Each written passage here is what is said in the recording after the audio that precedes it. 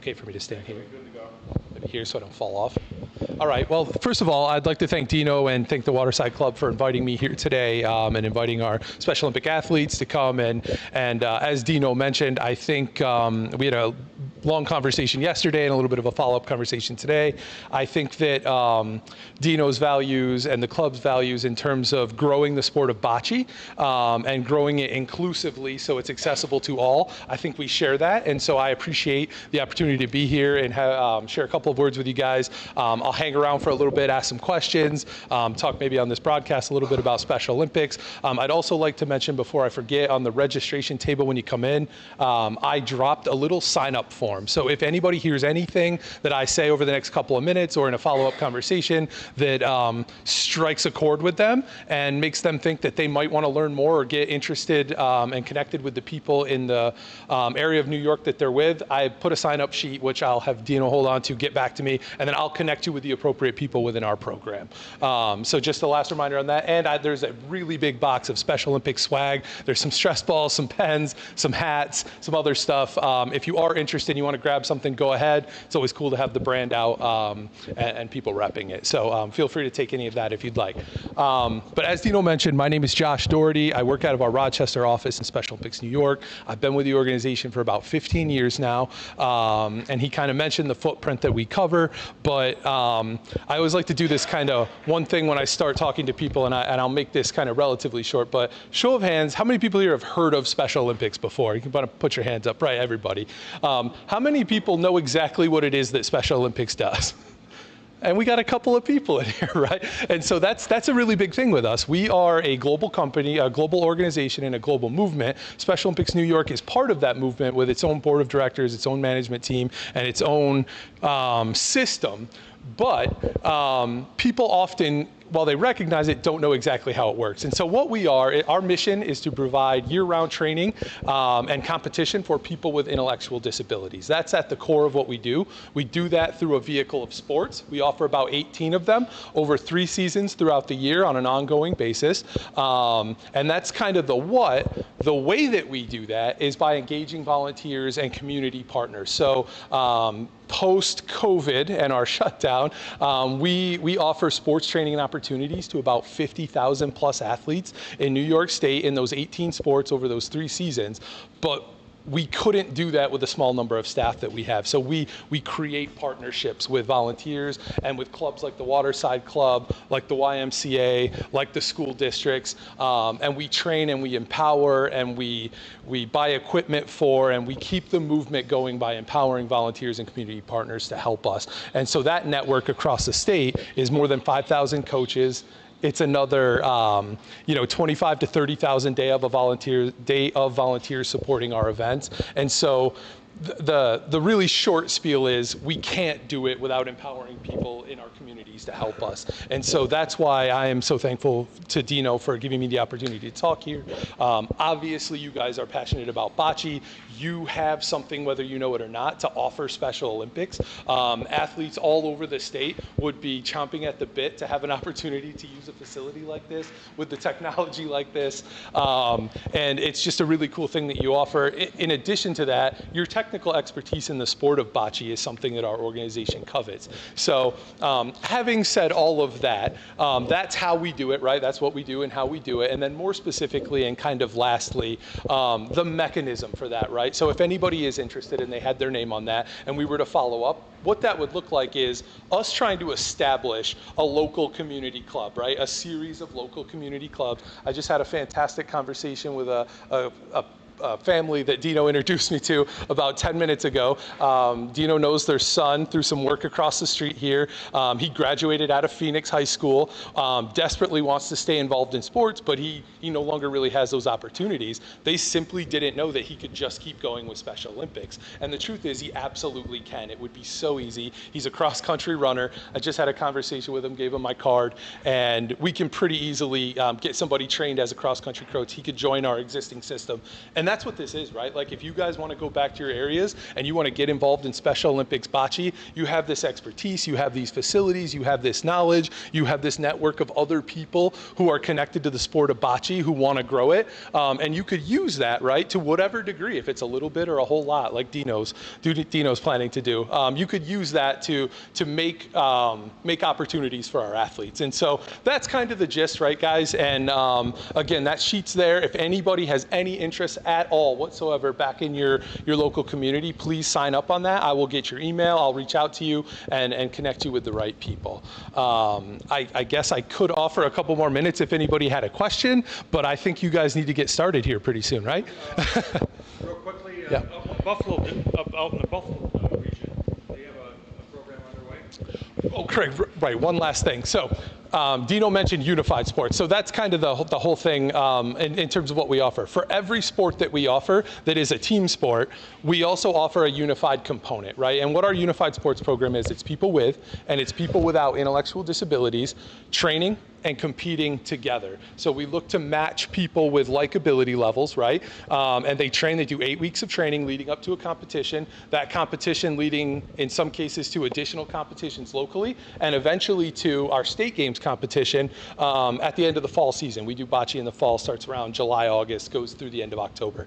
And then people who go on beyond that, there's some opportunities for USA, and Kayla's had that opportunity before, and even World Games, to compete on that level. So our unified sports program has been around for about 25 or 30 years, but only in the last 10 have we really tried to take it to the next level and really started to look at all of our sports inclusively, or more inclusively, right? So anywhere where we have pockets of activity, where we have athletes training, athletes competing, we want to introduce that element of them training and competing with people without intellectual disability. So it's all just one, right? And so one of the biggest places that that's happening right now is in our school systems, right? And so over the last, I would say, 8 years, we have engaged the New York State public high schools and all of the sections, all 10 of the sections in New York State, to create scholastic unified sports, which is people with and without, at the scholastic level, recognized by the school and by NISFA. And right now we're doing basketball and we're doing bowling.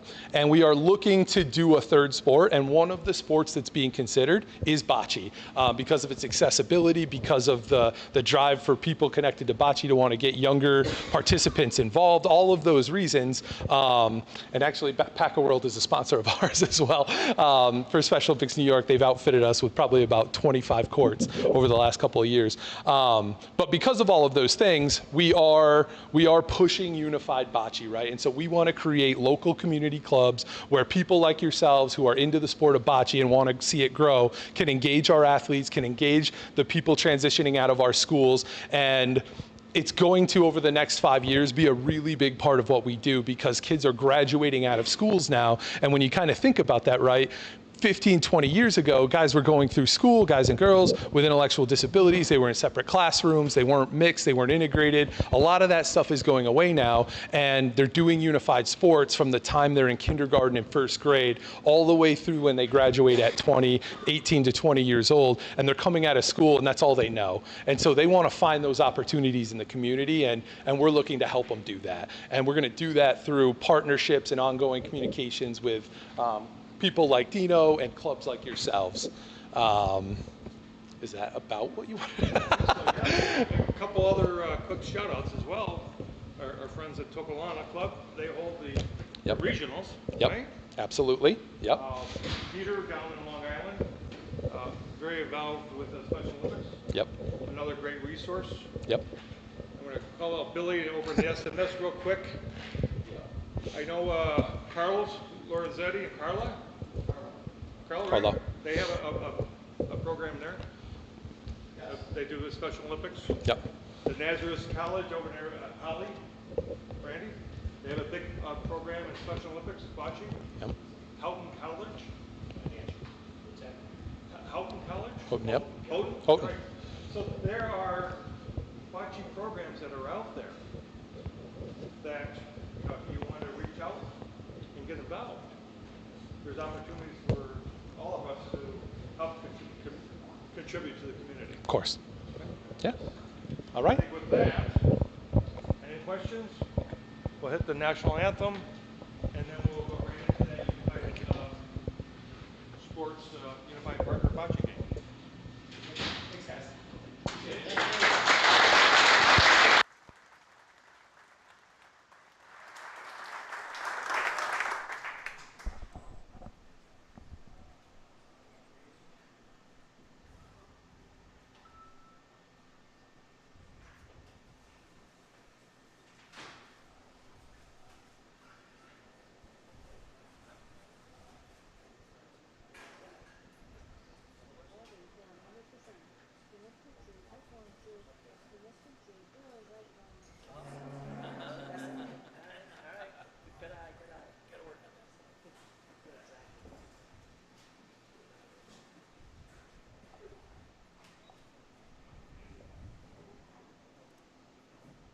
Sing, Dino?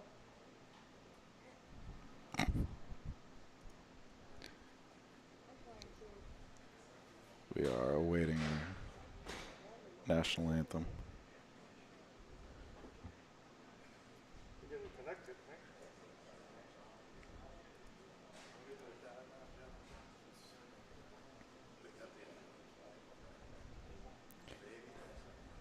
Technical difficulties.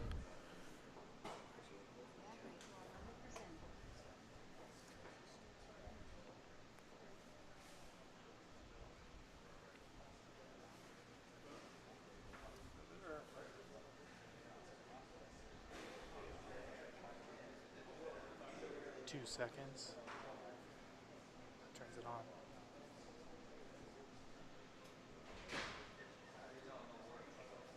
But the endpoints aren't set now. Okay. So just be careful you don't Yeah. run it into the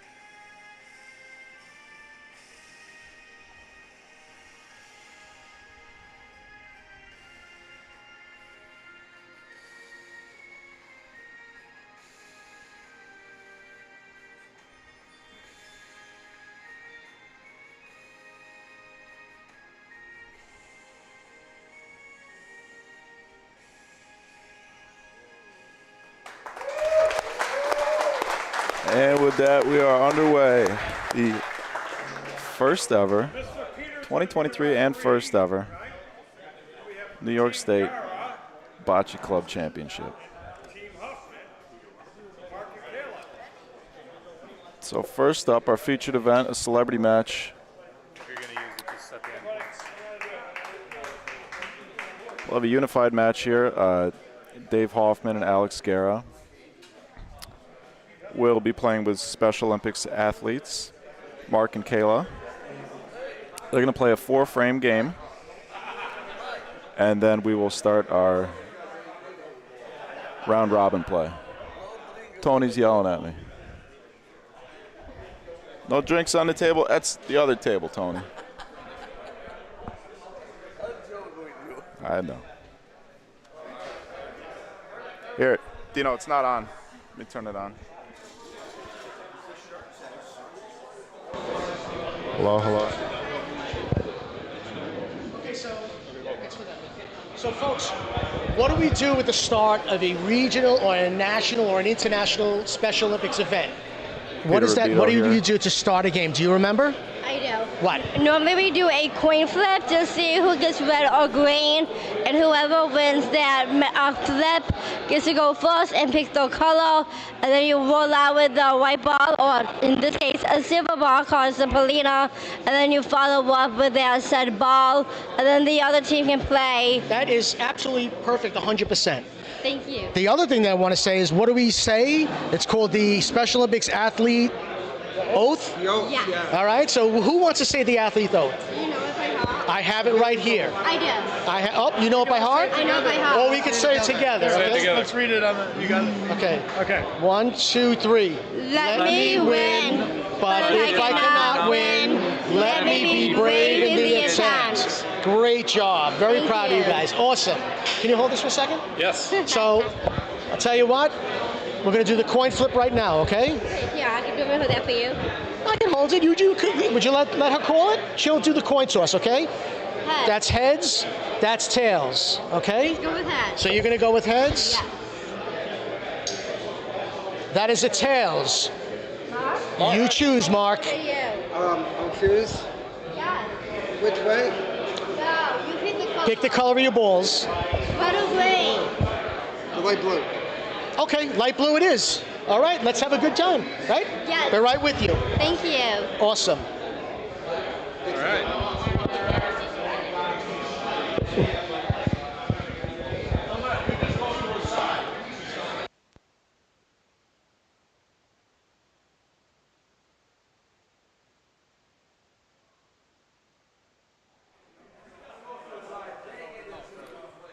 So, I couldn't hear what they were saying, but it looked like Mark and Alex won the toss.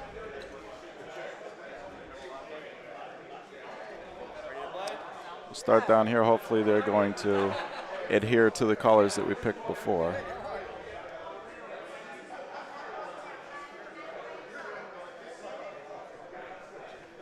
Hey Pete, hey Jeff, thanks for tuning in. We wish you could be here too, Pete. Hope you're enjoying your cruise.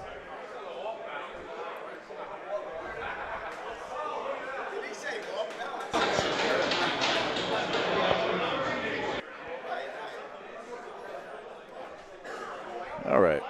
Who's going to run it when you're playing? Who's going to run it when you're playing?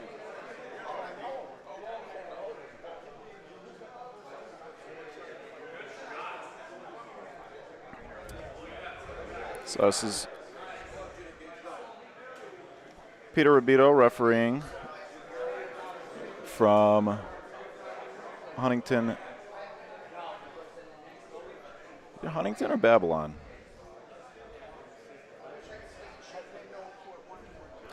Let me check. I got the rosters right here. I know he's the president of the club. Oh, American Bocce Club, duh. Peter Rubito, president of American Bocce Club in Long Island, Huntington, Long Island. Dave Hoffman rolling a ball here. That's going to be a little bit outside. So, here's our Special Olympics athlete, Kayla.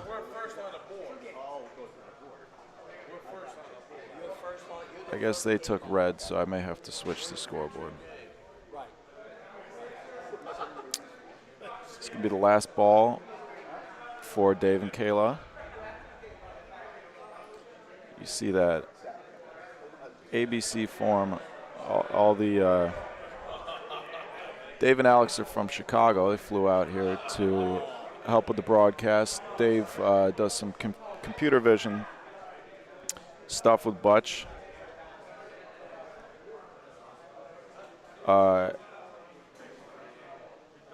One of the things that he's working on, he brought this overhead camera that we will be using today and tomorrow. Once he gets the algorithm set up for the computer vision, then it'll be able to measure balls from the sky.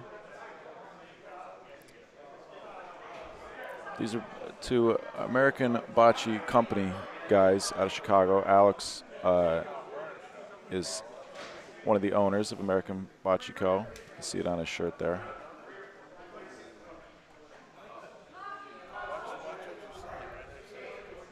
So that's 1 point for Alex and Mark.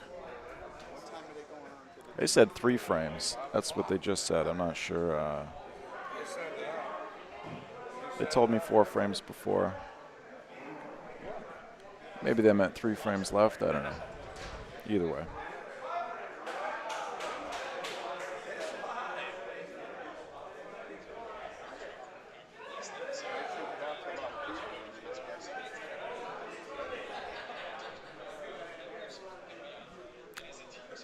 Alex Gara tossing out Paulino down by the opposite shooting line. Stay hand behind the back. Very smooth roll. These guys are used to playing on synthetic courts. Their home club is Highwood, one of the nicest clubs in the country. The host of this year's USBF Nationals in June, which we will also be broadcasting. Kayla's first ball. A little speed. It's going to be a little bit long.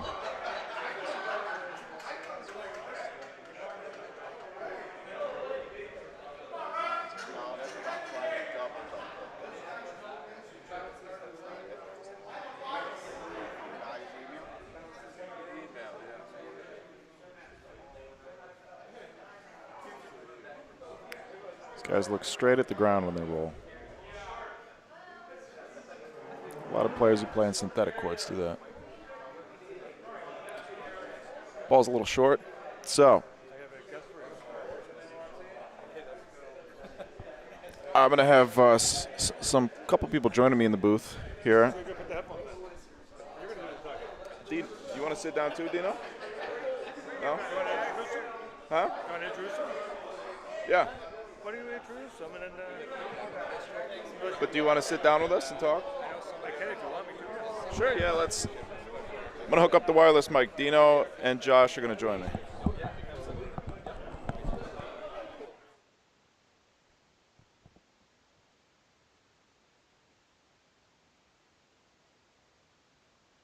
Just want to sit down.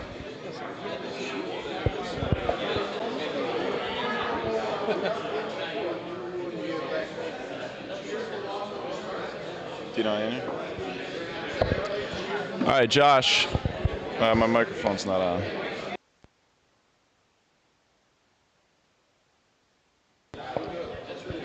Hello, hello, hello. Hello. Hello. It's just working a minute ago. All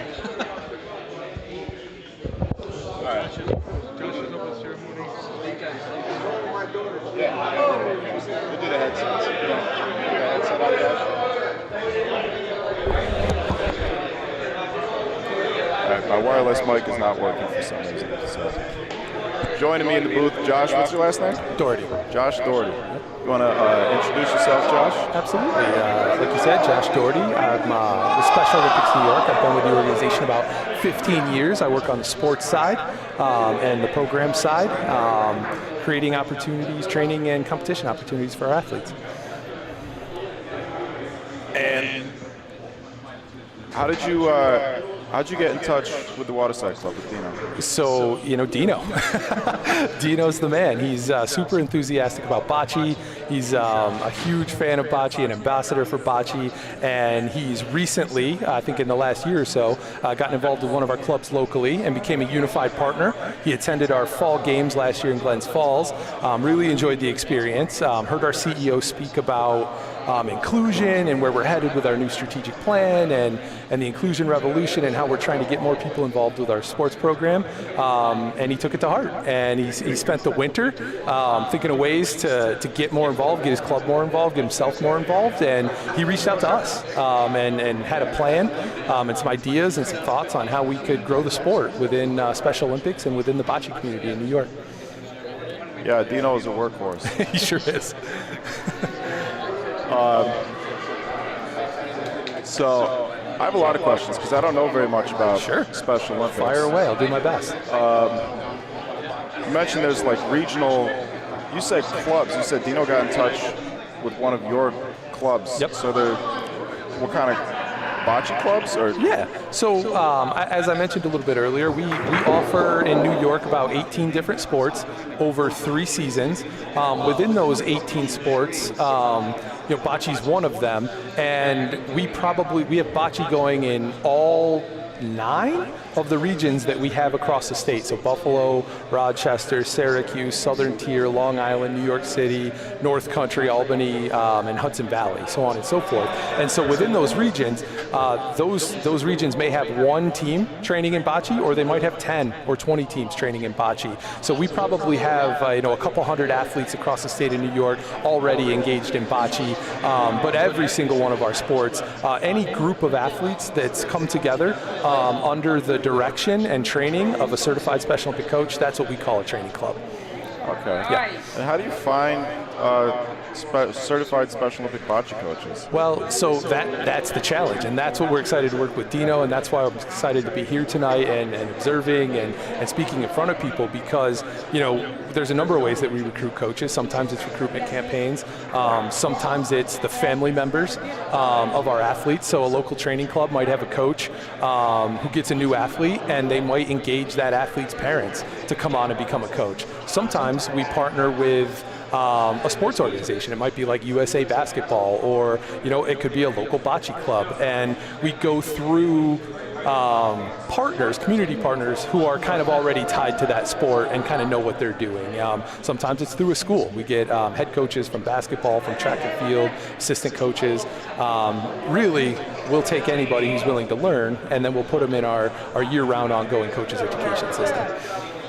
Okay. Yeah. And so for somebody who would want to get involved as a player, sure, how would you go about doing that? So same kind of method, right? So through the existing network of our local clubs and through the creation of new clubs, right? So the big thing that, after speaking with Dino and learning about his enthusiasm for this, I think the thing that I'm most excited about is his access and his enthusiasm with this network of people who already care about bocce and want to grow it, right? And so the really interesting thing here is we have some existing clubs, but we also have some communities where these clubs exist, where we could start something from scratch and grow it, and really make it meaningful and create those unified opportunities where we have people with and people without out on the court at the same time, training and competing together.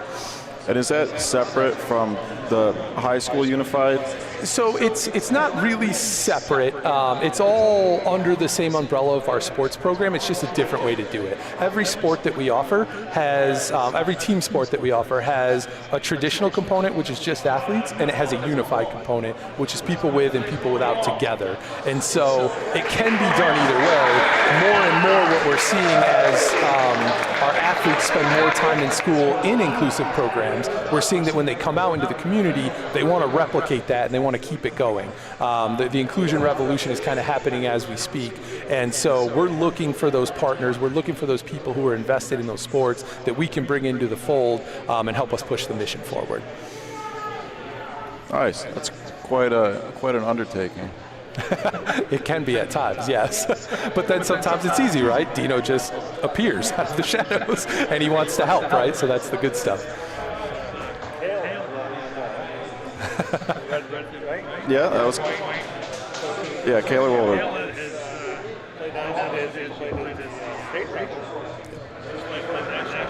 Yep. Yep. Of course.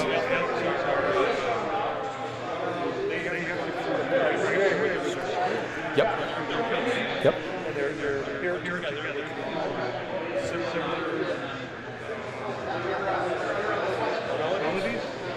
That's absolutely correct.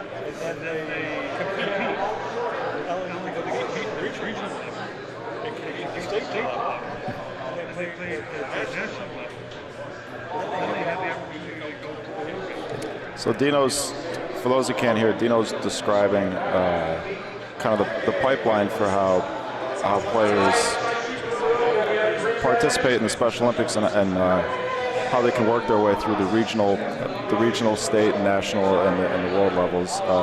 You want to talk a little bit about that, Josh? Absolutely, and so that's exactly right. There's these multiple opportunities, and so everything that we do starts with 8 weeks of training, right? It starts with 8 weeks of training under the watchful eye of a certified, trained Special Olympics coach who's received their training through us. And if they do that 8 weeks of training, that opens them up to attending a local competition in that whatever sport that they're participating in this case, bocce. Beyond that, if they do attend that local, there's multiple opportunities to do like cross-regional competitions, like in upstate and across the state. Every single one of our sports season ends with a culminating event in, it jumps around the state of New York, and we do bids, requests for proposal, and games organizing committees around the state, but we always end with a state level tournament for the fall, which is where Bocce, and then participants who medal at the highest level of competition are then open to a random draw if we receive allocations for a USA or World Games opportunity. So we've sent athletes all over the world to Beijing, we've sent them to Germany, we've sent them to Sweden, I think was a recent place that we were talking about going to. USA Games was recently held at Disney's Worldwide of Sports Complex. So there are multiple opportunities for sports participation and advancement. In addition to that, athletes like Kayla can get involved with like our athlete leadership program. Kayla is an athlete representative for us, so she helps with some of our fundraising efforts. She does speaking engagements for us, and she's gone through and done the training. Not only received it, but then has also been involved in helping train additional athlete leaders and kind of giving back to that community. We have a growing health and wellness program within Special Olympics that Kayla and some of our athletes around here are involved in. So there's just all kinds of opportunity beyond just the one sport that a lot of people think they're getting involved in. That's impressive. So Kayla has, what events has she participated in? Oh, geez. I mean, we'd have to bring her in to get the full list, but she's been a long-time participant in Special Olympics. She's a star, huh? Yeah, she's a local legend here in the Syracuse area and in the central region.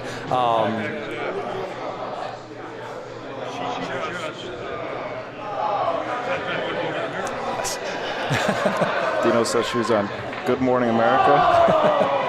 Yep.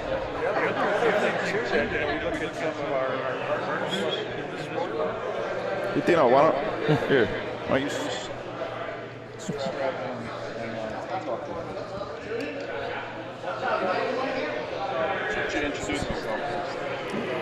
Yes, hello everyone. Dino Franceschi here at Waterside, and we were just speaking a little bit about the progression of our athletes from the regional to the state to the national and to the World Games.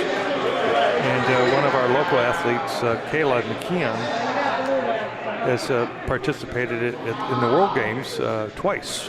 And just recently, I believe it was last year in Greece. And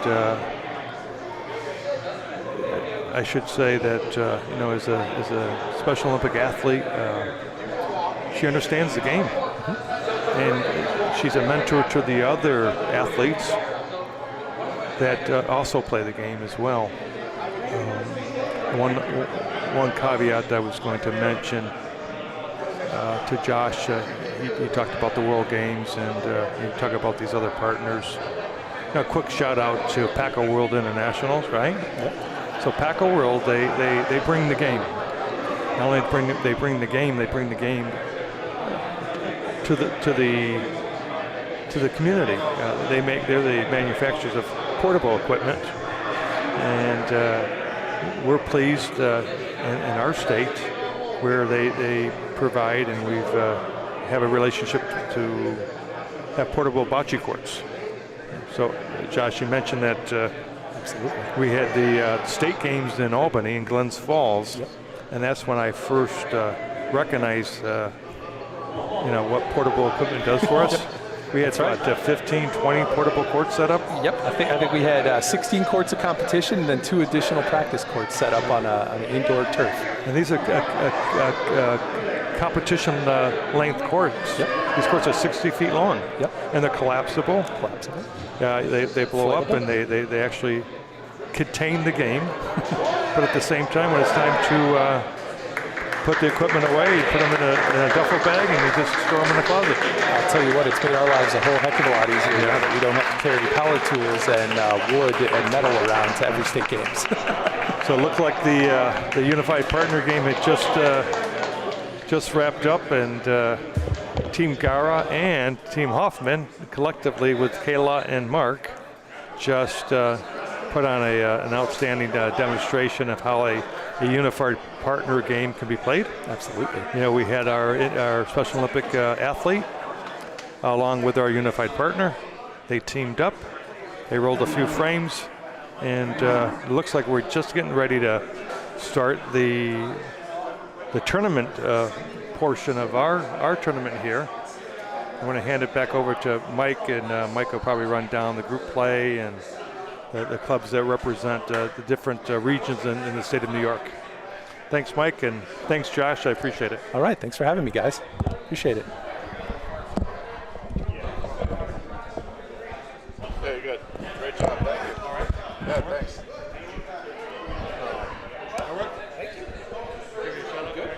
Thank you. Yeah, sorry for ruining it. I'm Dave. Nice to meet you. Thanks for coming out. All right, like Dino said, we're going to start the tournament now. I actually have to play the first game of the tournament. I will be playing, I'll be myself, my father Lou Chaldon, our cousin Fiore, and Tony Maiello.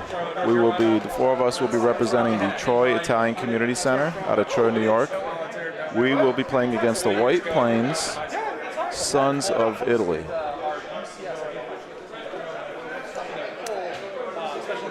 Playing on that team is, I guess it's also called the Antonio Meucci Bocce Club. So captain of that team is Sal Capello. Playing with him is Carlo Ricobono, Steve Sacomano, and Pasquale Manieri. Once my broadcast partners get over here, I'm gonna hand off the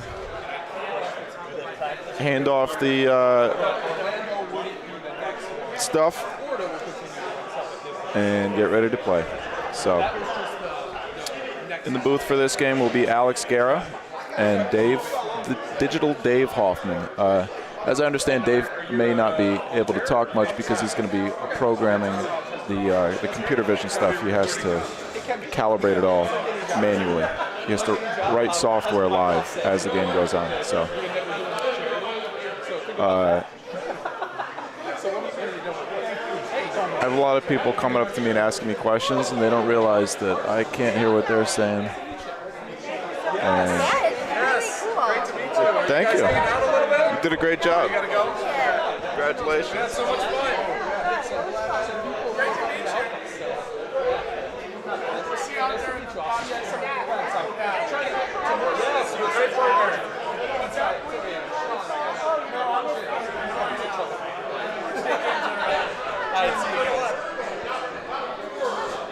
We will be back to the action momentarily, folks. Thanks for sticking with us. Well, they were asking me on the broadcast to talk about you, but I didn't know too much. I've only seen you at a couple of events. I know who you are. Have we met, Matt? I'm Josh. I know who you are. I've seen you at games and stuff, but I work in our Rochester office, and you know Sean, right? So Sean, I used to do what Sean does in Syracuse. I used to do that in Rochester. And now I'm Sean's boss. And I'm the boss of the people in Rochester. So, yeah, you remember, you know Kayla, right? I'm sure. Yep.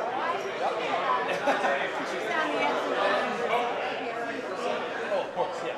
About that. When I was out, last time I saw you, I think it was introductions at the press conference. And then you did some introductions at the night champions or at the ceremonies at games. No? Things away. That's right. Yeah. Well, I remember you at the press conference. Yeah, she introduced Brian McMahon. Yep. That's right. So yeah. That's great. That's right. Yeah, probably not. She's the lobbyist. Yep. Yeah, she knows some of those. So I did the good day a couple of years back. It was all virtual. So I didn't even get to see.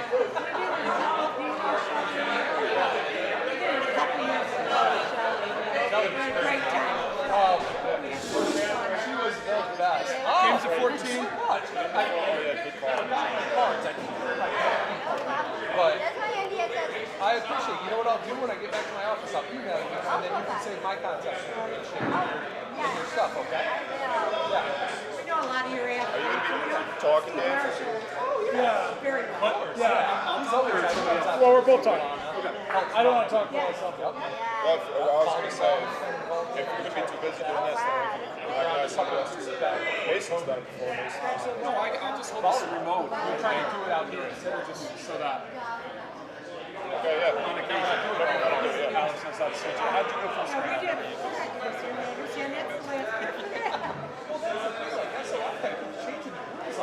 You figured out how to get first. I'd rather have red or black.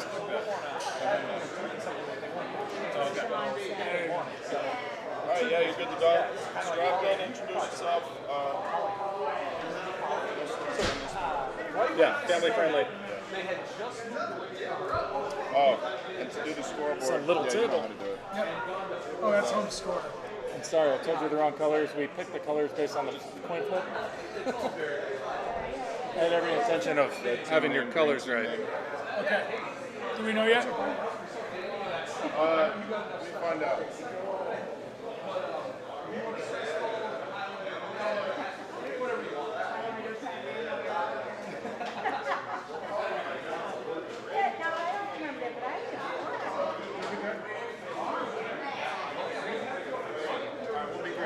You're green. Red is Antonio Meucci. Just put white. white.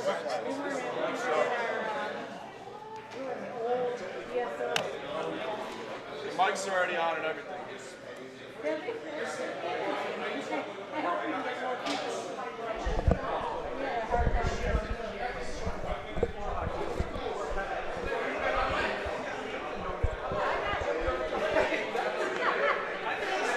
You want to look at the players real quick? Want me to put names?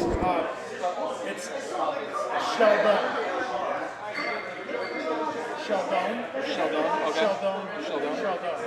Lou, Michael, Fiore, and Tony's the old man. Other two, White Plains, Sons of Italy. No, just leave it. Don't.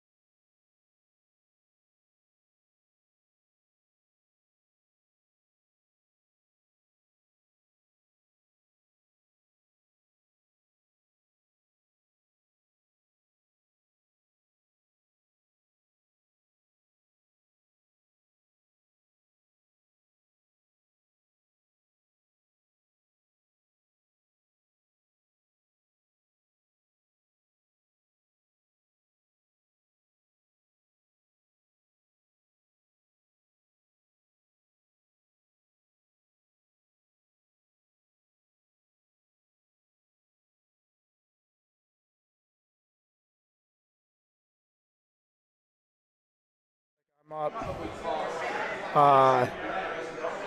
Cool.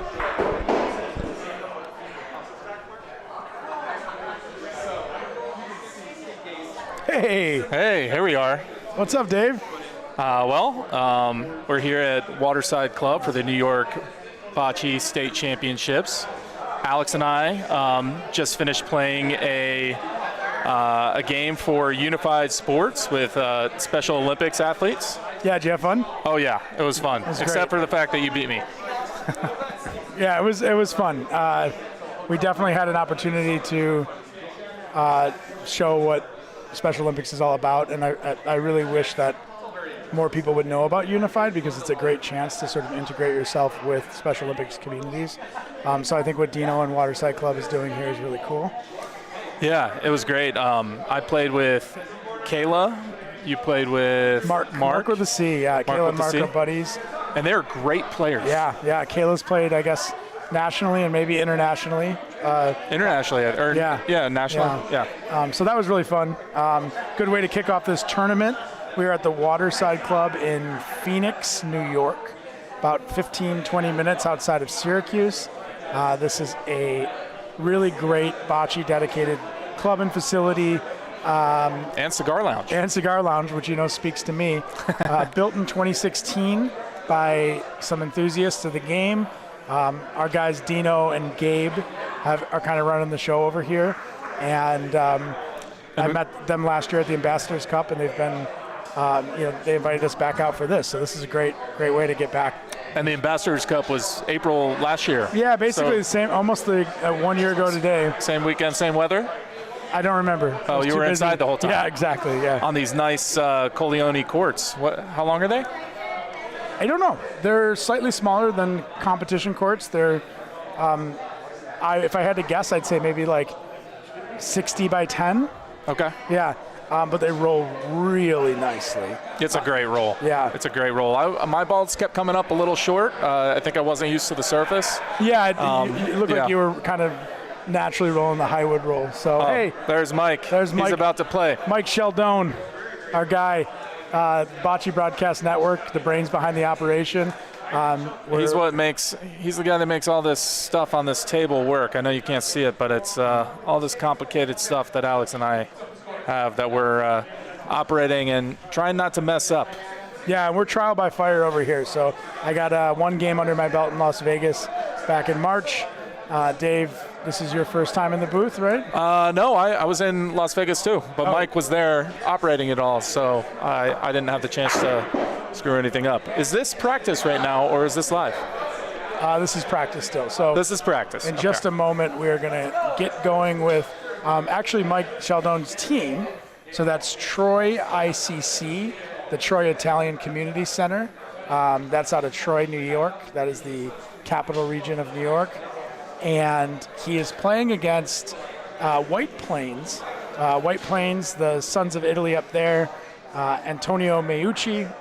From what I understand, this is a newer organization, or at least new to travel bocce and competitive bocce. And this will be the first game of the New York State Bocce Championship.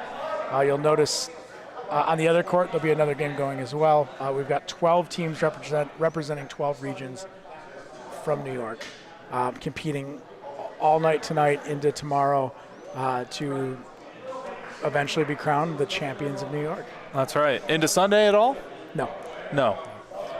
You want to take a look at the courts and see what we're working with here? Yeah, let's swap over to the game cam. All right, now it's all you, Alex. Okay. All right, folks, bear with me because, again, this is my first time operating the booth. Looks like we're still watching. Well, actually, yes, there's the handshakes. All right, we're about to begin. Are we going to do a coin flip? If we're going to begin, we better start on the other side.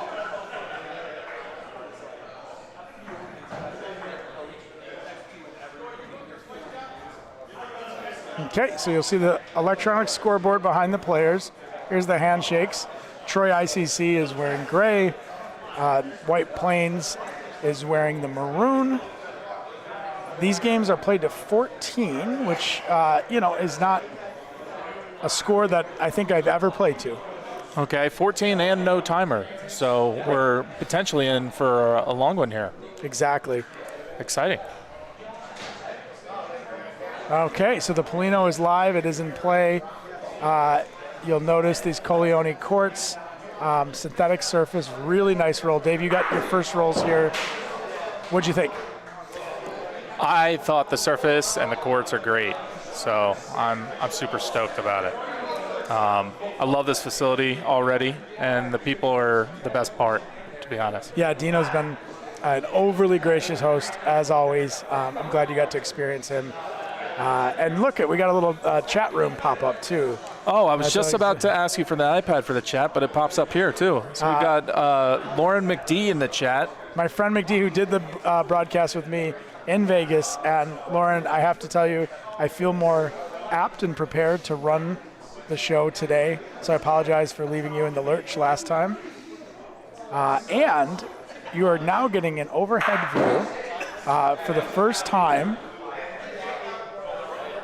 of the Whirl Is that what it's called, Dave? It's called the whirl or the wire roll. I think it rhymes with squirrel, so I call it the squirrel because it's easier to say. And this is on a zip line above the court. Yeah, so I can move this side to side. Yeah, so you'll see the zip line. blue ball coming in from your right, and really good angle at who's in. We can probably ref better than the refs can from here. Maybe. So red is holding, blue's going to roll again. Blue is Troy ICC, and yeah, you're going to have a little fun with that today, that whirl, just kind of working in and out of the broadcast? We're just going to zip it back and forth. Okay. So this is the first time we've introduced the fourth camera. We've got the two pointing in both directions. On the court, we've got the one looking at our ugly mugs, and then now we have the overhead as well. So the ref's taking a look here. Yep. Saying no for that one. It's one red.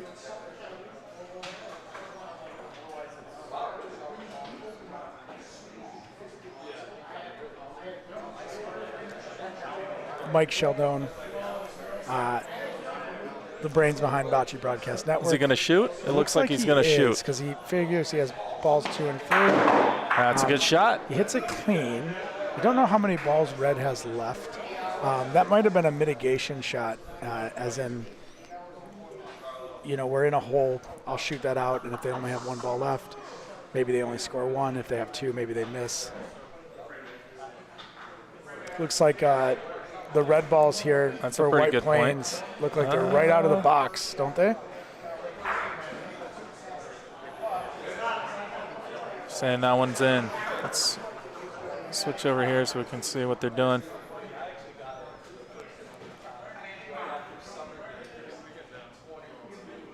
This is the captain, Sal Capello. Sal? Okay. Sal Capello rolls in. He's got a little heat on this one. Little heat. Uh-oh. Okay, so. All right.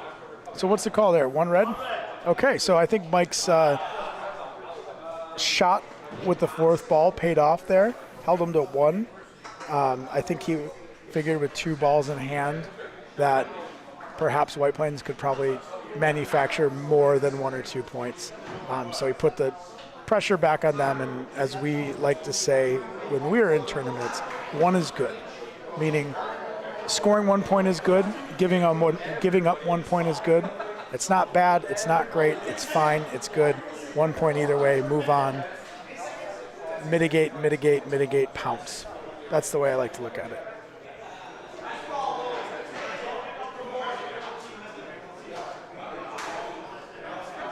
So that's 1 for the home team.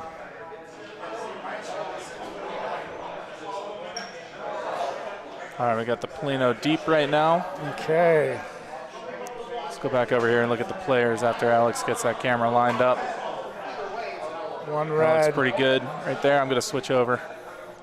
Now you can get some faces on that camera. There we go. Alex and I are tag teaming this, this setup, so if I'm doing something out of sync with him. Oh, that's a good ball. That is a great ball. Who rolled that? That was Fior. That's Lou's cousin, Fior. We're lining up to shoot here, maybe? Mm-hmm. Oh, a hush over the crowd. That's a miss. It's funny watching everyone warm up. It looked like no one in the room could miss a Rafa, right? And then as soon as the game starts.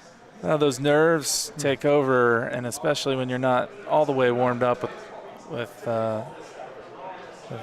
game time balls. So just an added pressure. Ooh, that's pretty deep back there. And with such a fine motor movement, a twitch muscle sport, that little bit of pressure can make the difference between a miss and a make. This is Pasquale. He missed a rough on his first go. Here's going to use the wall, try to get something in there real close, which, wow, let's take a look at the overhead. How about that? 1 red. It looks like 1 red. Maybe we don't need all that scoring and algorithms and stuff. We could just look at it. Exactly. Talking about automated measurements, but the overhead look seems to work well. I think we're trying to make a decision here. Lou's going to shoot, so I'm going to be ready to switch it when you are. 3, 2.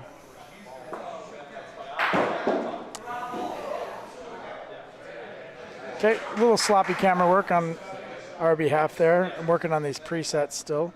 Let's see if we get a good view here. Our squirrel cam is a little crooked, but in this corner we see most of it. With the Polino on the bottom edge there.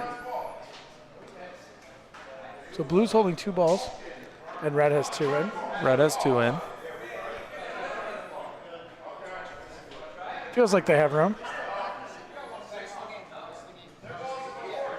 Wouldn't you say, Dave? Oh yeah, Point, lots point. of room. Point.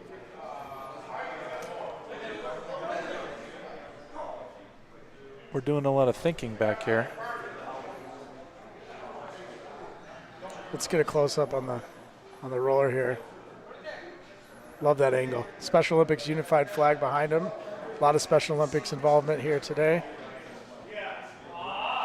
Came into the wall a little early. Gonna watch that trail out. Oh.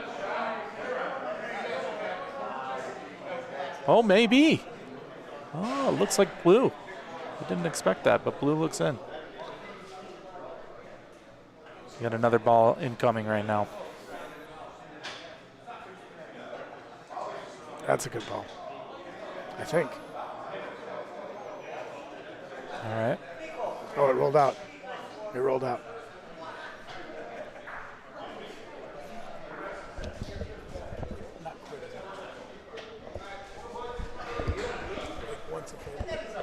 That's a great one.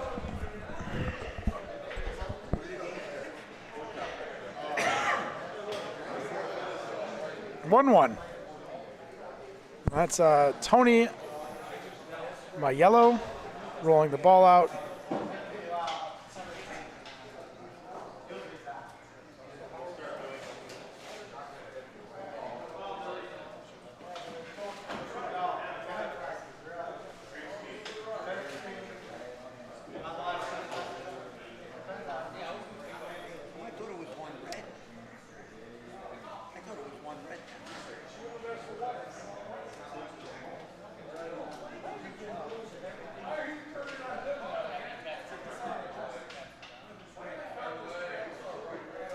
And that was Carlo that rolled that ball? It was, and Guy DeSantis, referee, says it's good. So now Tony's looking to roll one in. Looks like he has, what do you say, about 2 feet of space there? We've got to update that score. So it is currently 1-1.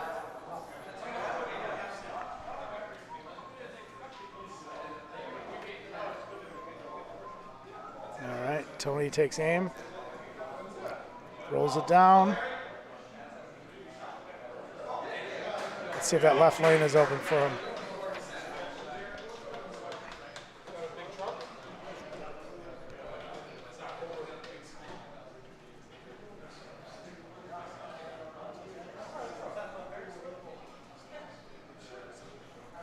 Okay, Mike's thinking about what to do here.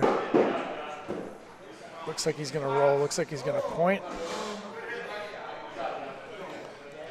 So we've got about 2.5 feet of space. Okay. He's coming around the left side. Oh, he might bump. Open rules.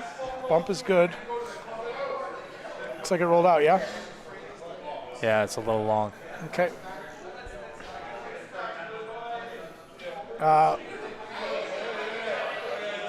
He's got one more ball. He's going to protect again. Shaking his head. Maybe needs to settle down a tad. Early, though. Lots of time. Games are to 14.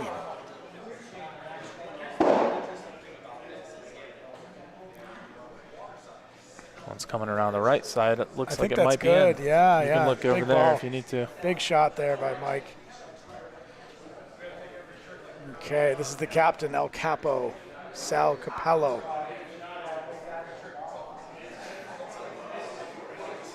Ready for the shoot. Ooh. Not laughing at the miss. I was laughing at Dave's woof.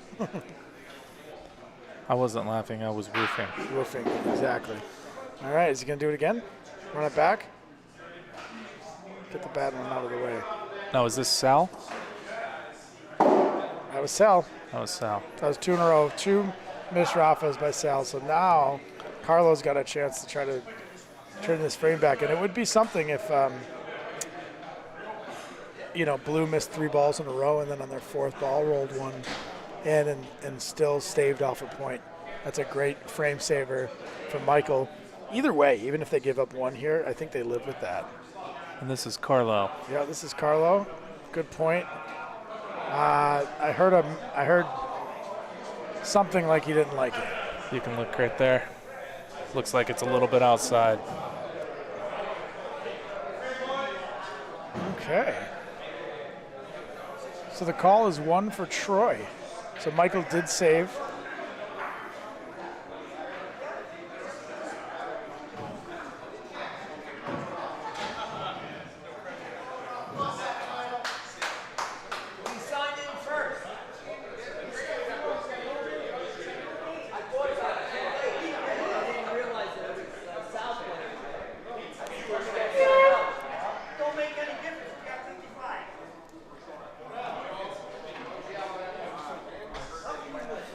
This tournament has looks like it's packed with quite a few sponsors.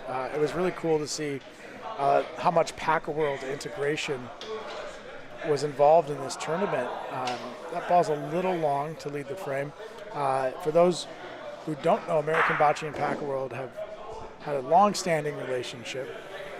Very early years for both companies. That's a good friend of yours, Pete. Pete Roberts, yeah, he's actually going to come to the Nationals this year at Highwood. Look at that ball. Right on it, right on it. And that's Steve from White Plains, Steve Sacamano. We've got Lou stepping up. Oh, let's see. Just a bit outside. Yeah, so the Rafas aren't clicking yet in the tournament. Like I said, everyone looked real good shooting in practice. Probably working out some first game nerves, getting it back into a rhythm.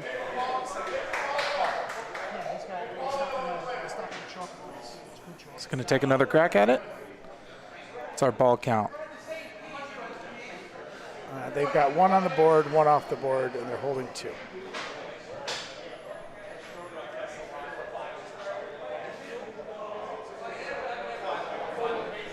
Lou doesn't like the position they're in. Looks like he's calling himself off the Rafa, so he's going to give it to Cousin Fior. Now, is Lou the team captain? Yes.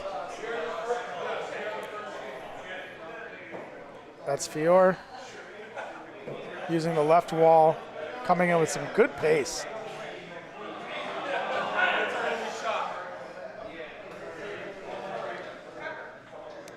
It's like our camera skipped there a little Yeah, bit. the world's a little skippy. Just testing it out. It's the debut for the overhead cam today.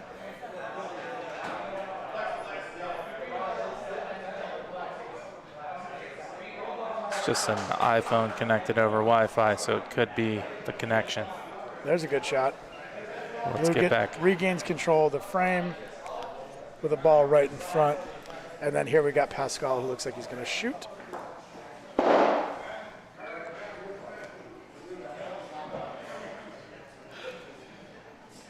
Another ball off the court.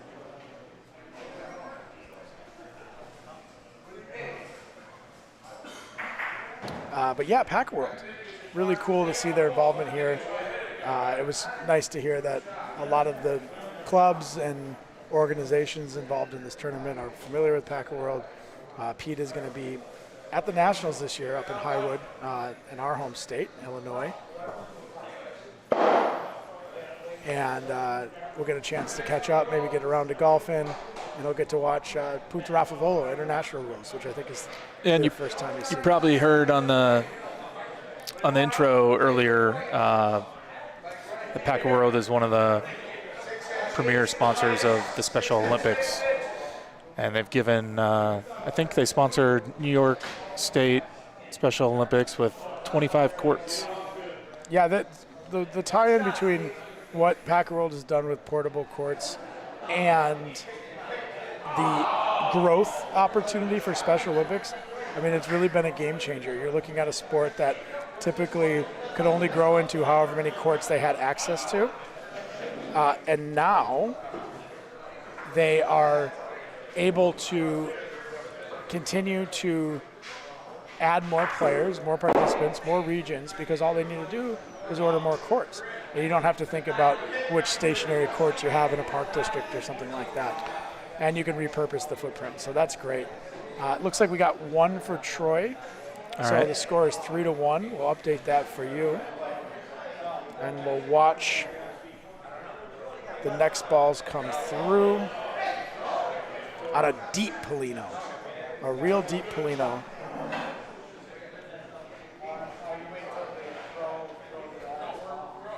And this, again, is our guy Carlo. We just wrote down mustache next to him at the scorer's table. We'll know more about him later after we... Let's get you a nice zoom on this deep Polino, so when we keep going back and forth. And this, again, this is me learning this equipment on the fly. And there's some space back there to point, probably about 5 feet. So you'll watch a ball coming in on the bottom right-hand side of your screen, looking to sneak past the blue, and it does not.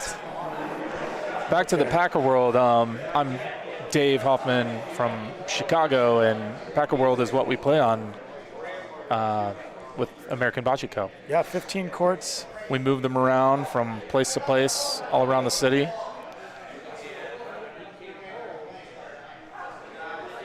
This one looks like it has a chance.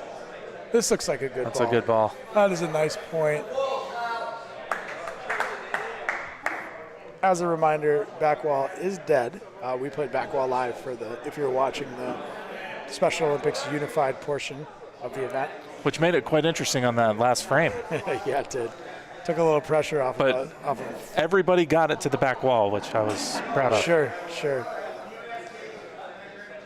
That was actually, Alex, I don't know if you know this, that was my first time ever playing back wall live.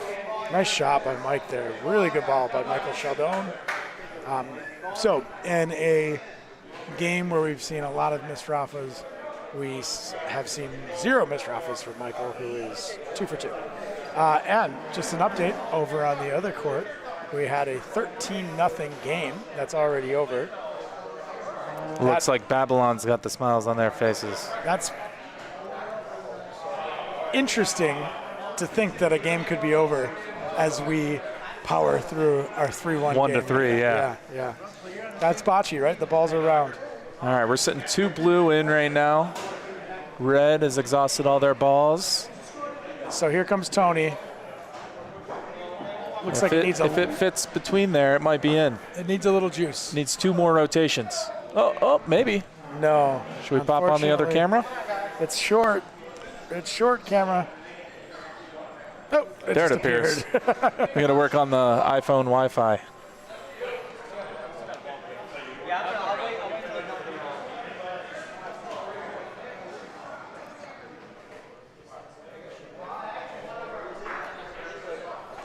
Mike's lining up to shoot, I think. Oh, is he going to go for a 2-for-1 on that ball? Love it. A little soft Rafa.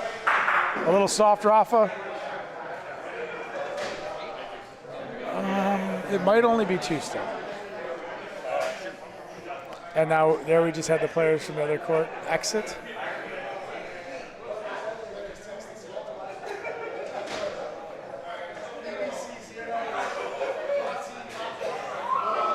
I think Michael knows that didn't work out in his favor, but you know what?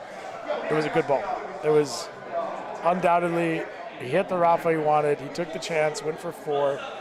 There wasn't a lot of risk, although he did end up moving that red ball a little. Looks like we're going to be 1 here. Oh, no, 3. 3. Okay. Wow, 3 blue. What do we know? So it worked out.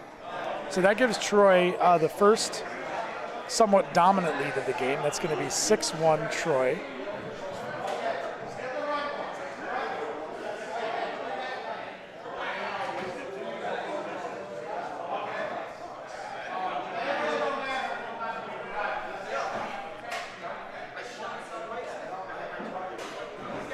Dave, what do you think of the facility so far? I'm impressed with the facility. I'm most impressed with Dino's hospitality. The facility's great. Behind our backs here, we've got a bar behind us. TV screen. Looks like they've got the YouTube live on the screen back there, so you don't even have to look straight forward. That's fun. We've got 2 beautiful courts. We are right on the water. It's on a canal. I asked if it was the Erie Canal, and somebody told me no, and they didn't seem to know which canal it was. So, but we are right on the water. It's called the Waterside Club. To our left is the cigar lounge with, what'd you say, about 20 plus seats in there? Yeah, big leather recliners. Yeah. Nice spot. Full bar in there too. Really, I mean, I know if I lived anywhere near here, I'd spend too much time here, I think. I'm thinking about joining because I'm only an hour and a half flight away. Well, maybe an hour and 15-minute flight. Well, plus the travel to and from the airport. Well, but you did hear you were introduced to one of the founding members who's a member here who lives in Florida. Well, that's what gave me the idea. Yeah, what was his name? Do you remember his name? That, I believe, is Ryan. Ryan. That sounds right. Ryan, the really good golfer. That's what I know about him. Yeah, I'm a member at a tennis club in Virginia Beach, but I never go there anymore. Pasquale's shooting here. I wouldn't mind being a member at this bocce club from afar. Elizabeth's on the live stream right now. That's my wife. She hears me getting all these ideas. I have a feeling she wouldn't be surprised to hear that coming from you. All right, let's see who else is on this live commenting. Oh, Alicia, Coach P. I'm going to scroll to the top and just scroll down and give some shout-outs. Oh, it's Jeff from Advanced Auto Body. Awesome. Love Jeff. He's the guy who knocked me out of Vegas. Oh, really? Yeah, twice. Okay. Plays with Will Kessler. Oh, yeah. We got Alicia Harvey. Let's go, ABC. We got Lolo online. Lolo the true question loves Daddy Lou. Oh, yeah? He's a big fan of Daddy Lou. Yeah. Lou's your daddy. Looks like he wants to shoot. Is Peyton's mom on? Peyton's mom is our premier fan. She is usually tuned in to every live stream, whether it's on Instagram or Facebook or YouTube. So what happened there is Lush went to shoot the red out to leave himself with 3 blue, but he missed. He hit the wrong red ball, so it was only 1 blue. But once again, that was another opportunity for high reward, low risk. So Troy is playing the right way, and I think the score reflects that, even though that hasn't necessarily panned out every time for them. Another deep Polino. Looks like they got a strategy in place. They're playing it long. That's a nice roll by Tony. I found out today that Tony Maiello is 88 years old. No. I know it doesn't sound right, but I believe that's what they said. 88 years old. And Lou said the best pointer at their home courts. Okay. Yeah, and in fact, maybe now's a great time to mention the Troy Italian Community Center and their courts. This is a facility in Troy, New York that was formed in 1934. It's been in its current location since 1988, and its bocce courts were built in 92. So those courts are just over 30 years old. And I understand that Michael and his family have done some renovations to it recently. So they are very involved, I believe, and very involved in the bocce community in New York and really across the country. The renovations were Hartrue. So that's Hartrue is, you're familiar with Hartrue as a tennis guy, right? Oh, yeah. Can you tell the people watching anything about it? So Hartrue is clay, and that's what the clay tennis surface is too. The red clay that the French Open tennis is played on comes from Virginia. Does it? Yeah. I did not know French that. Open, they get their clay from Virginia. I don't know where the grayish clay comes from, but that's probably what the bocce's played on, the grayish, bluish, greenish clay. Right. That you're more familiar I was with. actually looking it up, and the facilities that I was looking to order from were Pensacola, Florida. Now, I don't know if that's because it's produced there or because Florida has a large tennis. Florida does have a lot of tennis. I think it's a lot of hard courts in Florida, though. Okay. Especially with how much rain rolls in, the clay might be hard to maintain. But I don't know. I don't really know, to be honest. Yeah, so that's what we do and do not know about hard true. But now, they do a lot of clay hard true in Ohio, right? Yes. Yeah. And so I haven't been over to Troy yet, but I hear that they've got really solid courts. More importantly, they've got a really great relationship with their community. They do outreach to art program, high school scholarships. They work with soup kitchens. I think even some like environmental stuff. So like they're very involved in their community. And I hope that as we continue to branch out in this bocce world, that one of these days, sooner rather than later, we find ourselves playing with the Sheldones up in Troy. That'd be great. We'll turn our attention back to the action, where Michael Sheldone is once again using the court as his chessboard, deciding whether or not the best move is to point or shoot, which angle to come in from. He's a very cerebral player, and it does look like he's going to shoot.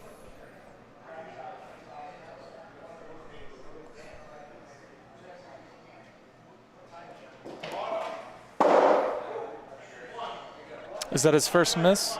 That might be his first miss. He's been making contact. Yeah, I believe he was 3 for 3 before that. So Guy DeSantis is refereeing. He calls 1 for Troy. That makes the score 8-1 in a game to 14. And while we're doing the switch over here, I'd like to call out Benjamin Moore. They're one of the silver sponsors here this weekend. As you know, Benjamin Moore makes paints.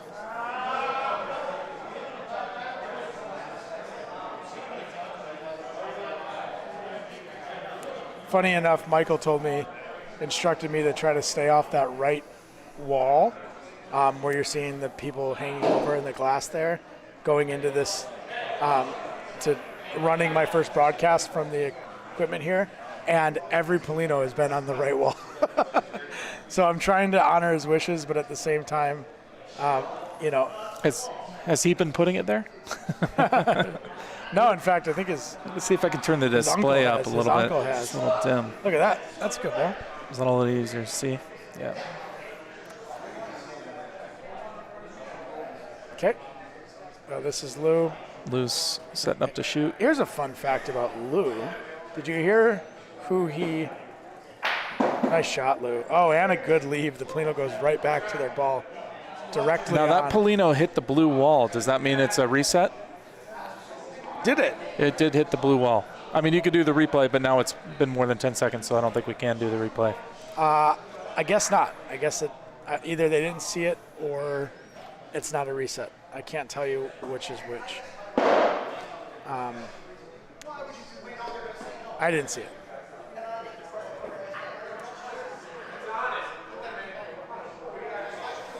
White Plains is contemplating, trying to figure out what to do to get themselves back in this game. The Rafa isn't working for them. They have shot a decent amount.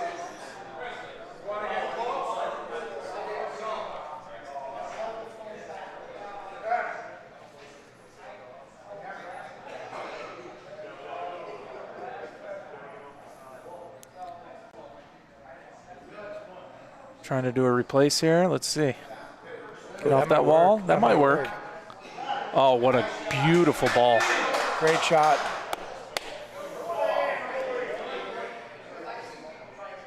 Okay.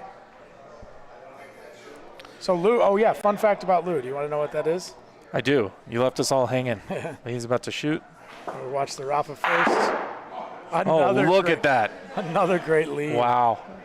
Wow, that looks Sitting like 3 blue. What a good shot. Okay, so we know that in a game where the Rafa was missing a little early, that Troy has sort of taken over by being able to control their shooting. And it looks like Pasquale here has switched to a point. We got a lefty here, big, strong lefty. And is that Steve? That was Pasquale who just That's rolled. Pasquale, okay. And he's using that wall again. He's coming in with a good deal of force. A little too much action. He's not happy with that one. I think it hit the back wall, yeah. 3 blue, is that? Do they have another ball? They do. They do. Oh, yeah. One of the things Michael and I have been talking about for this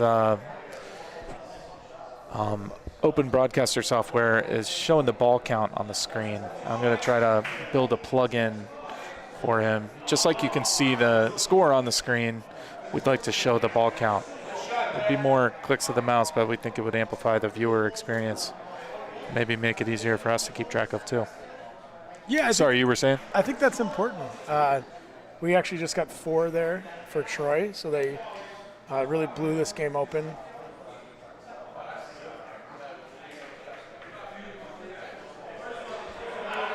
Here's Tony. Yes, Lou's partner. Guess who Lou recruited for his American Bocce Open Gold team? Do you know the answer to this? I do not know. Our very own Jessie Morris. Really? Yeah, she's playing with Lou Sheldon from New York and Alan Knox from California. So it's a true coast-to-coast team. Okay. California, Chicago, and New York represented. 3 amazing pointers in their own right. That'll put a lot of heavy lifting on Michael's shoulders. Although Lou's obviously showing he's a great shooter too. So I think Michael and Lou will do the shooting. Jesse and Alan will do the pointing, and that's a formidable. Do I know Alan? Alan Knox is the gentleman who won Vegas 3 out of the last 4 years, and Jesse took out in the tournament this year. Okay.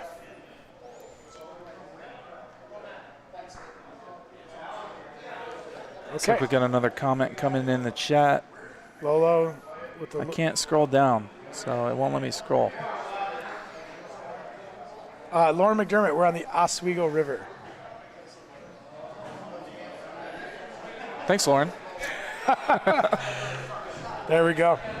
It's also Oswego County, I think. Yeah. As we go, Oswego. McD, have you been here before to Waterside? I think she just looked it up. That I believe. I figured as much, but I'm wondering if she's been to this club. That's a good Seems ball. like she's been everywhere in the Bocceverse.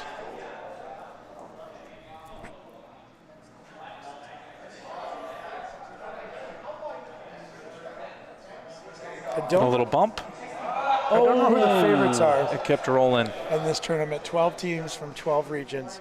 But what I think is that generally you can't count out the home club, right? The host club, the players should know the courts the best. I've seen Dino and Gabe roll. They're both good rollers in their own right. So I got to assume that Waterside will be up there. This is for the win. This is Michael Sheldon. And he's pointing. For the win. Roll one more in, and this game is over. It's good speed, I think. That's good speed. It's coming off the wall a little bit. That's going to do it. Is ball game. And let's get some let's get handshakes.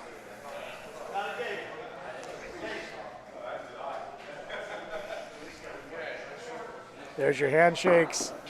You've got the eager Nico Fox, youngest roller here, getting ready to practice, puts his balls on the court. Michael Sheldon rolls a clean game. Lou rolls a clean game. They've got to be happy with that performance there.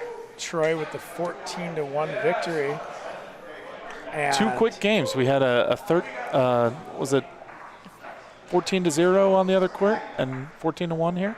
Yeah, let's say hi to the people back home and then sign off. That was our first broadcast. How do you think we did, Dave? I think we did okay. B-minus?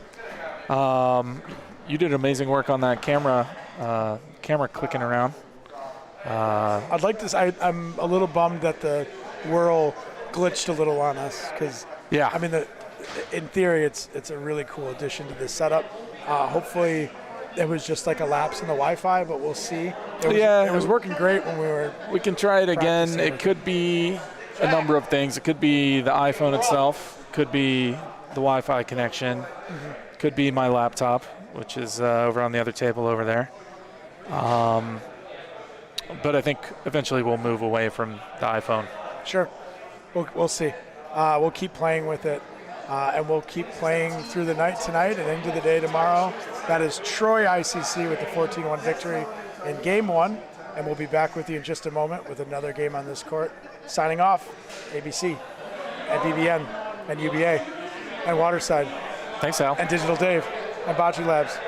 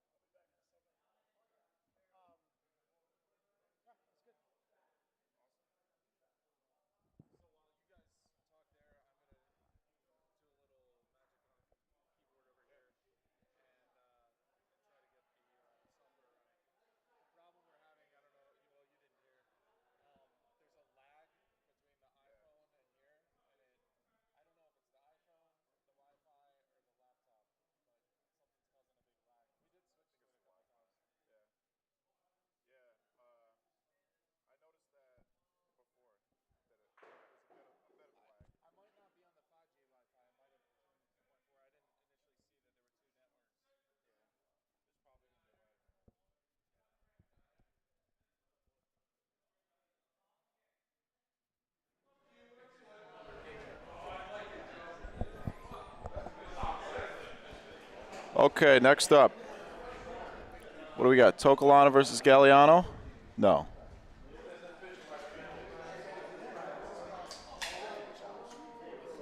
This is Galliano versus Mount Vernon.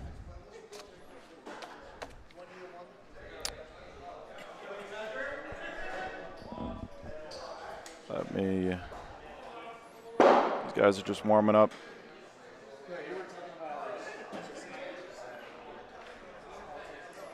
Get the scoreboard situated.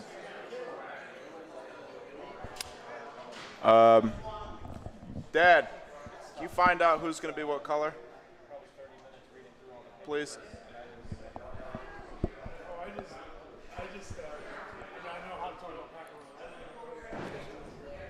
So with you in the booth now, my name is Michael Chaldone. First game today, Troy ICC over the White Plains Order of the Sons of Italy. I know the other game finished. Can you? Tocolana's green? Okay. Dave, could you fill in the score of the other game that finished too, please? Yeah, what was Galliano? I don't know, but it's the scoreboard's down there. It has everything. 2-6? No. Leading up against the thing, it has all the results and everything. I think it's Galliano. The wrong team is green. Okay. So, green team, Galliano versus Mount Vernon Yonkers out of Yonkers, New York. Still warming up. Let me turn your mic on, Alex. Yo, yo, yo. Alex Gara. I'm still here, just switching seats. In the building. Gonna take a more passive role in this one. So the result of the other game, Short Street beat Babylon Bocce Club 14-0. Shut them out. So a couple of quick games to start it off. Yeah, that other game was over when you were at 3-1. Yeah, wow. Let's take a look at our rosters. So, representing the Galliano Club, we have the captain, Joe Malachi, Johnny Rod, and father and son and father, Nico and Fred Fox. That's Fred Fox on the left there, and Johnny Rod all the way to the right. And for Mount Vernon, let's get our Mount Vernon roster. That's Guy DeSantis on the left. You got Guy DeSantis, captain on the left there. And Andrew Santarciero. Andrew with the ball in his hand. So Guy and Andrew versus Johnny Rod and Fred Fox. Excuse me. So you know more about Galliano than I do. Yeah, we actually played at Galliano last week. Okay. What can you tell me about the club and the good folks of Galliano?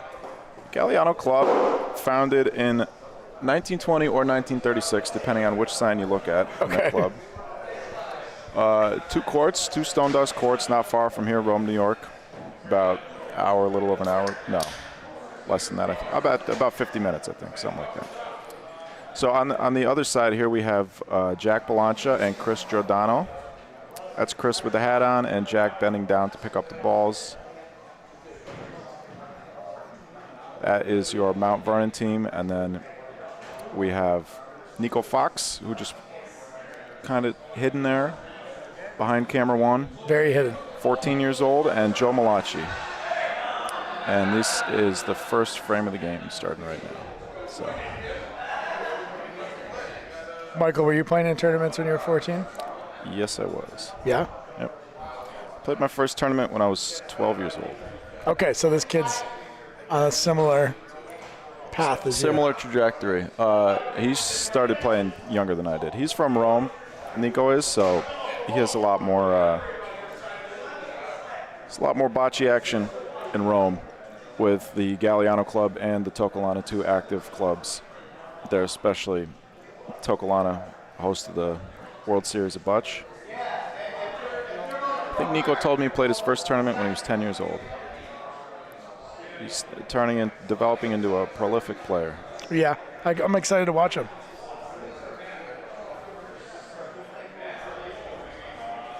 So first frame of the game. We had a kid in the ABC Open this year in the silver division who was roughly that same age. Did you? Yeah. Can't remember his name or his team name or where he's from. Nico's first shot here. Look at that. Good hit. Great hit right out of the gate. Get a little replay action on it. Yeah, form. Fly like an eagle. Perfection. Looks like Jack rolled that ball. A little short. Yeah, going to be a little short. So this will be the last ball for Mount Vernon. For those watching at home, you might recognize Mount Vernon as half of the organizers for the Las Vegas Open. The Las Vegas Open is where Michael and I met. It's where I met a lot of good bocce people across the country. I think that's the real strength and backbone of the Vegas Open, is it's an opportunity to really, it's a tournament like a lot of tournaments, but it really brings in people from across the country and creates a dialogue. And yeah, it helps to form a lot of relationships. I wish these guys would stop shaking the fence, but what are you going to do?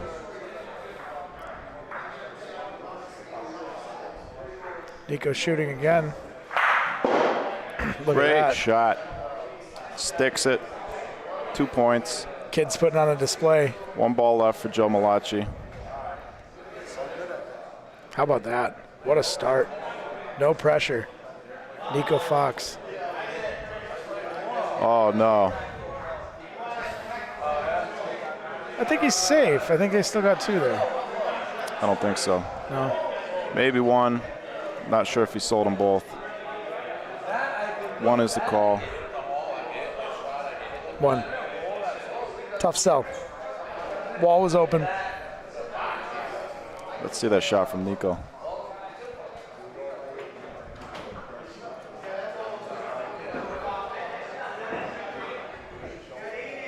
Solid. I don't know if I was doing that when I was 14.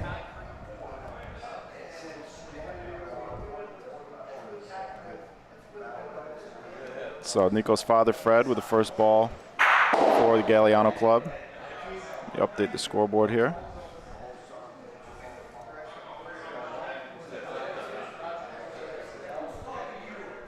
A little long, about 6 feet in there.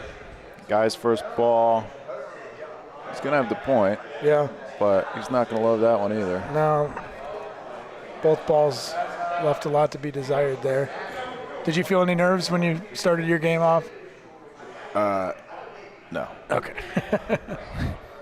I wouldn't think so. I mean, you guys all know each other. It's a small, intimate group here. Everyone's played on the courts. But I did see, not you, but there were a lot of misses early in the game. Yeah, yeah. Some of these clubs are more, well, not nice shot. Not necessarily talking about the team that we play, but some of these clubs are more active and more competitive than others. Do you have a favorite? You can say yourself. To win? Yeah. But if you do say yourself, you have to include one more in the group. I don't know if I can. Are commentators supposed to pick sides? It's just it's not picking sides. It's not, sorry, not your favorite people. The most credentialed team. The most credentialed team. It's a tough call. There's a lot of good teams here. A lot of guys have been playing for a long time. A lot of these guys have been playing together for a long time, including guys that are normally partners that are normally teammates that are representing different clubs. So some guys that don't get to play against each other very often. As well as some guys like on our team that that have been playing, like Tony and Fiore, who've been playing tournaments for years, but as of late, they haven't been able to participate as much as they would have liked to. So nice for them to get an opportunity to step back on the competitive court. That was a very diplomatic way to skirt the answer, Michael. I got to play with these guys. Listen, I think an couple announcer times a month, so can say who the perception of the favorite might be, even if you don't necessarily agree with it. I don't know. I'd have to think about it. Either way. Short Street's good. Tokalana's good. Yeah. Galliano's good. And, it's a home courts for Waterside, so you have to consider. Waterside home courts, yep. Yeah, that's always a factor. They're a solid team, too. I don't think I've ever seen the home team not make the quarters.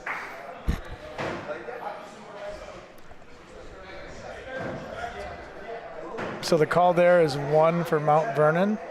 The game is tied 1-1. Mount Vernon, red on our scoreboard, red on the scoreboard here, but they are rolling blue balls with red streaks. So if it looks confusing, oftentimes it does with all the different styles of balls you see out there. Chris Giordano, first ball of the frame. It's a good ball. It's going to come down nicely off the side, I think. Good leave. Good spot, tough to get around. Nico will shoot this. See if Nico can stick another one.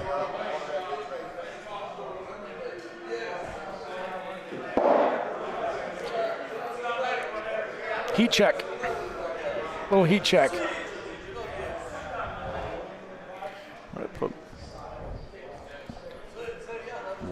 Dave, is my phone over there? It was. It's not anymore. Okay.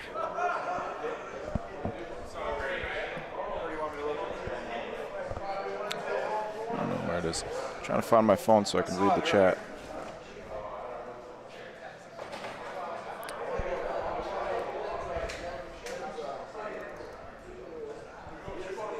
Joe Malachi. So Paulino is. Yeah, Joe put a good one on there. He chipped the ball out a little bit, but not quite enough. Paulino is right about there. He just passed it with his ball. It's behind on the screen. It's behind that red and green ball. Yep. Sort of right between the blue on the left and the red and white in front. Yeah. Blue is in. So. Nico, another lefty. Last ball to frame for Galliano. A little early on the wall. So an opportunity for Mount Vernon to create some distance. 3 balls back. You consider shooting that front ball out here? Or are you just pointing off the wall? 3 balls back. It's a tough call because if you're going to shoot it, you got to shoot it with the first ball. But you know, Jack is a good it. shoot and stick guy. He can stick Rafa too. Jack is, yeah. Yeah, but he's not. It looks like they're just going to point. Definitely has that in his arsenal. That back ball, the back ball for Galliano is not that bad either. So I don't know if they'd be really doing themselves any favors by shooting it. Look at that though. Look at that. Chris squeezed in for second point. Yeah, that'll be 2. Great shot. He's a good pointer. Mount Vernon, another strong team.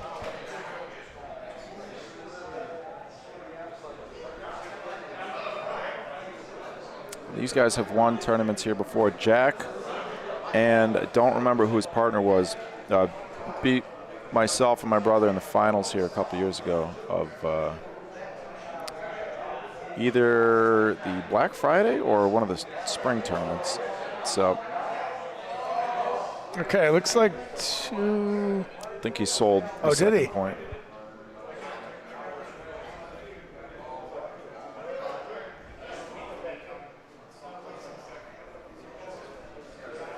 If he did,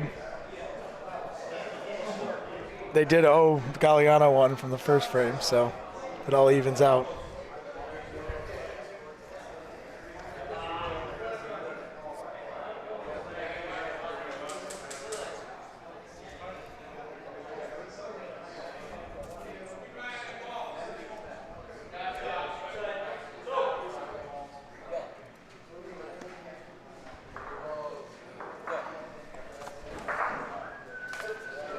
The call is 2.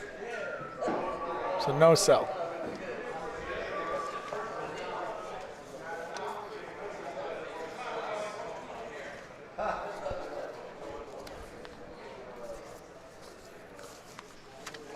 I have to have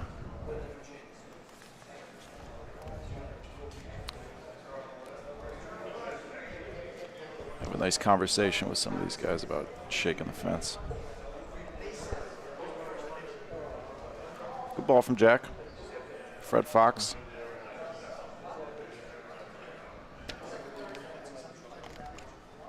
Ball's a little behind Paulino, a little bit closer to the board. I'm surprised that Fred would come on the outside here. I would imagine you'd want to go up towards the board, bring it down. Maybe rest on his ball. You can't make that ball short. No, that's pretty much a dead ball at this point. Not close enough to hide anything. Good recovery there, though. Yeah, good adjustment. Especially with the other team's ball behind Paulino there. You want to err on the side of being long. On the, because you do have a chance to rest on their ball. Yeah, open bocce. You can bump balls around. You can play for the miss. Nice shot by Andrew. Yeah, really nice shot. See that form. kind of low off to the side. Interesting to see all the different shooting styles. It really, yeah, there really is. Bocce is a sport where you don't often have coaches. A lot of other sports, they have kind of standard strokes and ways of doing things, but not bocce. Everybody has to learn on their own for the most part. Yeah, we're trying to change that a little. You know, my cohort, Andy Zimmerman, has been putting on this development class now for the last couple years. Recently, we took it to Club Molisani in Cleveland, and we ran 3 classes. Each one sold out, and essentially giving people the tools to Nice ball there. Play a certain way, to sort of go from 2 points from Mount Vernon. From playing the game to playing the game the right way, or playing it with technique that you can build on. And he's done a great job of figuring out a way to sort of shrink that into an hour and a half class and say, absorb all this, take all this in, and if you put your own spin on it, that's fine, but this is a way to kind of simplify strategy.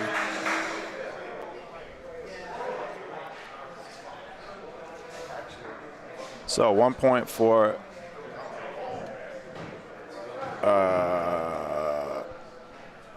Mount Vernon. 4-1. It's a great ball by, great ball by Guy. Bumping out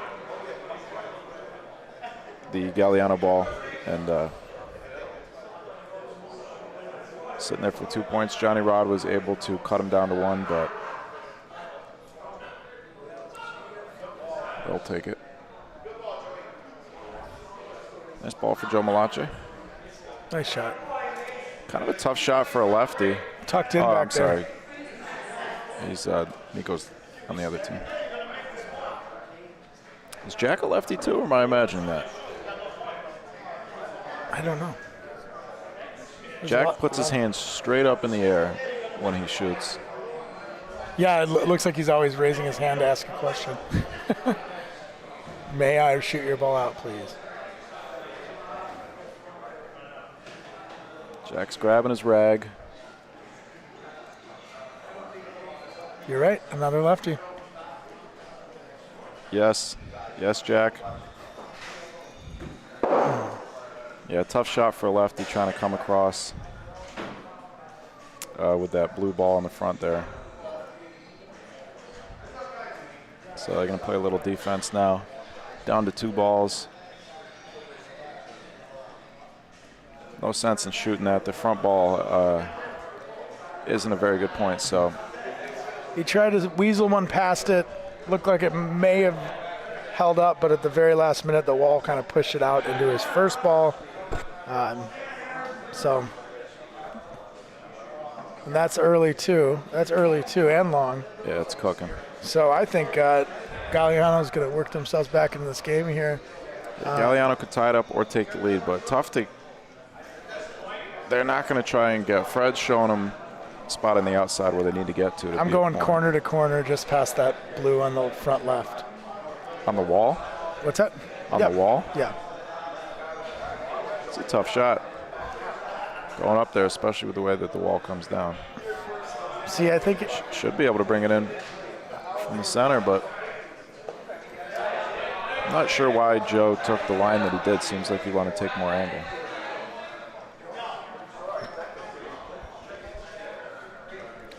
See if Nico can show him the way.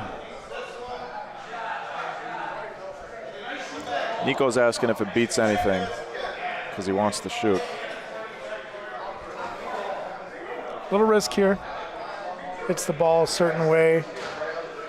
It could take their point with it. It could move the Polino. Again, I'm looking at 3 feet, which is really 6 feet. So I'd be pointing, but see what I mean? Yeah, they'll take the 1 point here. Unless they want to be super aggressive and shoot Paulino. Yeah, sure. 2 in the back. That's 3 points. I don't know how many points Blue has right now, though. If Blue has 1, I say take a shot at Paulino, I think. If it's 2, you have to tuck. If it's 2, you got to just take the point. But 4-1, it's kind of early in the game and you're down a little bit. Maybe play, that's a real aggressive play call if you're going to shoot Paulino there. I'm standing by my sneaking it on the left side of that front blue. Yeah, maybe we can have him reset the balls. You could try that.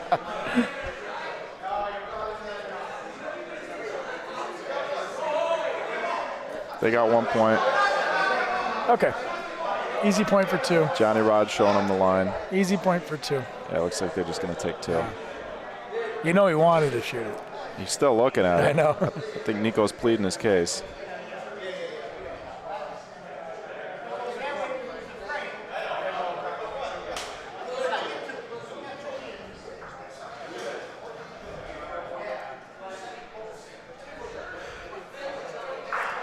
That's going to be 1 point for Galliano.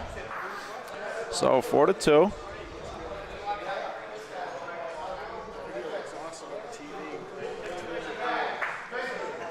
Okay.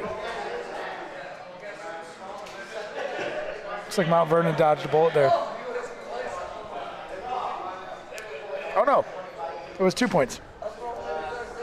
Oh, it was 2. Wait. So that ball on the side must have been. So they must have been on 2. They got a better angle than we do, but that didn't look close, right?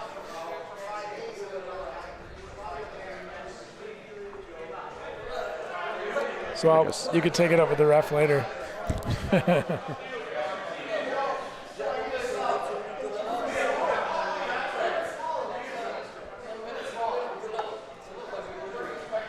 Our referee for this game, Lou Chaldon of the Troy ICC, 1450 Fifth Ave, Troy, New York. That's a point.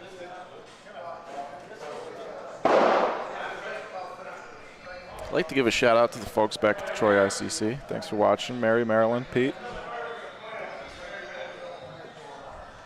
Anybody else who may be watching? Yeah, we chatted a bit about the club in the last broadcast. Sounds like you guys do a lot with the community out there. Yeah, they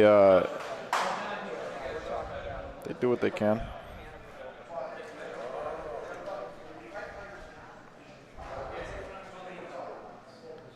Hard true courts. Full size?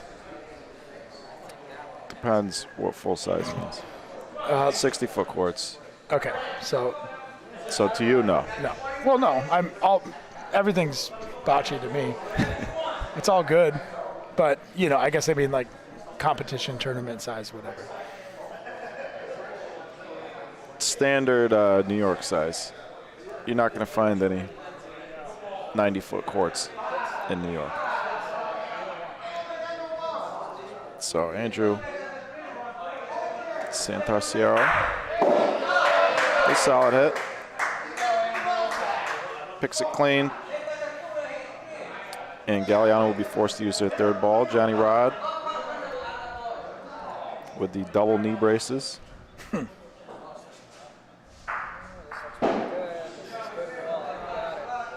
Nice shot.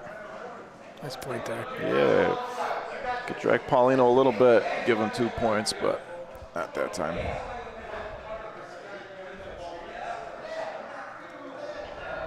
Andrew's going to line it up again, see if he can hit twice this frame.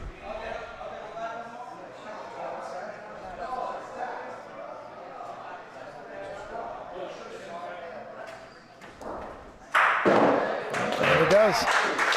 Flips it on the right side both times. You thought about this one a lot more than the last one. Great ball.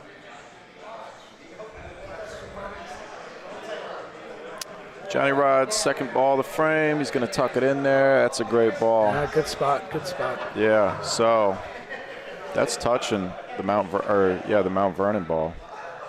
Guy can't shoot it. He's going to have to beat it. Last ball of the frame. for all the marbles.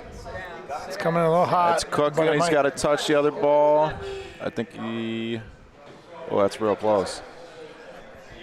This is where the overhead cam would come in handy. Might get a measurement here.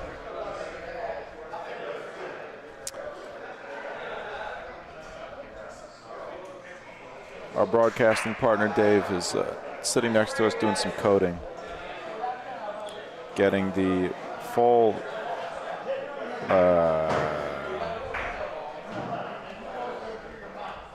what's the word I'm looking for? The full capabilities of Bocce Labs prepared for tomorrow. Our computer vision and a whole lot of other stuff that I don't understand. That'd be interesting to see.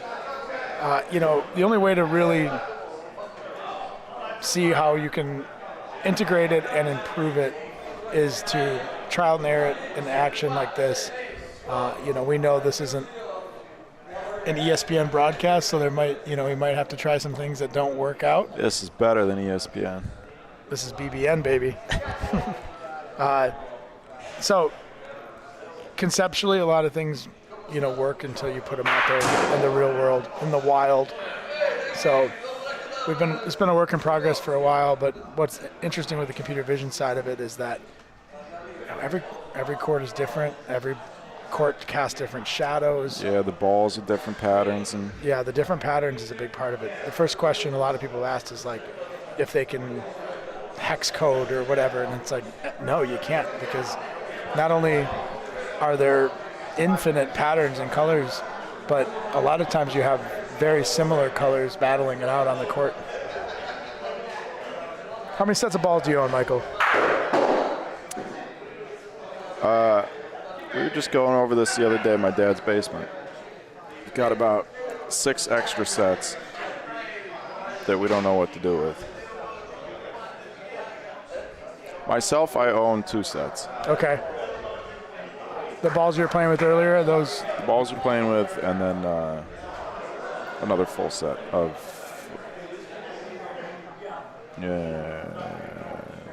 Might be Da Vinci's.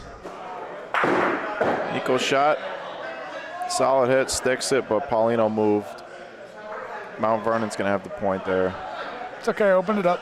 A lot of room to point here. The balls are round. You learn to live with those shots. Yeah, he did his job.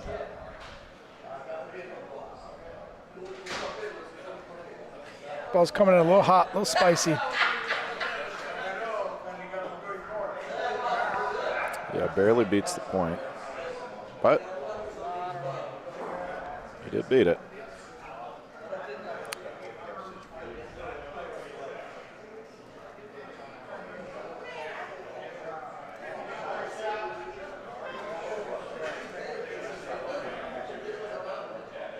And that one's a little short. Yeah. Wow. Missed opportunity for Mount Vernon there. And a lot of obstacles. One ball left. A lot of obstacles. Do you shoot that back ball?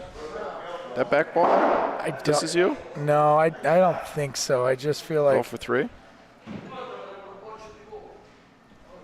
I just feel like that's just way too much room to take the point back.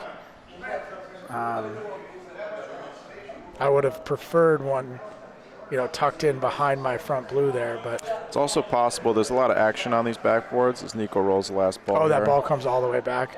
Yeah, it's possible that you hit that That's ball hot. solid. That's and it hot, comes back too. for the point. He's going to lay on it, bump it out for 2 maybe? I'll take the 1. No. Okay. So 1 more for Galliano. Sure. 5-4. Everyone did their job. Perhaps not tightly there, but they all did their job, right? Yes, on paper. On paper, it was a perfect frame.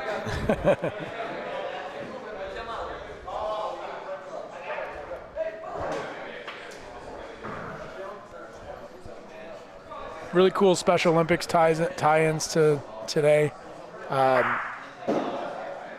Like I said before, Pack-A-World doing a ton with bocce ball, nationally, internationally. The official partner and sponsor of the bocce portion of the World Games this year in Berlin, which is just days before Nationals. So I went to the World Games in Los Angeles in 2015. I won't be going this year because we'll be preparing for the USBF Nationals at Highwood. Nice lead. Nice lead there. Was that Fred? I believe it was. Okay. Putting more pressure on Andrew to keep shooting. Yeah, small target there. Along the left board, not the easiest shot for a righty. Ah, they're pointing. Yeah, guy's gonna point. So that ball is behind Paulino. They got a chance to sit on it, steal the point. Speed looks good. That could be a good ball. That's a good ball. Oh, it's gonna come out a little too much. Oof. What now? Now you try the same shot, try and steal it again? I think so. I think you learn from that. You adjust slightly, come to the wall a little bit later. I would have shot the first one, but what do I know? I'm in the booth. Yeah, I would have shot that first one too. Takes a different angle. Yeah, I wonder if he did that on purpose. I mean, good point, but probably just trying to go a little later on the board and yeah, didn't get it over there. These courts are very straight, very true. Best short courts in the country, Corleone courts, but they do still, they were built by humans. They do have their slight rolls to them.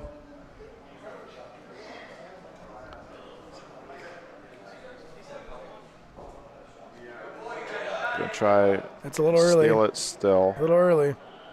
Yeah, good speed though for his own point. With these courts, what I've learned in one tournament I played here last year and then about 20 rolls earlier today is that you've really got to get to those walls as late as humanly possible because it will push them off. Yeah, they are built to do that on purpose. Yeah, which is standard. Standard, of course. Yeah.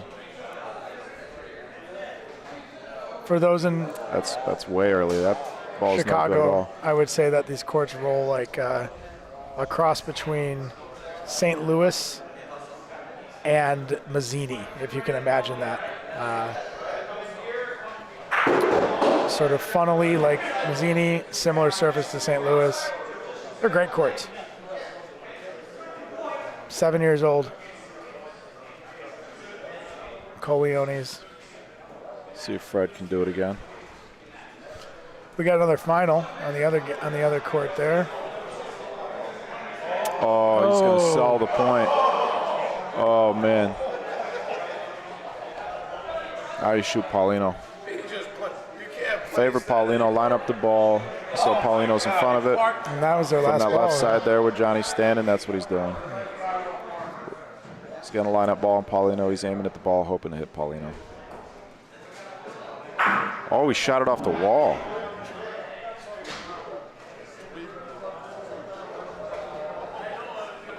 Interesting. So 1 ball left. Mount Vernon's sitting 3 points there. Here comes the last ball from Johnny Rod. Ball looks, it's going to be short. I'm not sure if it made it. Can't tell, there's a butt in the way. There is an ass in the way. Excuse my French. I haven't swore yet, Michael. Yeah. I took it to heart. I broke the cardinal rule. At least I waited 2 hours to do it. Well, I said PG-13, and that was approved. So I think the A word qualifies under PG-13. I'll looks be hearing like from the FCC. So 1 for Galliano there, meaning that he did get that last point. Yeah, Johnny Rod's ball reached. Wow, it looked short from my angle, but again. Yeah, tough to tell right along the fence here.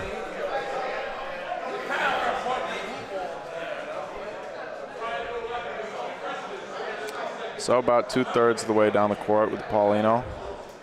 Joe Malache, first ball. Kind of plops it from pretty high up there. Yeah, good speed. You can get away with that on these courts. That'd be a little tougher on an outdoor court. Well, these guys are used to playing on stone dust. Oh, really? Yeah. But yeah, sometimes it can be a risky roll on stone dust if Sometimes the court will take it if, you know, Right. when Or it hits the ground, could bounce to the side. a real quick synthetic too. When you do that, if it hits and has any English on it that's not like a true forward spin, it will just fly left or right. Yeah.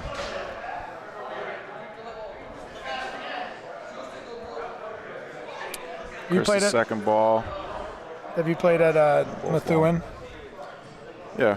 I was there. Oh yeah, Nationals yeah, racing. yeah. So, what did you think of those courts? Fast. Yeah. Very, very fast. Tough. Those are the kind of courts that you can't plop on because there are some different spots on there that'll go different ways, and it just won't reward that over time. See a shot from Nico here. Coming in. Long ball. Yep. That's all right though. Not the worst thing ever. He'll shoot it again. Quick trigger on that one. Yeah, Nico tends to line up and shoot the ball pretty quickly. Ooh, same spot. Sean Crow asks if the back wall is dead. It is. That chat is from a while ago. That's why I wanted to get my phone so I could okay. see the live chat. My phone's all the way down. The back wall is in fact dead. From what I understand, and Michael, you can tell me from your bocce travels, it's really just pockets of Ohio that play back wall live. Anywhere in New York do it? Yeah, Rome. Oh. Some tournaments in Rome you'll see back wall live. Like the World Series is back wall live. A lot of these clubs that are like 100 years old still, you'll see some traditional things like that. Double elimination tournaments rather than it seems like round robin is kind of standard these days, especially when you have people traveling. Yep. But in Rome, you see, a lot of tradition. They've been doing the World Series for 48 years now, so the rules have not changed, at least in that regard. But most tournaments these days are backboard dead for sure, which I prefer personally. One thing about these backboards, though, they do have a lot of life to them. Yeah, they do. You hit a ball solid. Sometimes it could come back quite a bit. Jack with the lean. Strike a pose, Jack. Strike a pose. Not enough. So, one more. One more for Galliano. Galliano. Tight game. Feels like both teams are feeling the game out.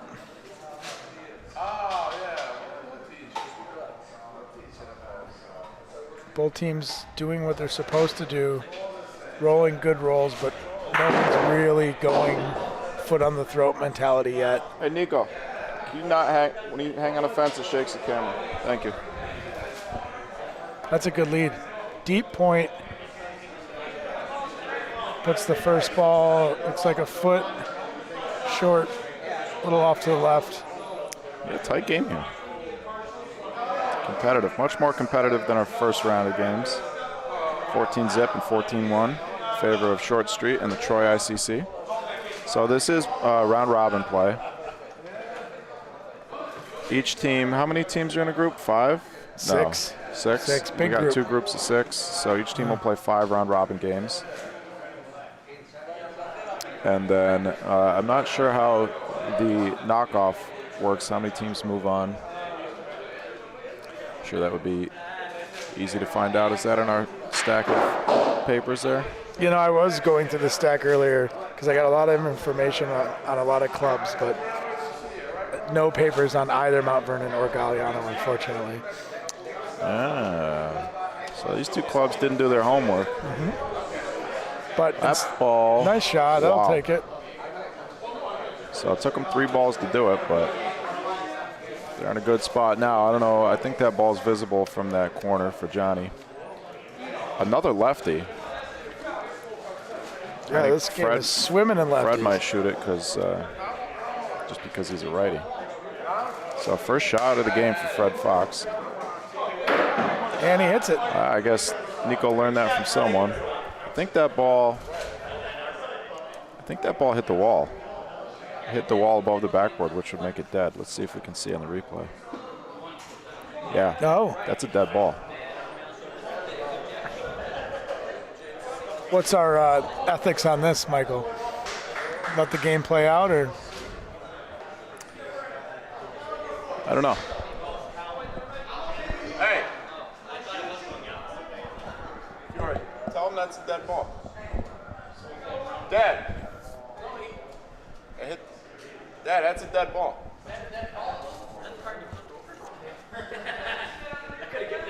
Yeah.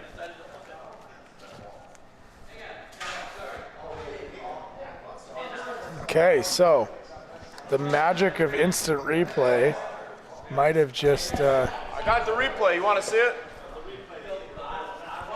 negated a good Rafa. I got it if you want to see it.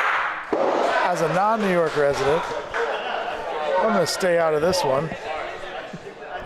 Number 1 bocce snitch.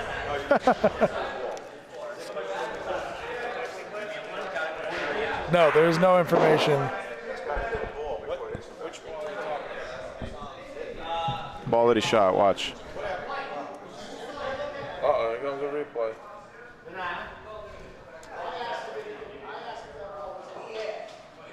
Hit the back wall.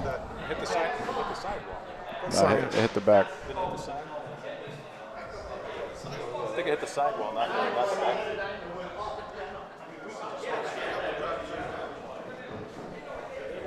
Yeah, it hits the sidewall. Yeah. It's still, there you go.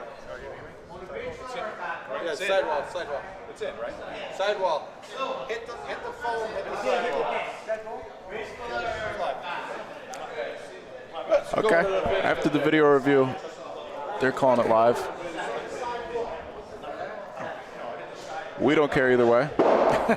No, we don't. It's like MLB now. I'd bet some serious money that it hit both the back wall and the side wall. Oh, it definitely hit the back wall. But once we could have seen it on the bigger screen. That would have been. you introduce video to it,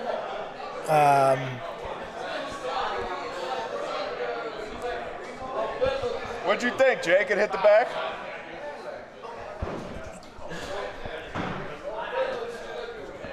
the game is continued. The game is alive.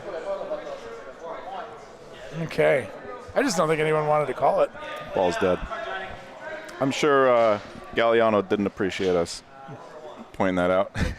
Us. Me. Number 1 bocce snitch, Michael Sheldon. Rattled.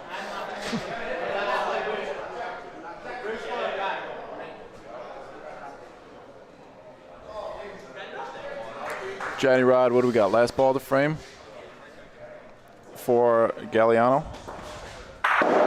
Nice shot. Oh, kicks Paulino though. There's a couple blues in that Can't corner. see what's going on. Call is what? 2 blue?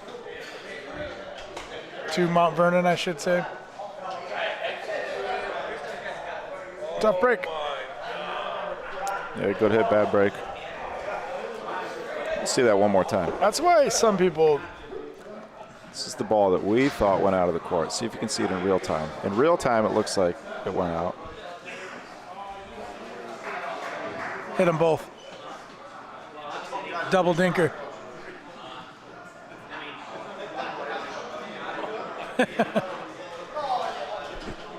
Hard to tell. Maybe not enough evidence to overturn the call on the court. See if we can see it on the big screen. We got it on the TV behind us, probably easier to see.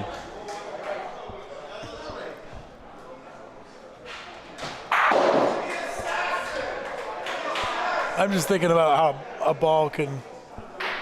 I think it hits them both. I think it hits back into the side. But that was a lifetime ago in bocce years. Good hit from Nico Fox. Let's give Mount Vernon 2 on the board there. Yeah. They retake the lead. Very evenly matched game. Indeed. Back and forth. It was like every frame, both teams make 2 good shots, 1 not so good one, and 1 kind of risk-reward shot that just keeps going back and forth that way. Wonder how that would have changed the frame there if that ball had been pulled out, you know. We'll never know, of course, but. It might have fared better for Galliano. Yeah, if their own ball had been taken out of the court, yeah. You ever feel like when there's a measurement on your ball and you're still holding balls behind it that you don't want to be in? You know what I'm talking about? Why, so you can shoot? Yeah, or like just, or maybe you put the ball in a spot that you just feel is like too ripe for them or something like that, and you're just like, I'd almost rather roll again at this point. If it's not a good point, yeah. If there's a lot of distance there, then yeah, sometimes you'd rather the other team be in.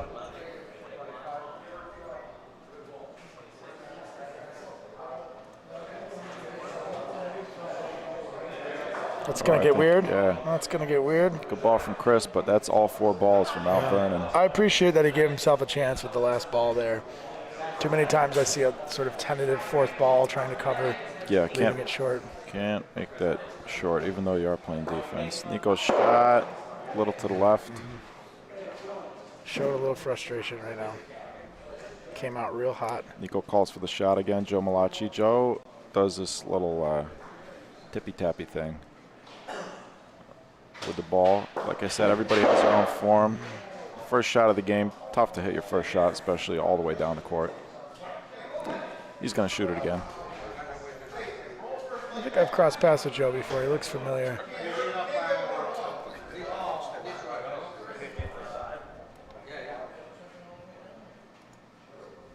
He's going to go for a firm roll instead.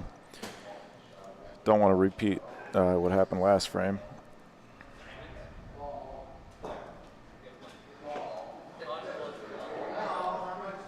So we've got 4 people on the way against the totem pole here. Hey, he took it. Great ball. Too bad we couldn't see it. So 2 for Galliano. It's just going to be the back of your head.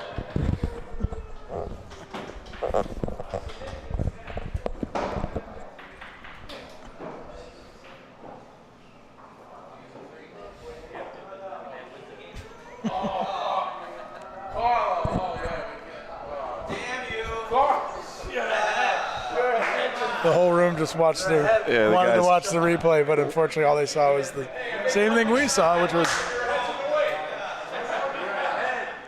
a bunch of backs of the domes. Galliano retakes control 8-7. They throw a deep Polino and a first ball with some meat on the bone. Chris says you've got more room than I can create with my hands. Guy DeSantis. Oh, that ball. That's going to be a great ball. I thought he might burn it, but that's a perfect shot. Yeah, really nice. A little bit of room between his ball and the Paulino. So, tough shot. Nothing Johnny Rod can't handle.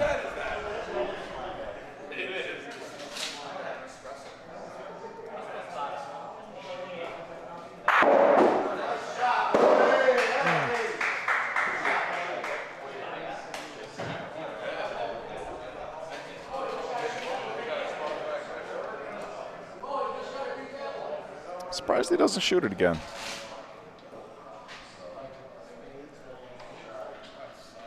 Now there, I don't mind if I'm shooting that.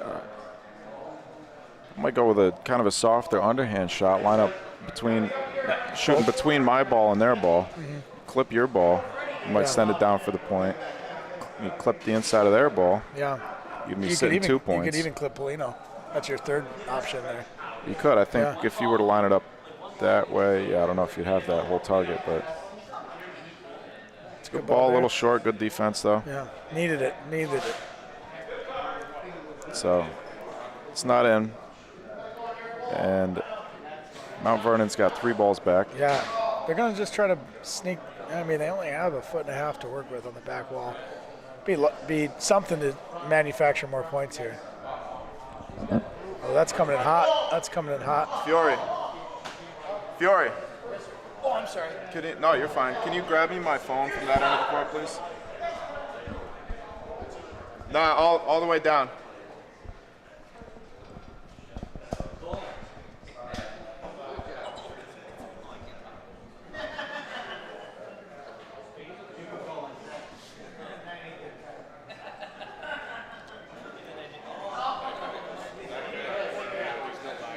A little short. Ball lost steam and kind of trailed off to the right. You almost roll one right at your back ball there. Oh, that's coming in spicy on the wrong side. Might get lucky. It does. Mount Vernon gets 2. Gave himself a chance. Lou chucks the deuce. It is 9-8, back and forth again. We played in the tournament last weekend, Michael, where every game was to 9, including the championship. That's tough. Including the championship? Wow. Really tough, yeah.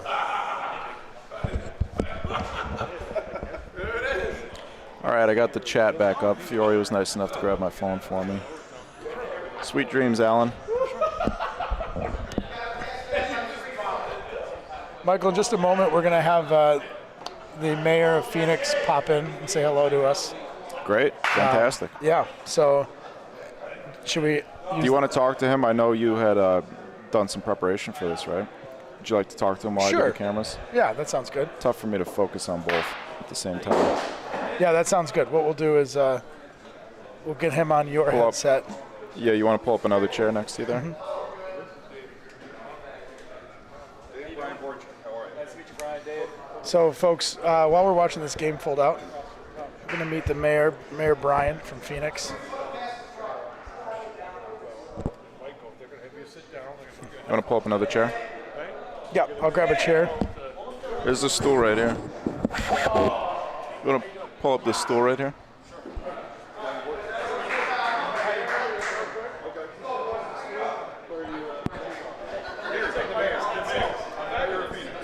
All right, I'm going to pass my headset over to Mayor Ryan of Phoenix.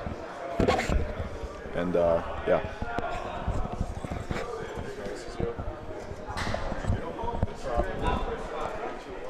Okay, folks, so Michael's going to keep working the cameras and keep the action on the game, but while he does, we've got a special guest for you. This is Mayor Brian from Phoenix. Brian, thank you for coming. Thank you for having me. This is wonderful. Yeah, have you been to Waterside Club before? I have, never for an event like this, but I've been in here a few times. Yeah, it's really cool to see what these guys have done. Made it a real community staple around here. Absolutely. I'm actually from Chicago. Okay. Part of the American Bocce Company. We are kind of have tasked ourselves with building more opportunities for the sport, tournaments, leagues, development classes, youth-oriented programming, stuff like that. Through that, we've met a lot of these folks out here in New York as well. Yeah, they're a great group of guys here. Very appreciative to have them in the village. Yeah, the sport itself is something it really allows us like a great centerpiece for conversation. You know, one thing that we notice about it is that you end up spending more time with your opponents than you do with your teammates. Right. And it's what we call a lifetime sport. So you're able to play, you know, well past your prime if you ever had a prime. Unlike baseball, football. Exactly. Yeah. Are you an athlete, Brian? Not anymore. Yeah. As a kid, baseball, football. Okay. You know, growing up in an Italian household, even though my last name doesn't suggest that, bocce was constant, but it was backyard bocce, not competitive like this, obviously. Yeah. Had you ever seen a version of the sport like this until the Waterside Club? You know, I've been by the ones in Rome many times, going up through the Adirondacks. Right. But never went in and looked at it. But this is even different than that. So no, I've never seen anything just like this until the first time I walked in here. Yeah, we're getting real excited to show it off because, you know, it's backyard bocce is great, and we have a saying that bocce is bocce, right? But this version of it shows a lot more strategy, and you know, often it feels more like it's a game of chess as the ball moves and the Plino moves and everything changes. But yeah, so as far as what I understand, Dino's using this club as a centerpiece to do more with the community. Do you envision, is there anything that you see can be done with Bocce Ball or Waterside Club, more importantly, with your town? Well, we have a wonderful program across the street called the Bridge House Brads program, which is a very unique to the world program. And it's a group of kids, and they're involved with the Bridge House kids, which is fabulous. Get them over here, learn the sport a little bit, have some fun, do something different, right? Something that the schools don't have. But I know they're pushing to try to get into the schools, and that's very exciting because for me, with half Italian background, I love it. I love seeing this. And it's something different. For me, different things spark interest for kids. So that I appreciate. And, I talk to these guys every day. I get an email or a text or how you doing, or and I love that because a lot of business owners don't stay connected that way, and these guys they're fabulous around here, and it's a family. It's not a business, right, per se, is a bar, or these guys they want to be part of everything, and that's great. I think it's fabulous. So the limits, there is none. Yeah, that's great. One thing that, going back to athletics, that I see as a huge opportunity for Bocce Ball with youth programming and schools is that it doesn't discriminate against body type or sort of natural athletic ability. You hear a lot of times that, of course, you say you play baseball, football, you've learned probably a lot of life skills through team sports, right? Oh, absolutely. And some people aren't necessarily afforded that chance because of maybe body type, natural athletic abilities, or for whatever reason, right? Right. So Bocce Ball is an opportunity to take some of those positives out of team sports and apply them to other demographics or people that might not get that chance. Right. What I think is interesting about this too is a little different than throwing, hitting balls. It's hand-eye coordination. Whereas this is also physics, math. Kids have to think. Anybody has to think. You have to think how you're going to roll the ball. And I'm just watching these guys right now and different strategies in both courts going at the same time. And that's a little different than most sports, you know what I'm saying? It's a little physical, a lot of mental. Chess is all mental. Right. Football's mainly physical. This is a really neat mix, and it's very different than anything else, and that's what I like about it. Well, we love to get new eyes on the sport, and we love when people can appreciate that just by observing.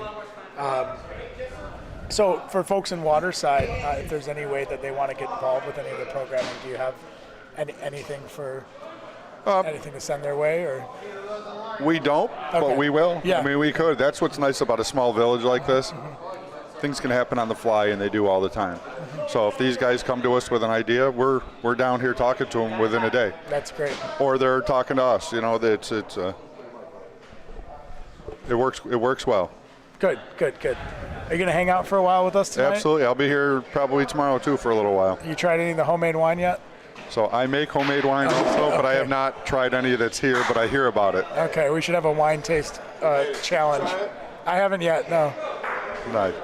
Yeah. All right, we'll drink some homemade wine together. Yeah. I do about 60 gallons a year. Oh, no kidding. Yeah. Wow, okay. Yeah. I'm a big fan. Awesome. Big fan. Another... store-bought stuff doesn't cut it for me. It's got to be homemade? Absolutely. I'd love to hear that, yeah. Absolutely. Good. Well, thanks for popping by the booth. Absolutely, I appreciate it. If you feel like saying anything more later, we'll be hanging out all night long. Sounds good. But I appreciate you, and we'll get back to the action here. Appreciate you. This game's, Thank you. Getting close, so thank you. Yeah.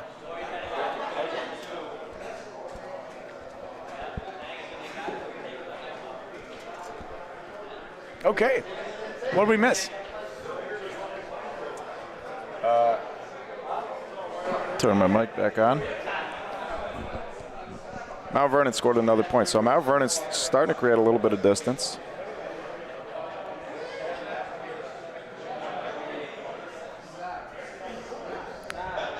They are within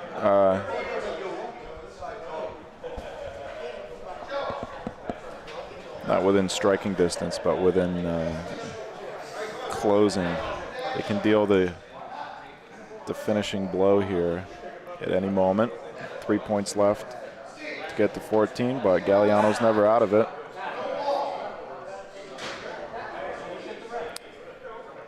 Joe's first ball, you're going to catch a little Paulino, otherwise that would have been sailing away. That would have been gone.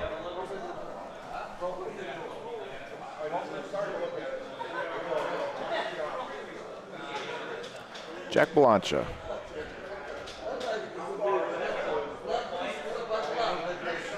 Rolls one right down Main Street. It's a good line, good ball. I'm surprised Jack rolled that ball there. Maybe Chris might be fighting off some misses right now. You ever switch it up? Rarely. Nico's missing to the left a little bit a few times this game. Maybe he can examine the tape after.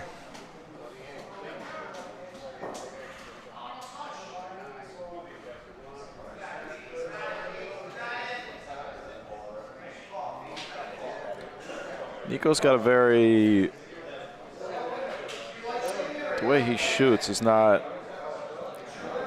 real straight back and straight forward. He kind of brings twisty, right? Yeah, brings the ball around. A lot of torque. Throws his whole body into it.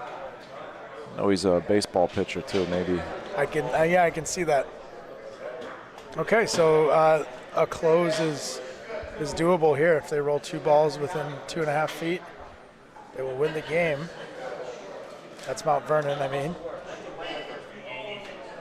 That ball needs to hustle. That ball's short. Yeah. Wow. Okay, so it looks like we're still playing.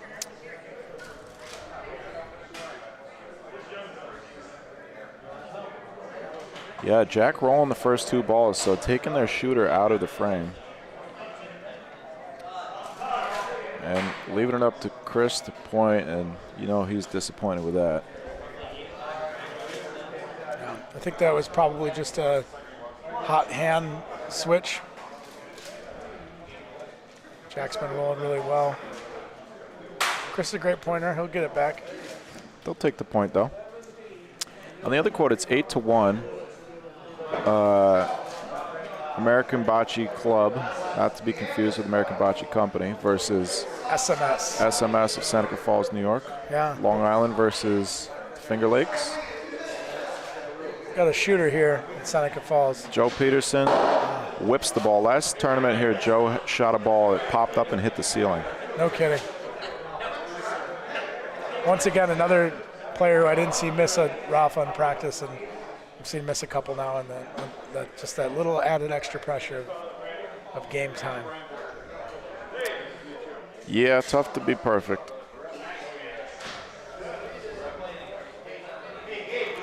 And Fred found the Mount Vernon ball with that roll. Does Galliano look like they've got a comeback in them? They're live dogs. Can't afford to make many more mistakes. Wow. That was early on the wall and too spicy, and it ended up in a perfect spot. So maybe just Nico watching his father throw a couple balls there. Yeah. Maybe just a dumb luck shot like that can get him back in it, though. Staring off into the Cosmos. They're checking for 2. Ref signals 1 point for Galliano. I wonder if they go back to this wall clip shot that they tried earlier today. Nope, they're going to shoot. Andrew's been shooting well.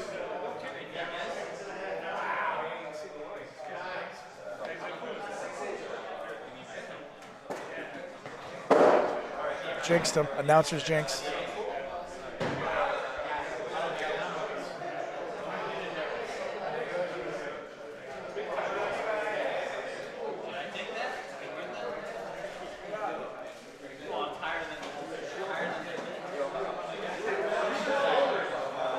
A little early again. Yeah. A little early. So Mount Vernon with another opportunity to seal the deal. Looks like they're not going to be able to do it.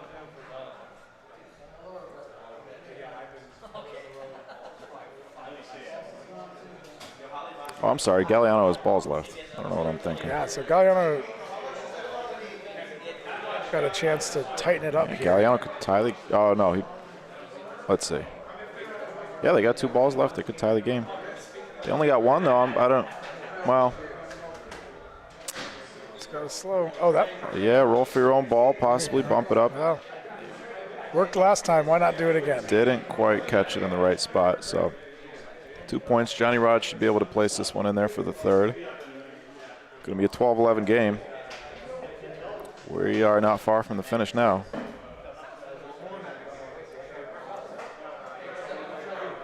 That's good. 3 points. Three's the call. Wasted opportunity. A little bit of luck. We got ourselves a game.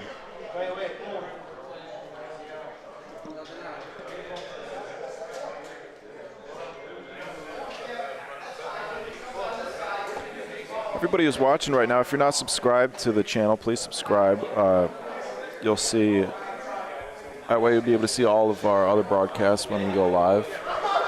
It does not cost any money to subscribe. I get that question every once in a while. And there's the answer.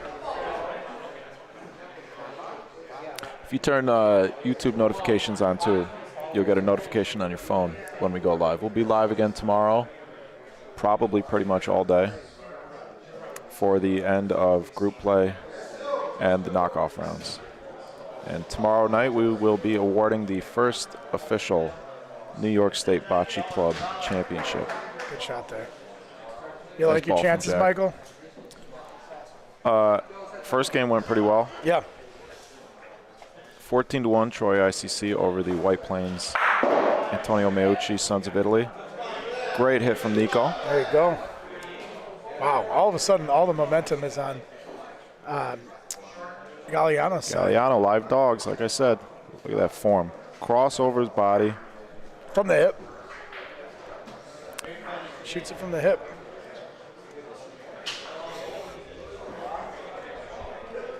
Second ball from Jack, so Jack rolling. Once again, yeah, Jack Jack's rolling out of first, balls. leaving Chris to shoot if necessary. Nico's going to shoot this ball again, force Chris to point. Chris has been a little off. Oh, it's a big miss. That's a big miss. He'd like to have that one back. See if Joe can pick him up.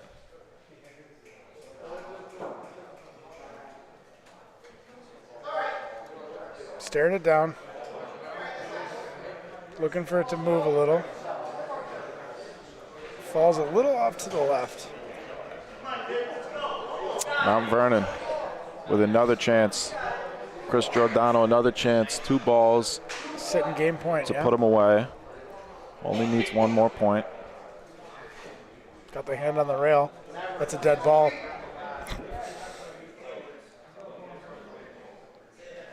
That's a dead ball. Where? USBF. You're not allowed to touch the fence? Nope. Should we stop the game? Nice shot by Chris. Puts it in there.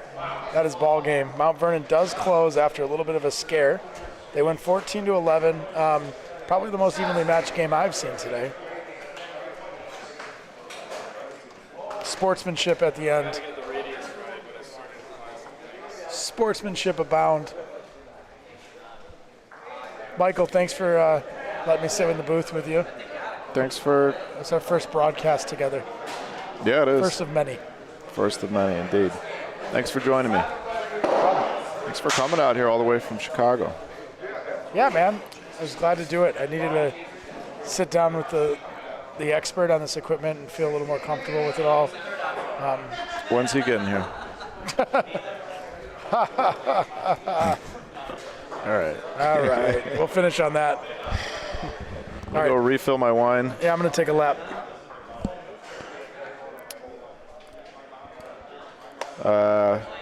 See if we can update the scoreboard. Good game, Jack. Good win.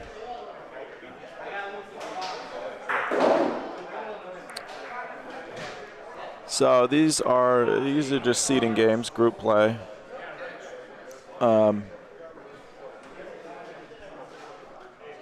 So,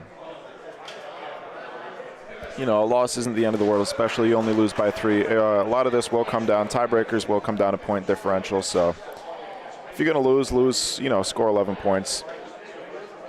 You're not going to be too upset with that. Of course, you want to win, but that'll help them in the end that they were able to score 11. Looks like next up on this court, we're going to have Holley Bocce Club versus our home team, Waterside.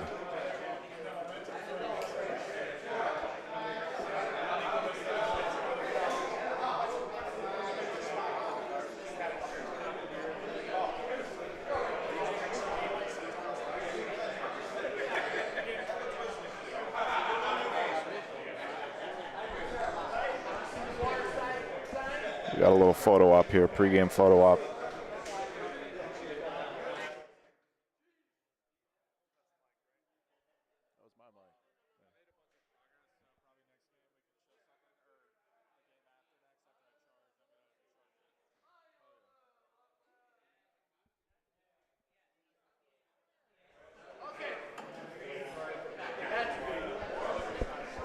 So, folks, we will be back to the action very soon here. These guys are going to throw a couple warm-up frames, and then this game will get started. Don't go anywhere.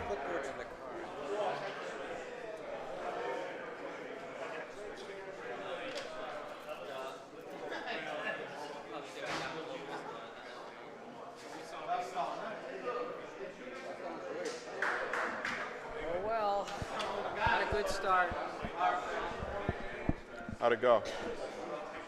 14-1. In a good way or a bad way? You want to join me in the booth? Sure. Here, sit down.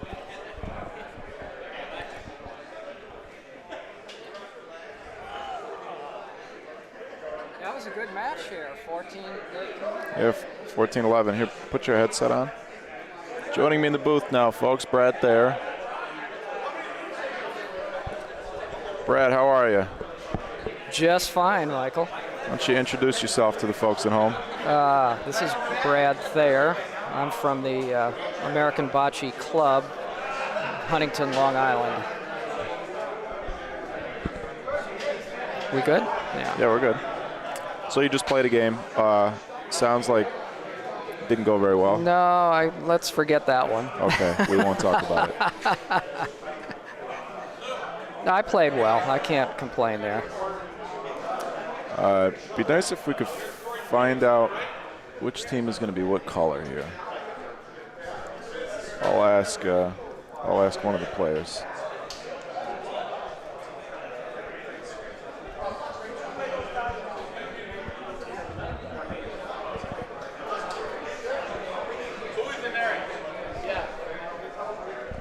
Hey, Fiore, can you do me a favor?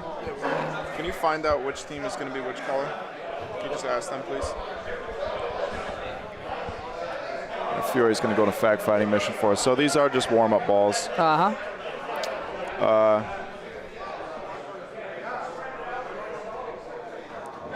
Reset our scoreboard. So who did you play in that first game? That was SMS, right? Yes. Yeah. So Seneca Falls over, who are you playing for, Huntington? Waterside is green, okay.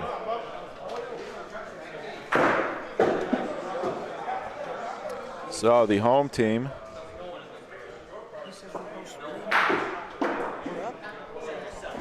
What? No.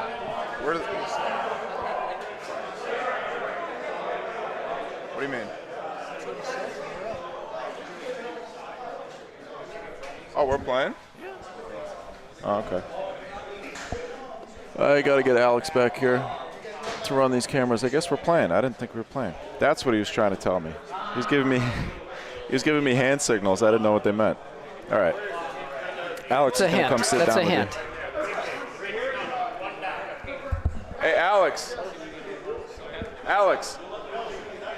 I got to play. I got to play. Okay.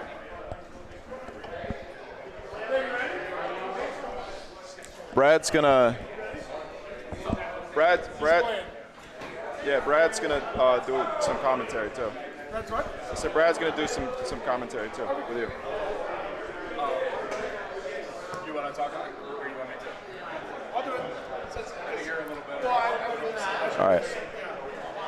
Got Waterside versus you just jump in and Brad doesn't. Hey, Alex. versus Holley. Duration or just a little bit? Oh, no, just for whatever. Okay. When you're ready to tag out, you All right. Sure. Thanks. Good luck. All right, did you set up the team names? The rosters, yeah, if you want to do that. It's Holley versus Waterside. Mike's on. Yeah, Mike's on.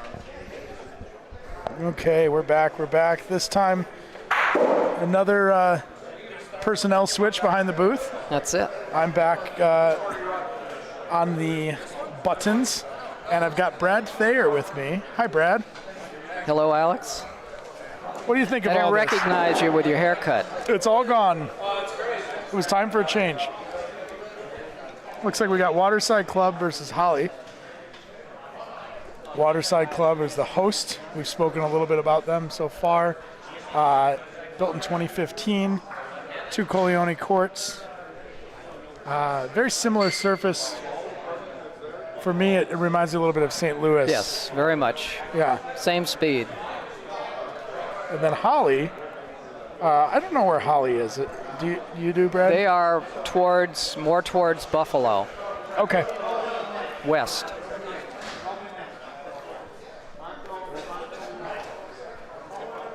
And is this game underway, Brad? I think they're just rolling. Yeah, here. This is the second up and down, and then they start. Yeah, so every team gets an up and down before their first game, and then we're just going to roll right into it after that, I think. think so. Yeah. Have you played yet? Unfortunately. Not the desired outcome, huh? Not this time.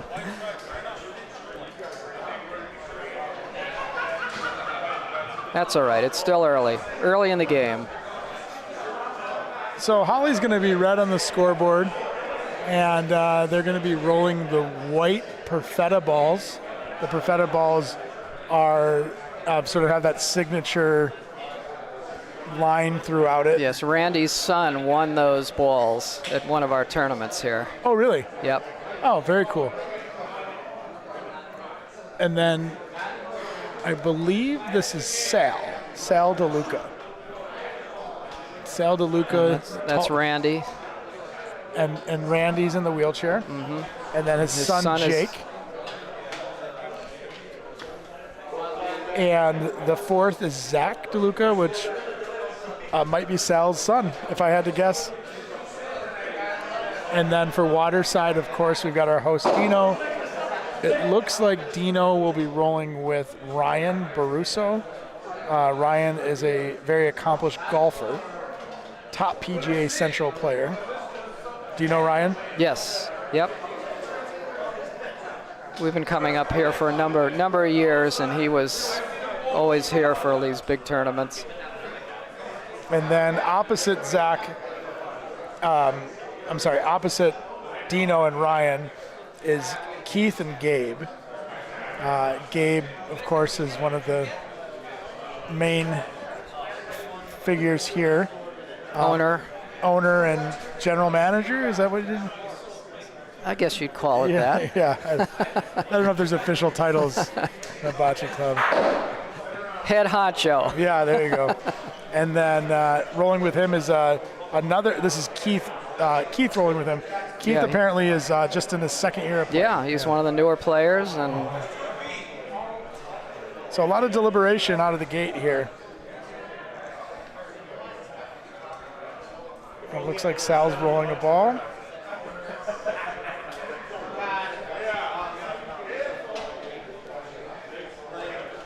This is indeed the first frame.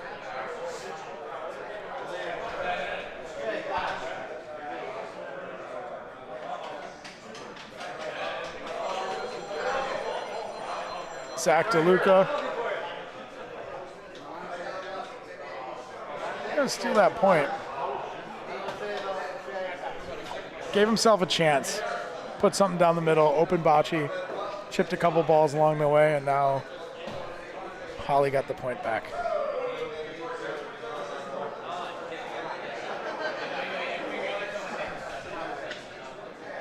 Give a look at Dino as he contemplates the move. Little meeting in the middle between Gabe and Ryan. He's going to point.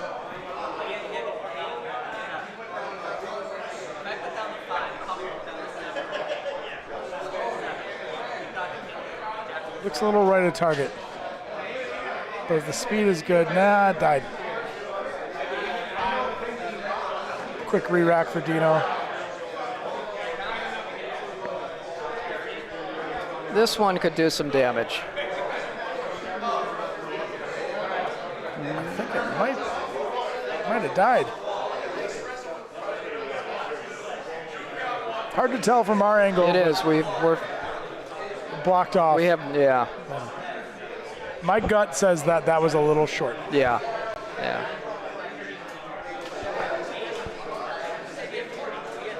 People. Zach is going to point. Boy, his point looks like he's lining up for a Rafa every time. He puts one out to the left, hangs it out there.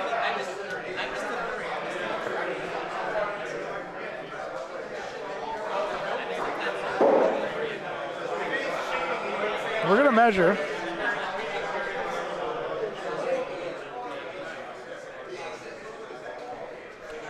Can't quite get the right angle on that, but a lot of interested parties. The overhead hasn't been in use yet, right? No, we were using it in the first game. Oh, were you? It actually came out of the gate looking really good, and then unfortunately the Wi-Fi started sputtering a little bit. Okay. So that was one for Holley. So Randy's going to set the point here. And he's going long. Uh-oh, this might be a backboard. Nope, he made it. Okay.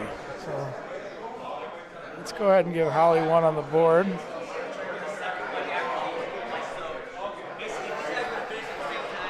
We got a ball cruising in on the right-hand side here.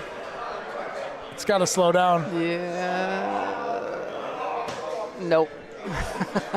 Boink. That's what I call backwall blues. The backwall blues. But we love backboard dead.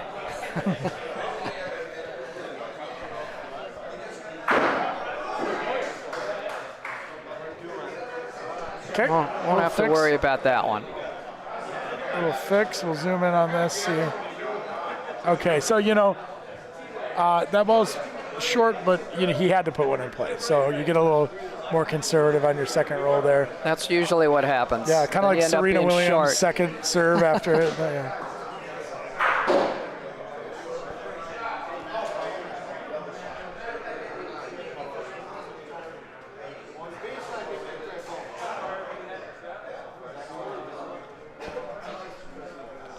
This is Keith, newcomer Keith.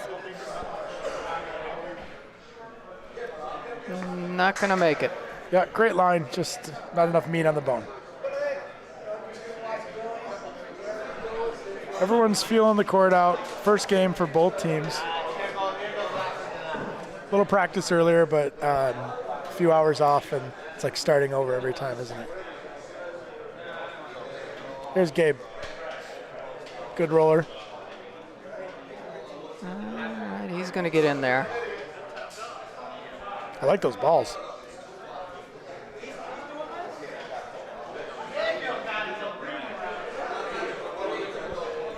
Still a lot of room.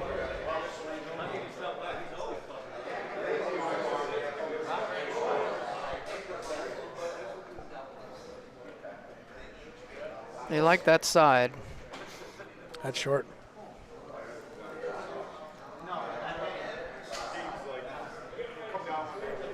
Jake re-racks pretty quickly here.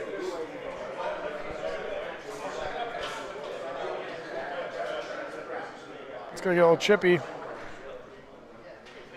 I think that's still one for Waterside.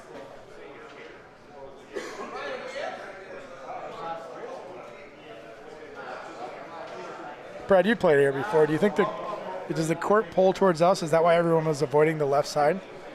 I'm not sure why. I would have gone more down the middle instead of trying to go down that side. Right. But that or come off the wall. Yeah, yeah.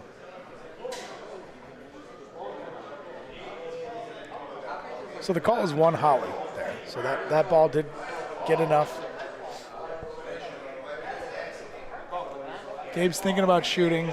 Yeah, how many balls do they have? 2. 2 left. That back wall is a little active though, right? You shoot a ball off that and who knows where it ends up.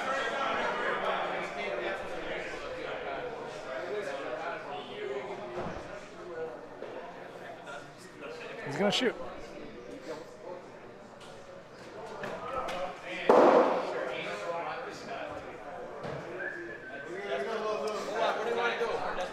Well, now they got to roll in.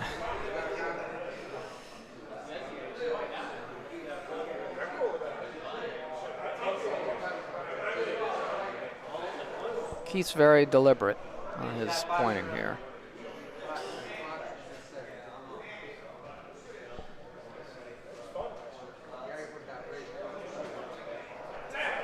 A little hot. Yeah.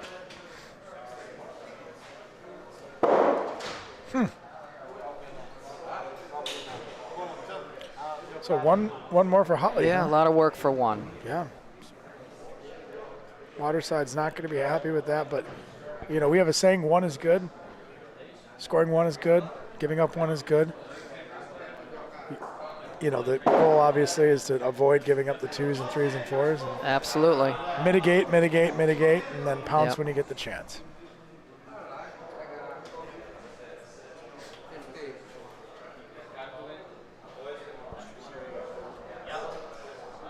And we can't see that one very well on this side. That's long. You'll see on our camera here, that first ball was a good maybe 8 feet past. Okay. Oh, we're here.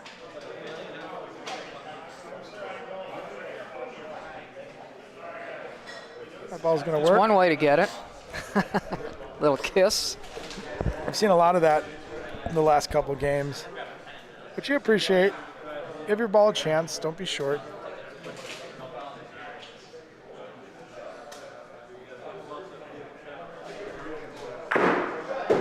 Okay.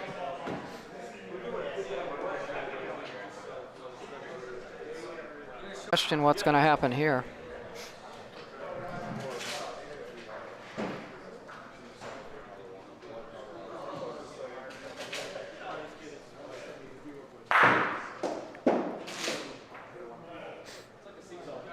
So Dino has the rare one-step Rafa. Quick release. Served Well, him. there's not a whole lot of room to run and shoot on these, so it works, whatever works. Just getting it. Uh-oh. A little short. Still 2?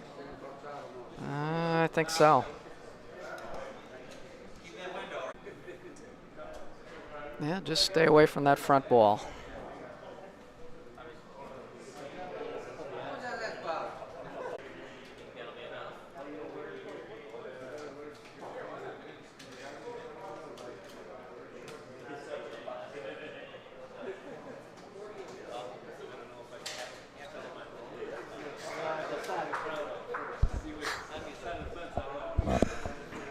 Waiting for the call here. Yep. It's 2.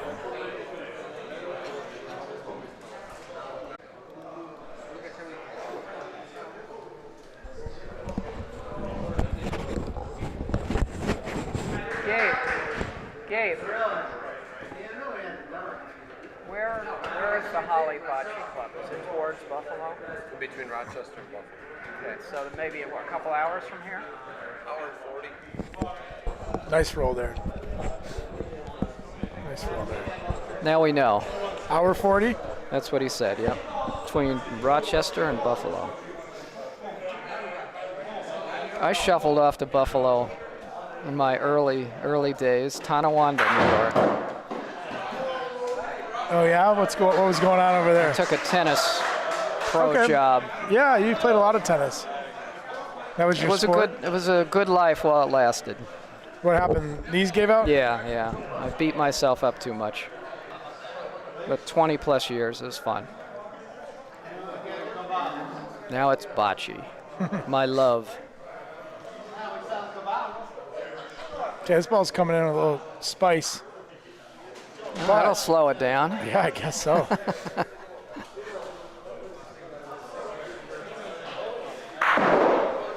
Have you been practicing? Yeah. Yeah, that's be my first time there. I went to Toronto, played there, but not Montreal yet. Okay, here we got Keith.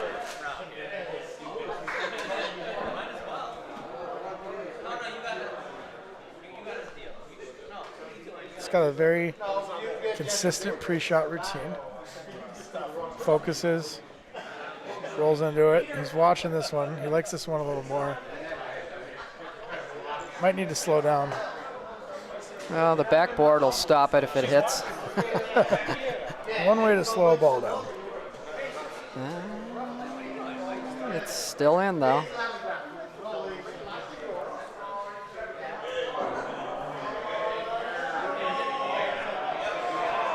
Here's Jake Bowers. Young fella, not the youngest fella in this tournament. He's a good shooter. Good player.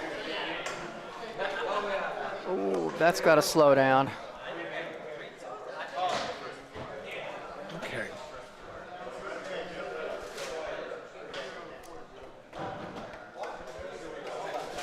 Well, not a lot of stellar pointing in that frame. But No, we haven't seen any. Yeah, but Gabe hit just chipping away, shot. No big point swings here.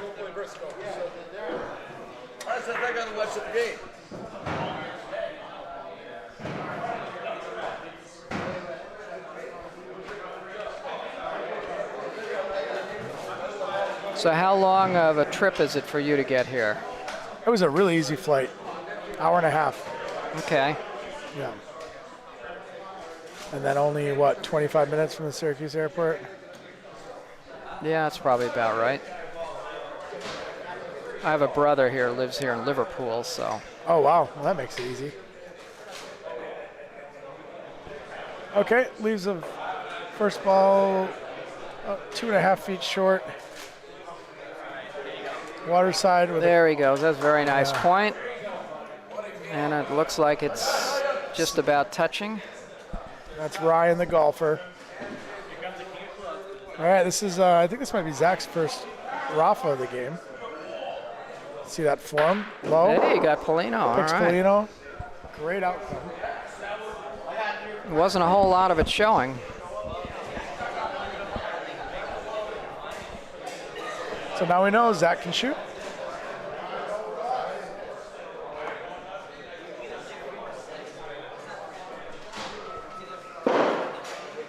Dino missed a little wide there.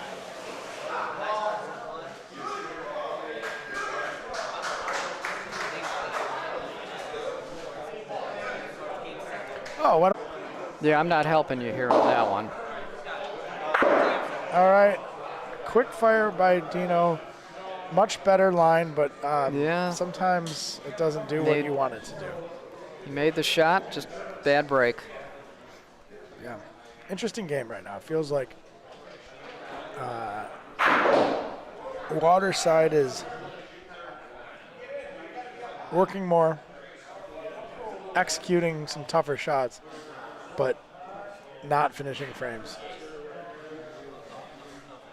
And Holley's up 5-0, but game's to 14. Is that a New York thing?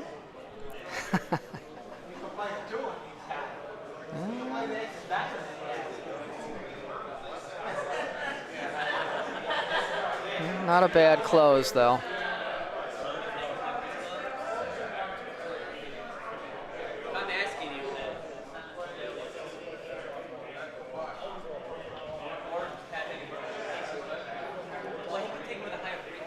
All right, Zach's watching it roll down there. No. Veers a little right. Here's Sal.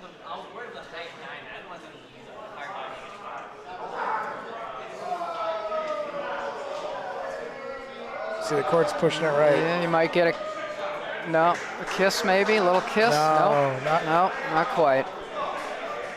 So we got one for Holley.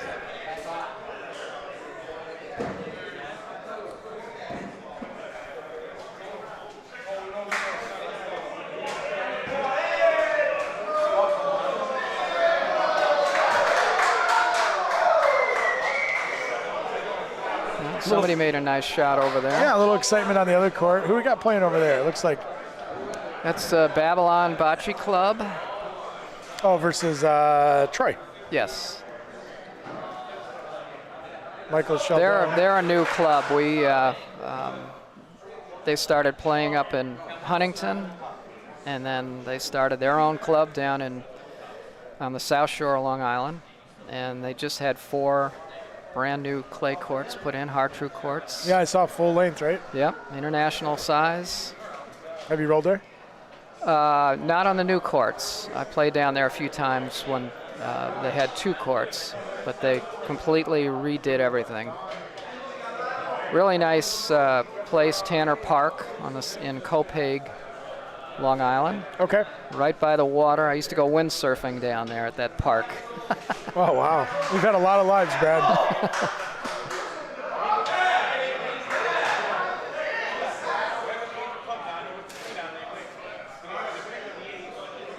And they have a lot of bands that come in the summer, so there's a lot of music and entertainment down there. It's quite a nice park. So Waterside's first ball still holding up. 2 short misses by Holley. I imagine, or sorry, Holley's first ball's holding up. 2 short misses by Waterside.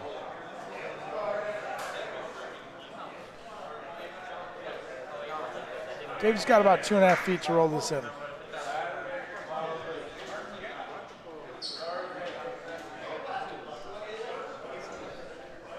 And he did. Up 3 balls to 1. A little tough looking in the camera here. Yeah, it really is. Up 3 balls to 1. I think you give this a rip, right, Brad? Get rid of that. Oh yeah. There he goes. Great shot. That's Jake. Yep, he is a good shooter.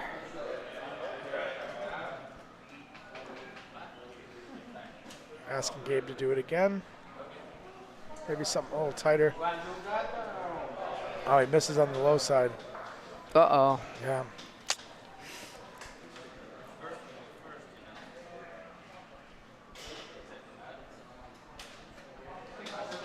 Signaling. We like to call that signaling. So for those watching who might not be familiar, Sal isn't necessarily telling his teammate to roll the ball to that foot. He's telling him that's how much room he has to score a point. So Randy, his teammate, that looks pretty good. That looks pretty good. Rolls in a second point. And here's son Jake looking to turn into a 9-0 game.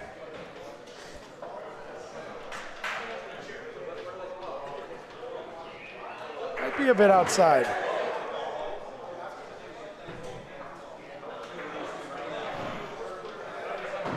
We're looking at it. Yeah. All right, 2 is good.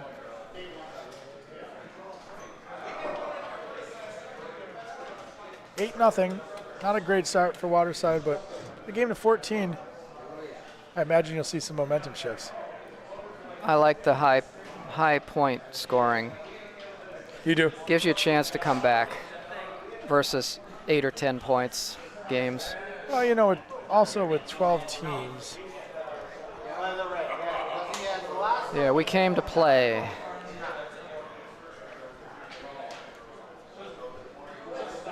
Do you know how many teams make it out of the group play? No, I was going to ask about that. Quick roll by Ryan. If they take the top 4 from each group, that would give you 8 teams. Nice shot. Nice shot there. A nice number for the playoffs, but who knows? Shooter coming in. All right. So Zach's got a nice little shot there. low and controlled.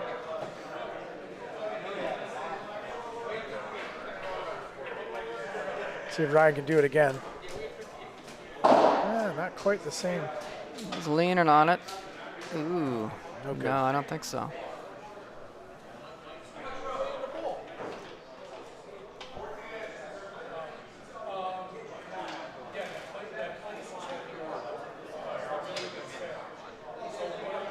That's good. That'll work. Well, you know where that's going now. Gotta imagine. Gotta bring my camera up. He's a tall drink of water, this guy. Oh, he takes Polino instead. Tough break. Yeah. I suppose that was more of a miss than a tough break because the Polino wasn't right on the ball there.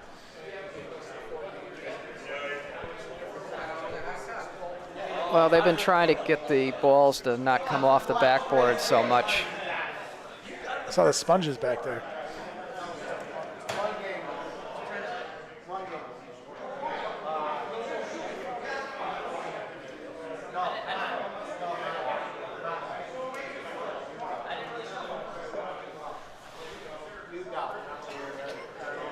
That looks pretty good. That looks really good.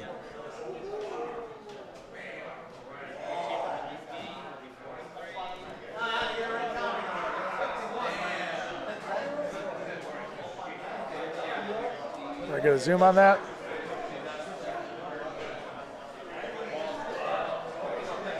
There's a, looks like we're working with about a foot, maybe less.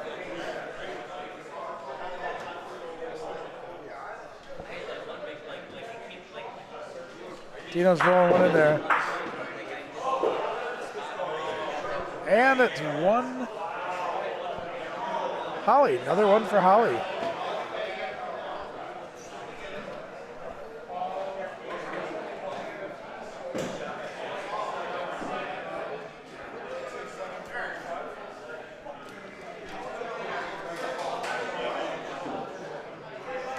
Game feels closer than the score, doesn't it? Yeah, they're just chipping away. Randy's going to keep this one short middle. We haven't seen any 3 or 4 point frames.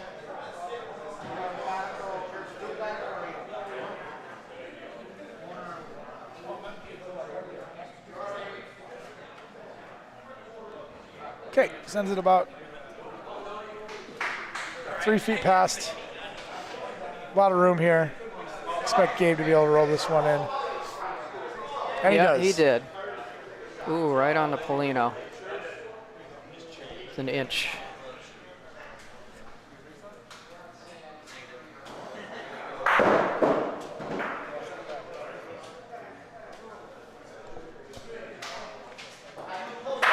Nice shot by Jake. Does he get enough action? Gabe's ball is magnetized. Wow. Home court advantage, I think. Yeah, a little bad break there. That's tough. Hate it when that happens. Yeah.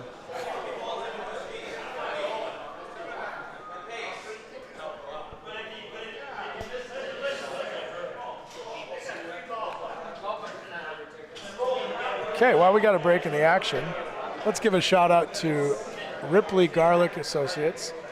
Those are a local financial planning group that have helped sponsor this tournament.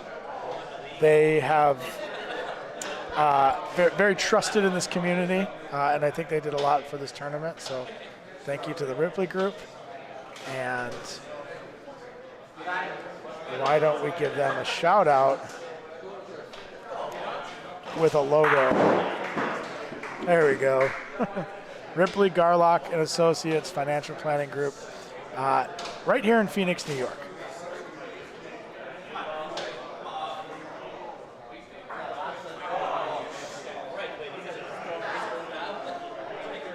All right, maybe a sponsor shout out is just what Waterside had needed. Yeah, they got an opportunity to score a few here. This one's got to better settle hit down. Something though. And it does.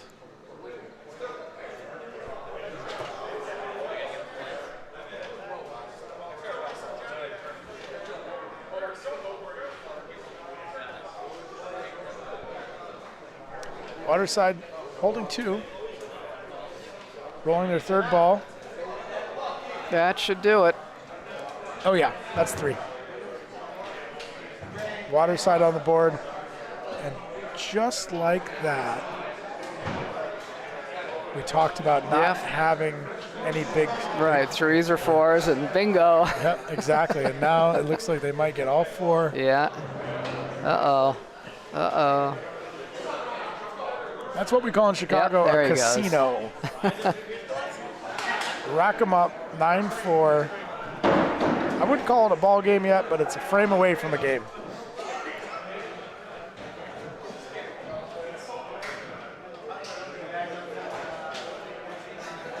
You think they wanted that? I think they wanted that. I'd say so. Let's see what Ryan does here.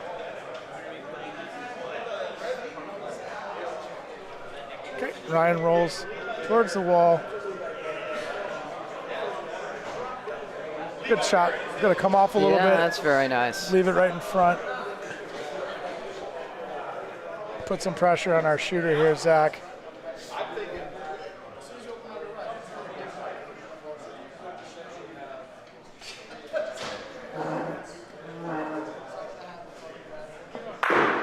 Good hit. Okay.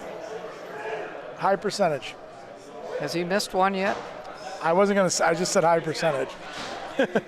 No more announcer jinxes. Okay, here is the other DeLuca, Sal. This one's going to move past it a little bit. On paper, it did its job, but yeah, that's all I can say about that. Mm-hmm.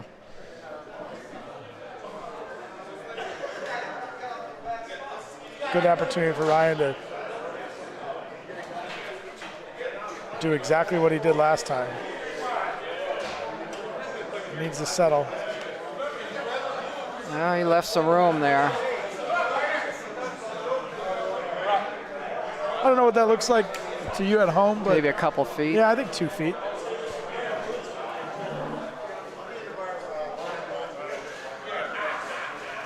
This should do it. This looks better. That looks like a good point. Yeah. Yeah. A lot of action on the court, a lot of moving parts. Dino, you'll watch. Let's keep an eye on this quick release. 1 step in and shoot. Ooh.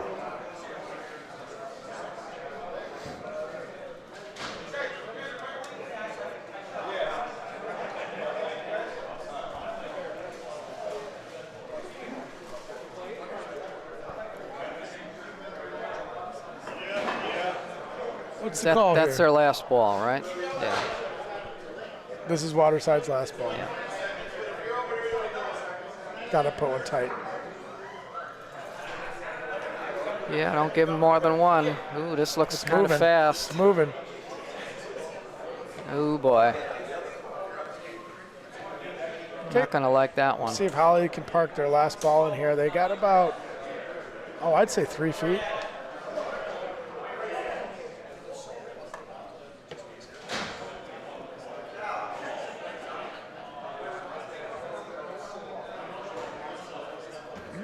Doing a lot of thinking for a relatively easy point. But hey, I'm not playing. I'm just sitting here.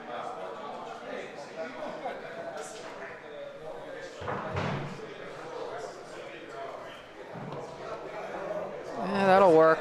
That'll work. Yep. Smart. Smart. 2 more for Holley.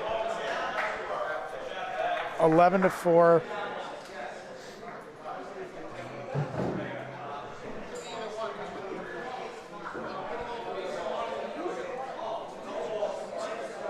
Okay, keep an eye on Randy here while we change the score. Had a good conversation. I met Randy and Jake last year at the Ambassadors Cup. You were there. Mm-hmm. And they were some of the first people I met in the bocce world who had never heard of us, American Bocce. How could that be? I don't know. They must not have Wi-Fi up there in Holley.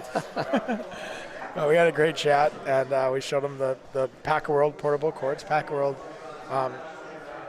sponsoring this tournament, and a big part of what's going on with the Special Olympics bocce movement across the country and world. Nice shot there. Nice shot there.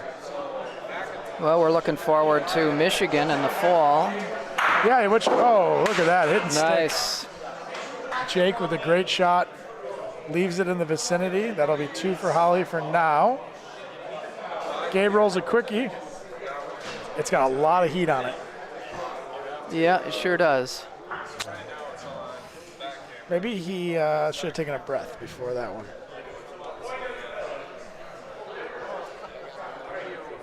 Okay, pressure's on the new guy, Keith Visnu.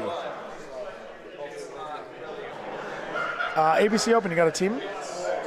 Yes, I'm playing you're with. playing with Salsicha I gotta again? think who I'm playing with on this one. That's with my St. Louis guys. Yeah, Salsicha Nick. turn. Yep. So I played against Nick last weekend in Heron. There was 2 tournaments in 2 days. One in Murfreesboro, they won. Yeah, they got you in the first Yeah. one, and you got them in the second, right? Exactly. Yeah, you saw that? Yes. Yeah, it's so funny. Tale of 2 days. It was fun. We had a lot of fun with it. Well, that's nice when you have back-to-back tournaments like that. Yeah, it was great. Yeah, first one they beat us in the first game of the tournament. Then we fought back to get into the bracket and lost to them in the quarters. Got shut out by them in the quarters. Just absolutely, they played nice. Yeah, I got it. Look at that. They played really, really well, and we weren't executing. And the games are only the 9 down there. Yeah, that's. Yeah. And then the next day, we didn't face them. They didn't get out of the group, but we went on a nice little heater and won 5 in a row and hopped in the car with a trophy and some cash. Always nice to go home with some bling and. Yeah, exactly. Oh, no. That is at Well, I'll be least one seeing for them Holley. in St. Louis. On the 2 days before Yes. the Nationals. I just signed up with Big E for that one. Oh, good. Yeah, All so I'll be right. playing with. Yeah, I'm going to Molisani the week before, and then St. Louis, and then Highwood. Getting your rolls in. Okay, Randy's looking for at least 2 here. Yeah, you got it. That's a You great got ball. it. Nice. If it's 3, it's game. If it's 3, it's game. Yeah, It's game. It is. How about that? Well, like I said, the score felt closer. Holley wins 14-4. And before you go, because why don't we get a little booth shot of the 2 of us right up there? Alex and Brett. A lot of lefties in this tournament. Have you noticed that? Yeah. I like the lefties. Love to see it.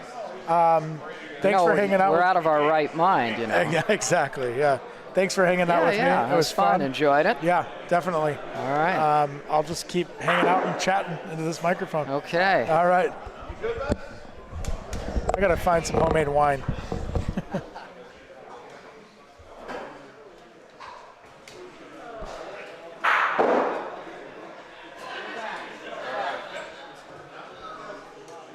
I gotta take a break. You gonna do one with Mike?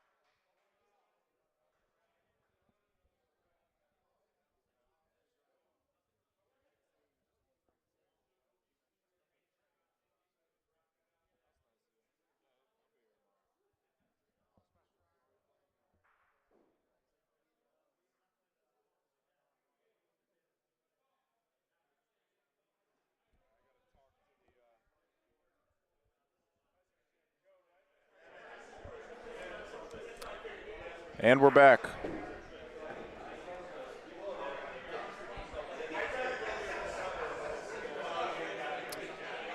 Michael Sheldon back in the booth. Good to be here. How we doing, folks? So these are warm-up frames here. We got Short Street versus a team that I'm not familiar with.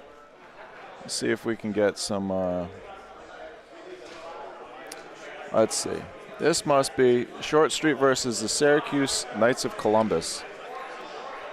Do we know the... Let me see. Knights of Columbus. All right. Dave, can you figure out which player is which for Knights of Columbus, please? And oh, Short Street, we got Short Street. Okay. Who's playing who? Knights of Columbus and Short Street.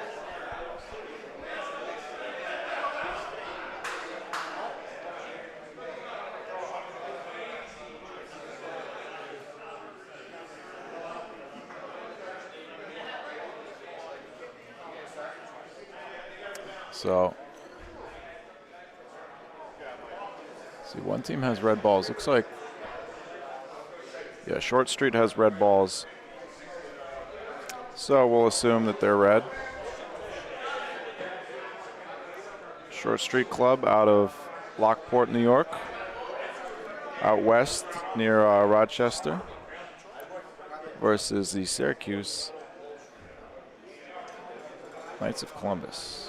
Let's see. We'll do it like this.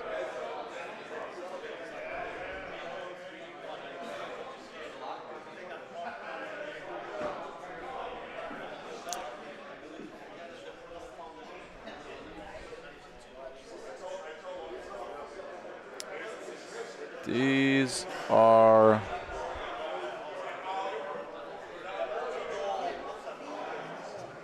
something smells real good. Oh, Galliano's got wings.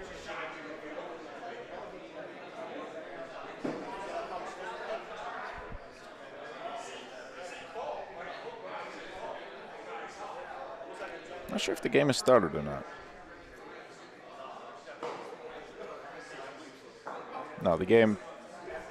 So these are still warm-up frames because these guys are just tossing balls out of order. I think, but they're looking at the balls. They're watching them, studying them quite a bit. Maybe that's just trying to learn from their warm-up shots. Yeah, got to be warm-ups because otherwise you would have shot that ball.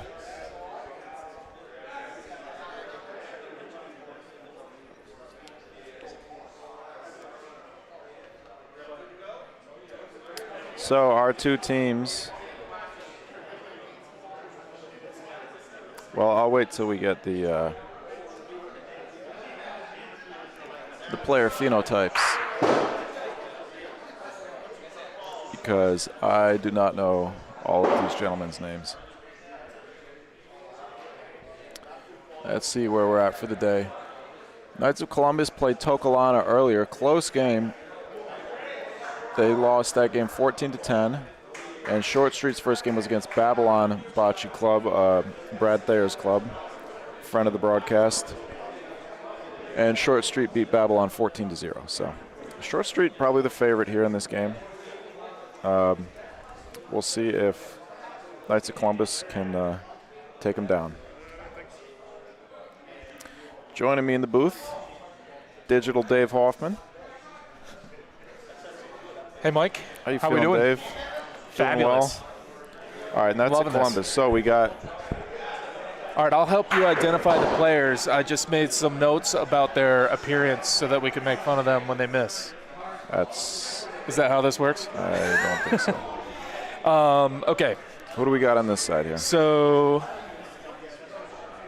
that is Short Street Bocce. Just roll the ball. That was Mike Serif. He's got glasses and he's tall. Captain Mike Serif. All right. Serif. The guy I think just rolled a ball in gray shorts. That is Ted. Ted right there. Let's do Short Street first. Okay, let's do all Short Street. Keep it simple. All these two. We'll go side by side. So on this side for Short Street, we got Mike Seraph. All right, and we've got John Villela is rolling right now. Villela. Okay, and then JJ. No, that's JJ Villela. JJ has the armband, and John has the black socks and glasses. These are partially my notes and partially Alex's notes. I'm getting frustrated here. So we got Mike and JJ on this side. This is JJ here rolling the ball, and Mike is the other guy with the Lockport shirt on. And then for the other team, we got Ted Barbuto. Let's pull him up here. Ted Barbuto, our captain there on the left. And Giuseppe Santaguida in the center there. First frame of the game. We got Short Street with the red balls and Knights of Columbus with the, are those dark green or gray or black? Those are green. Dark green. Are you colorblind? I'm colorblind. I am not colorblind, but it's hard when I'm looking at the laptop as opposed to the real life out Small here. screen on the laptop. We got Sean Crone in the chat asking if that's from a while ago. We are in the tournament. I am not in the tournament. Michael that's here from like is an hour ago at least. That's from an hour ago. Let's scroll down. You can't scroll down. It's disconnected. Look. Don't touch my mouse.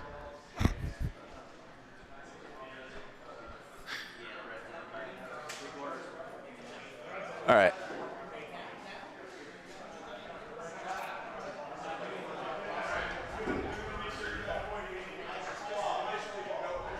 So we got 1 point for Short Street, jumping out to the lead.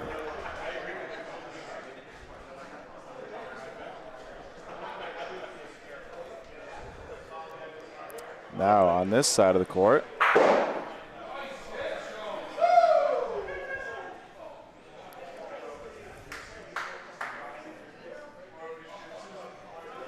for Short Street, we have Bill Rosenberg here rolling the ball, and John Villela, not to be confused with JJ Villela on the other side. For Knights of Columbus, rolling this first ball is Vinny Santaguida. And stepping up to the plate here with his slides on, Ted Santaguida. So we got 3 Santaguidas on the Knights of Columbus team, along with a Barbuto. 3 Santaguidas and a Barbuto.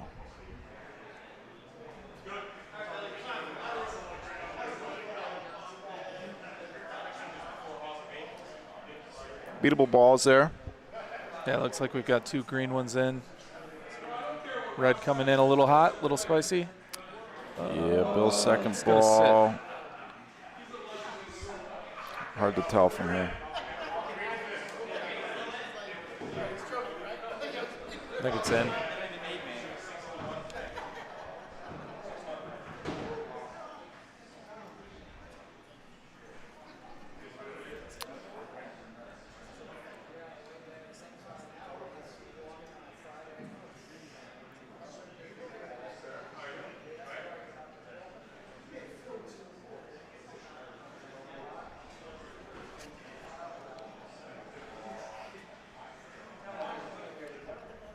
What does that say?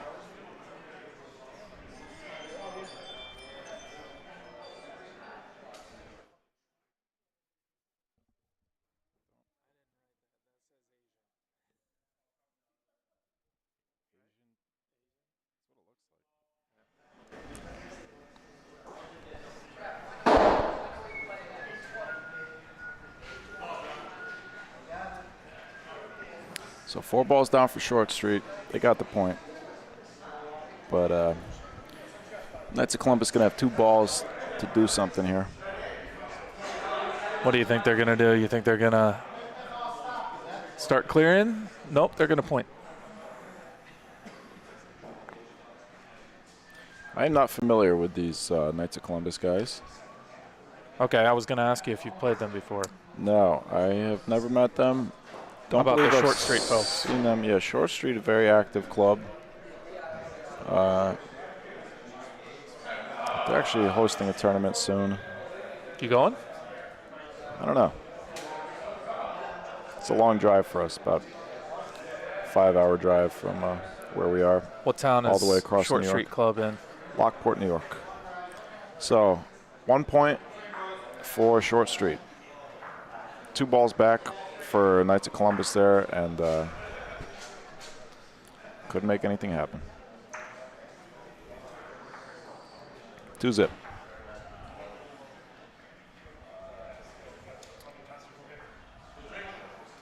I've said it before, I'll say it again for those folks watching. Please subscribe to the channel so you can see our future broadcasts, and please like this video because it helps us with the YouTube algorithm. And for those just joining us for this game, we are at the Waterside Club in New York. Phoenix, New York. This is the, Phoenix is outside of Syracuse. This is the New York State Bocce Championships. 12 clubs have been invited. 12 clubs. More clubs are invited. 12 clubs are participating. Round robin, 2 groups of 6. And then tomorrow we will have knockoff rounds.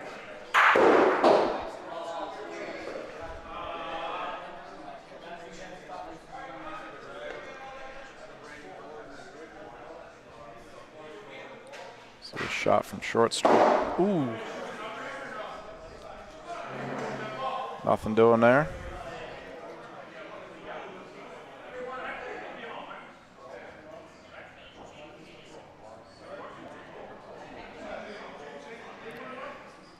Third ball of the frame, Mike Seraph. Good ball.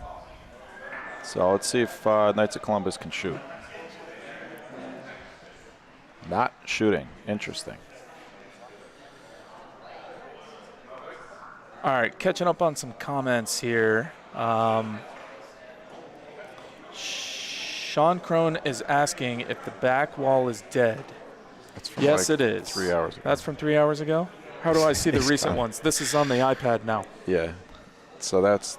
There's no timestamps? Lolo is the only not recent comment. Okay. That's from last game. This is... So Knights of Columbus had the advantage there. They had 2 balls back to Short Street's 1, but elected not to shoot. Tried to beat that point twice, about a 6-7 inch point there. Couldn't beat it. Short Street ended up, hammer swung back in their favor. So now we're at 4-0 Short Street. Yeah. And 2 points.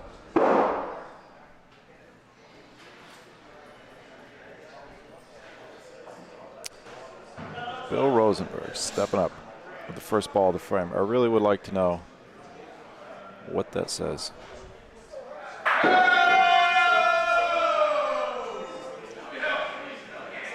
I would love for these guys to stop shaking the fence. Nice ball. That's a good point. See if the Knights of Columbus can get on the board. All right, they're going to point one out there and then maybe shoot. We'll see.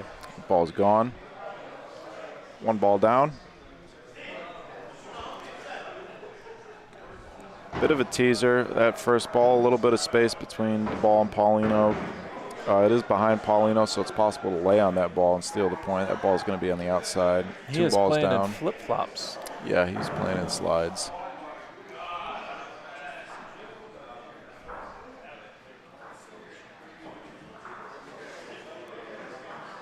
That's Ted Santaguida. It's a better ball. A little bit on the outside, not really in the way, so it doesn't do much as far as defense, besides just tightening the circle a little bit. See if Vinny can put in a good ball. Good speed, good direction. That's going to be a good ball. might actually steal the point with that one. So they got the point. Took them 4 balls to do it, though. And Short Street's going to have 3 balls. Short Street's going to make something happen. So they'll blast shoot that one out. Yeah, shoot this one. See how the cookie crumbles after this shot. You'd think there was an earthquake in here. The way this is Mike shooting? Are shaking the defense.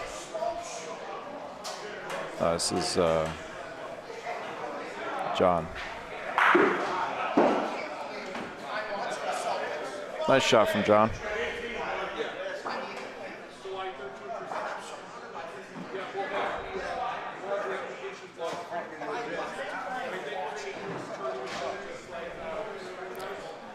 Bill's ball. A little long. Missed opportunity. So he put on a great point the first time, made his second ball about 5-6 feet long. What do you think? Think he makes this one? You get 2 out of this frame? Tough to go from shooting to rolling, but looks like he did it. It's looking pretty good. Yeah, so. Ooh, maybe not. It's close, hard to tell from here.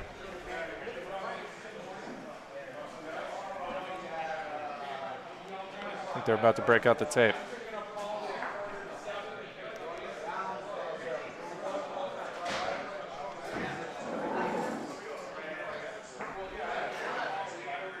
Mike's giving the thumbs up, indicating that he thinks they got 2 points.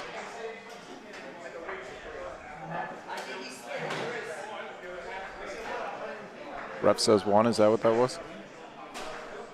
Oh, no, 2. 2. Ref says 2.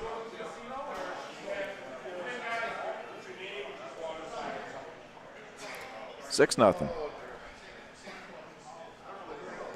And this game is quickly getting away from the Syracuse Knights of Columbus.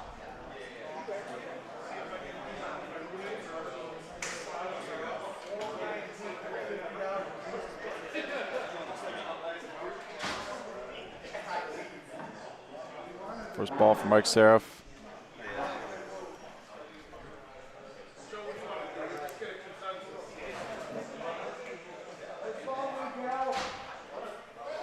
Real short, Paulino. Barely over the line. Puts it in front. It's going to be a tough ball to get around. That ball is about 20 feet long.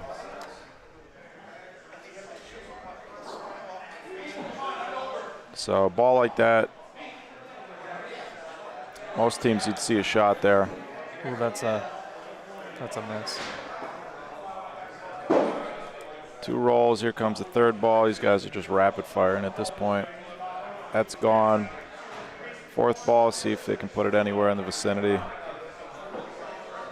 It's coming in a little hot. Might make contact. Is not no. much better. Okay. So, like we might 4 rack balls up 4 gone here. in the span of about 22 seconds. And Short Street's going to get 4 points. 10-zip.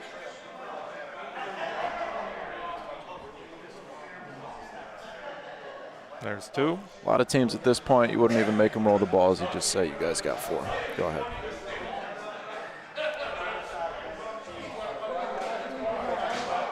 So you wonder, like I said, these Knights of Columbus guys haven't really seen them before at tournaments. Doesn't mean that they don't play tournaments. I'm just not familiar with them. Wonder if they're feeling a little discouraged. They got some tough competitive teams here at the Waterside Club. So the games at this tournament are going to 14.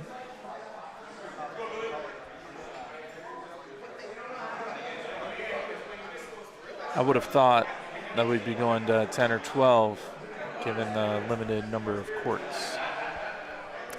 You would have thought wrong. Yeah, 14 is kind of a long game for round robin, for only 2 courts, 12 teams. But there are only 12 teams, so.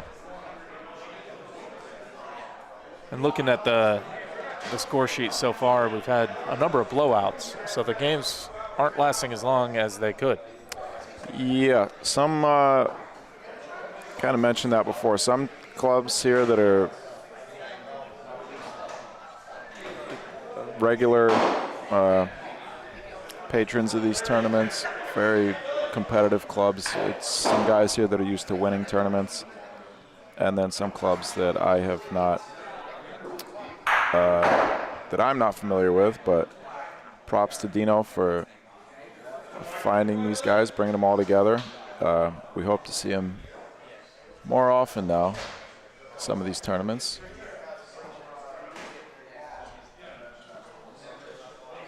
See, second ball. Might be a little for the Knights short. of Columbus. Yeah.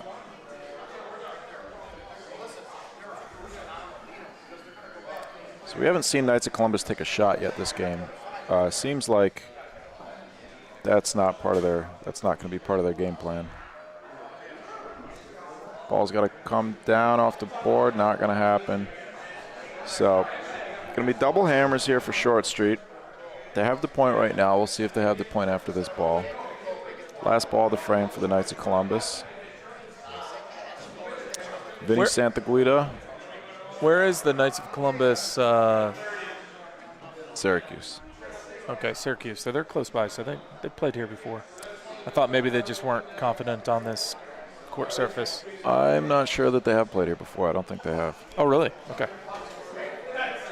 Despite how close they are.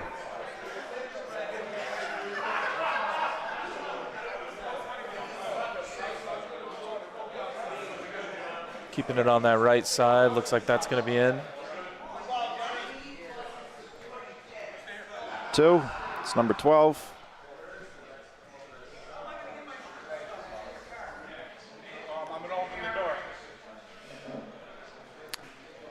John's ball is cooking. It's still going to be good, I think. I think so, yeah. Oh, Oh, no, nope. maybe not. It's gone. This So, is 2. 2. We got one more ball to throw? No, that's all.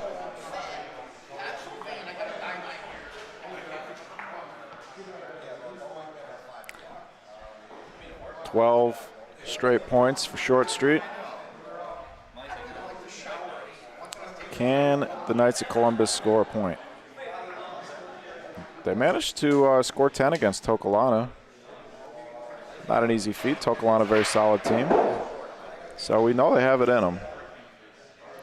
Maybe just having an off game right now. The fact that they don't shoot, though, I think it's going to hurt them quite a bit in the long run.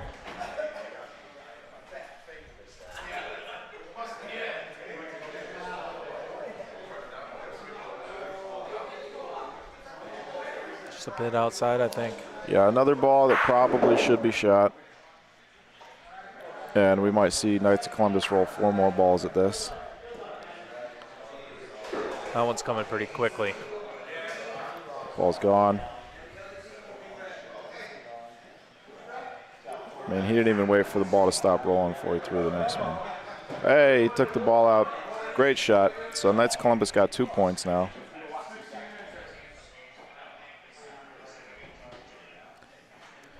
Yeah, there's no timer here. I'm used to playing with the timer, so I'm surprised that they're kind of rushing it, I feel like.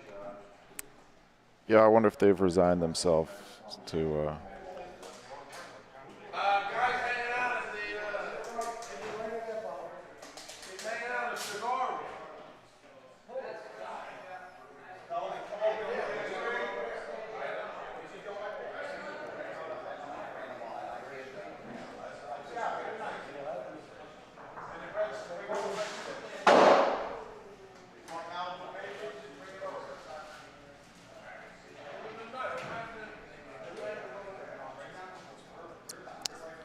well,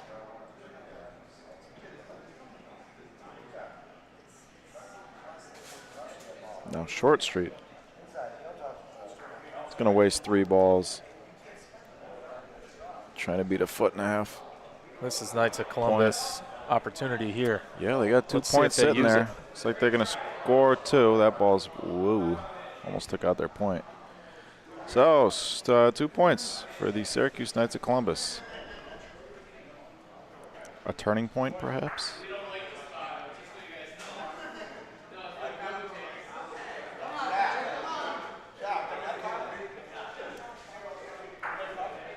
that's going to be a big confidence boost. And now they get the Polino, so let's see if they make use of it. Sure, they're smiling now. Hopefully relaxing now that they got some points on the board. And gotta capitalize now. Long way to go to catch up to 12 from 2.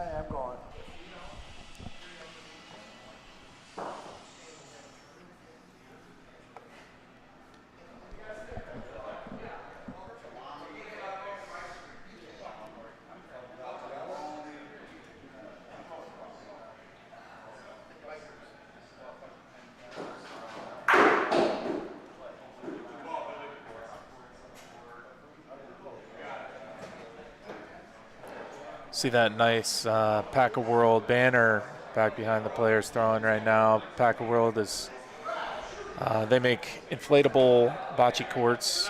They're a sponsor for this weekend. They're also a sponsor of the Special Olympics. You can see their banner there too.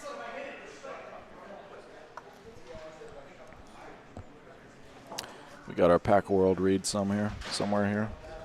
See if I can find it.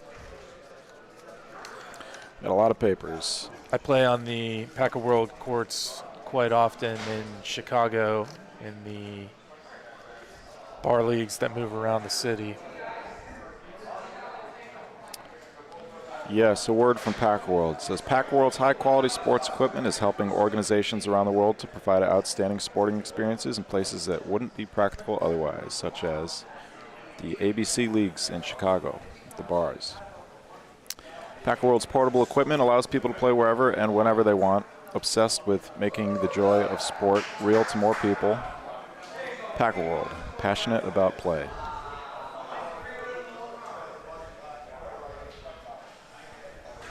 Last ball for Short Street here. Looks like Knights of Columbus might have another opportunity to score.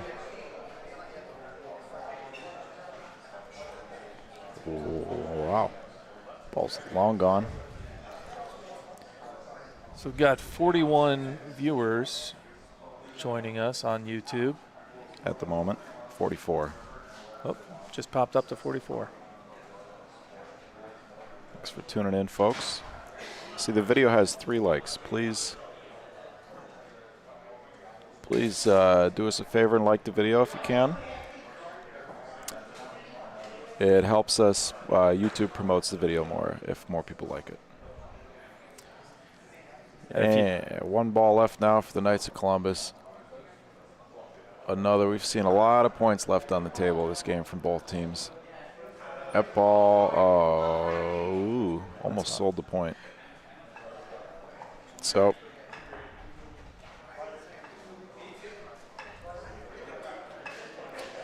that is two frames in a row. That's a start. They're on a roll.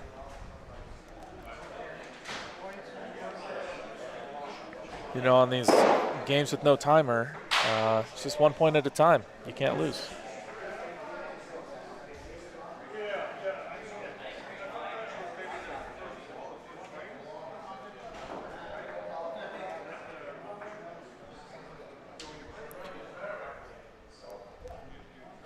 I think ABC might be the only bocce group in the nation that plays with timers.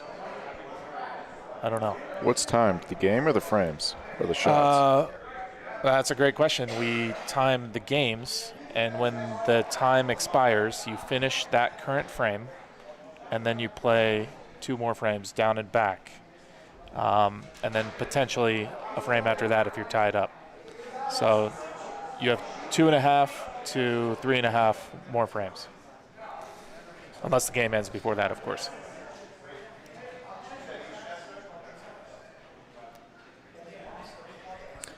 Yeah, sometimes you see rules like that. Not very often, though. Keeps the games moving for sure.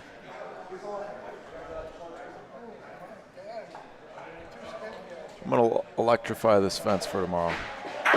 Stop leaning on it. Oh, missed that shot. Good shot from Short Street. Is that red ball coming back? Is it in? Yeah, it's 2 points sitting there. Short Street, Knights of Columbus should be able to make a point if they keep it in the court. That ball's going to burn. unless he touches. Nope, ball's burnt.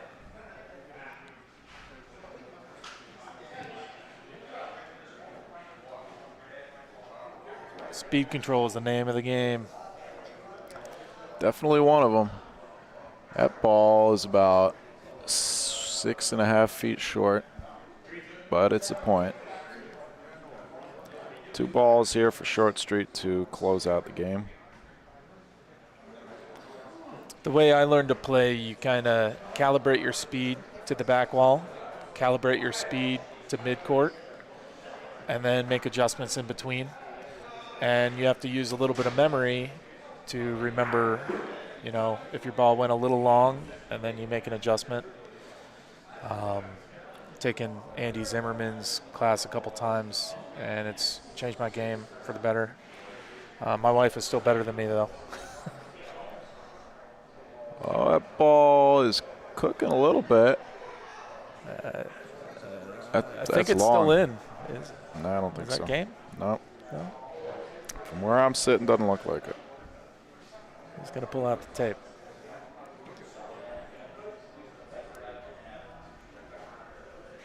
Yes. Hi, Liz. That's your wife's name, right? Liz is my wife's name, yeah. Hi, Liz. Thanks for lending us Dave for a couple days. She was online earlier. 1 point for Short Street, 13-3.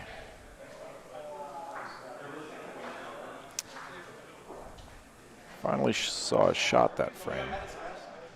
Still haven't seen a shot from the Knights of Columbus. Wait a second. Yeah, so Knights of Columbus mistakenly tossing Paulino. Bill was not going to let that happen.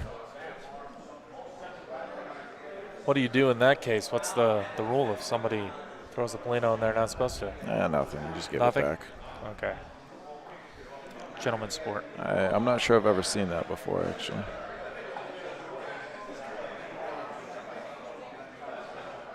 So 1 more point for Short Street to close it out. Knights of Columbus will have to make a run. That's a pretty good point. Sitting maybe 1.5 feet, 2 feet out. Yeah, a bit of a teaser. But we know what Knights of Columbus is going to do. They're not going to shoot it, that's for sure.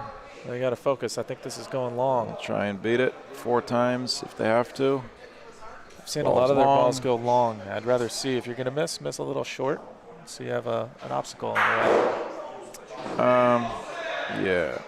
Well, you don't want to block the path, but yeah. And ball's a couple inches long.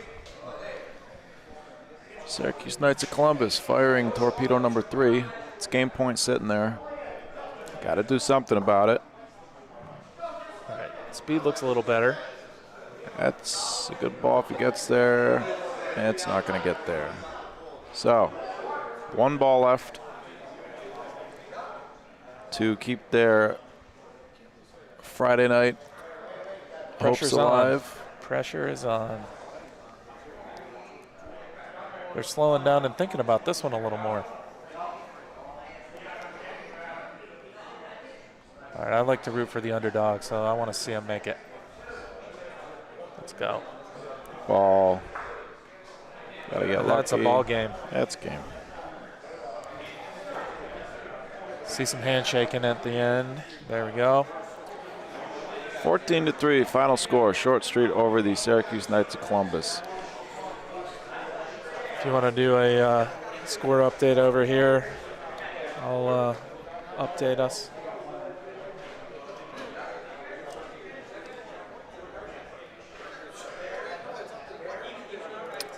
What do we got? 1 more round of games tonight? Looks like 1 more round, the 9:10 p.m. games.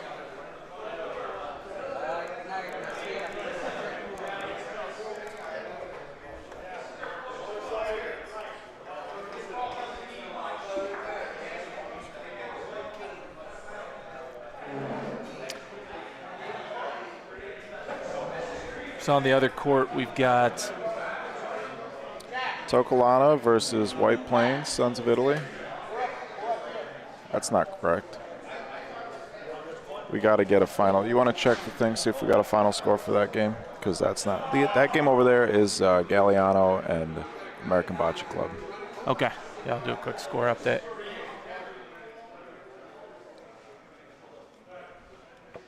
So next up on this court should be Waterside again versus Mount Vernon. Waterside, home club, getting on the broadcast twice the first night.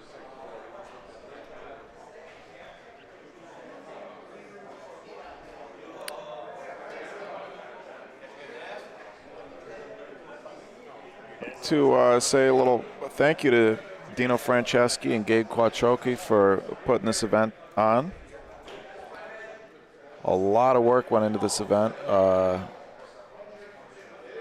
They've got this place dressed up, decorated real nice. Did a lot of work coordinating everything with all the sponsors, with the Special Olympics, our celebrity game that we had to kick off the tournament between our unified team, Special Olympics athletes playing with Dave and Alex.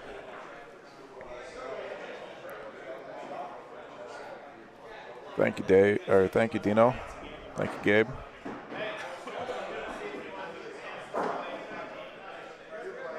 This club in these courts, there's nothing else like it in New York.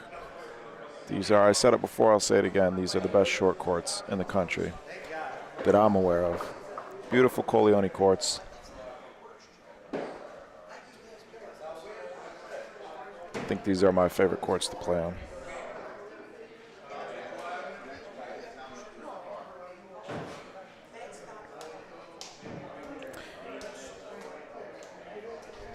And a thank you to our sponsors, Packer World, Benjamin Moore, Ripley, Garlock and Associates, Romano Auto Dealerships,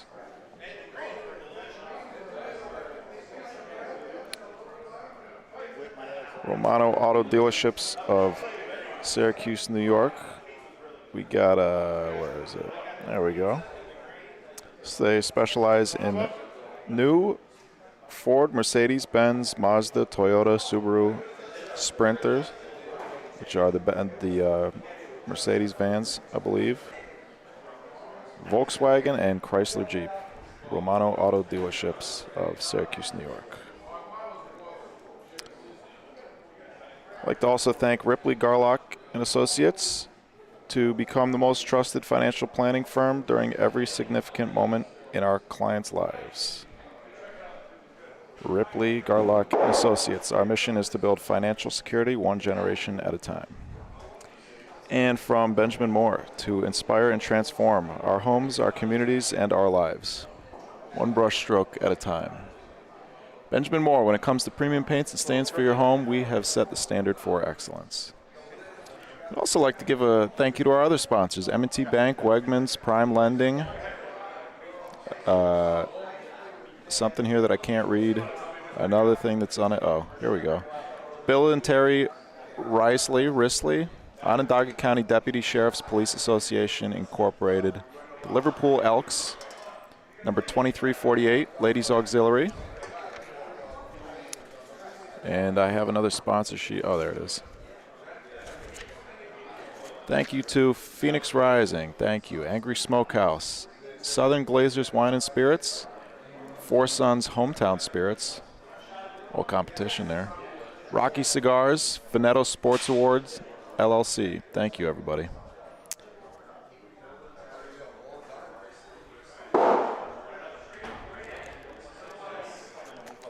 While we're at it, I'd like to extend thank you to the Barbecue Basket, the Lottery Tree basket donated by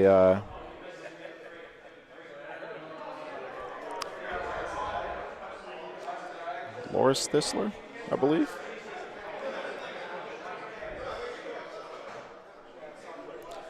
I might need somebody else to come over here and decipher this sponsor sheet for me. Anyways, thank you to all of you for tuning in. We'll have another game up here shortly on this court. Digital Dave over here setting up Whirl the Flying Squirrel. We've got the overhead camera. The phone has been charging, so we'll see if we can incorporate that a little bit more in the last couple games of the night.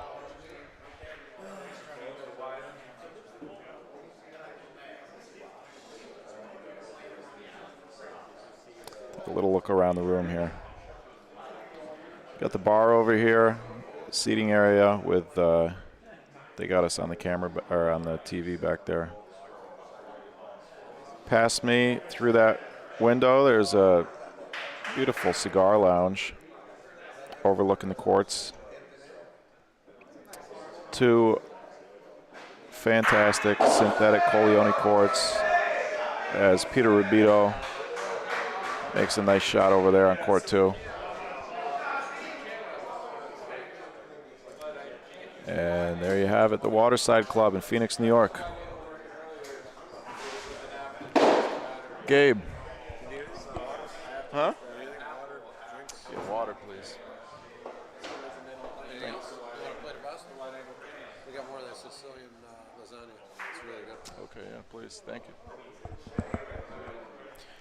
What did I say? What gracious host. Gabe walked over to offer me some pasta and some beverages.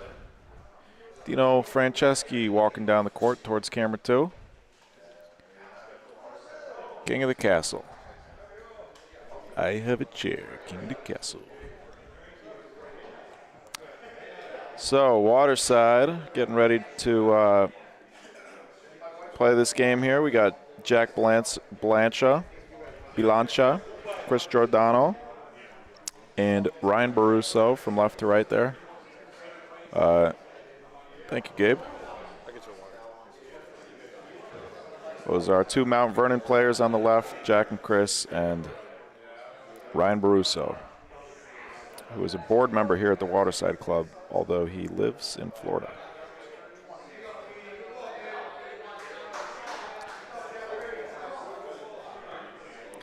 This game will be getting started shortly.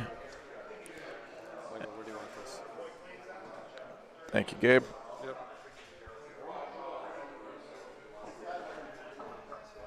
Get our scoreboard set up.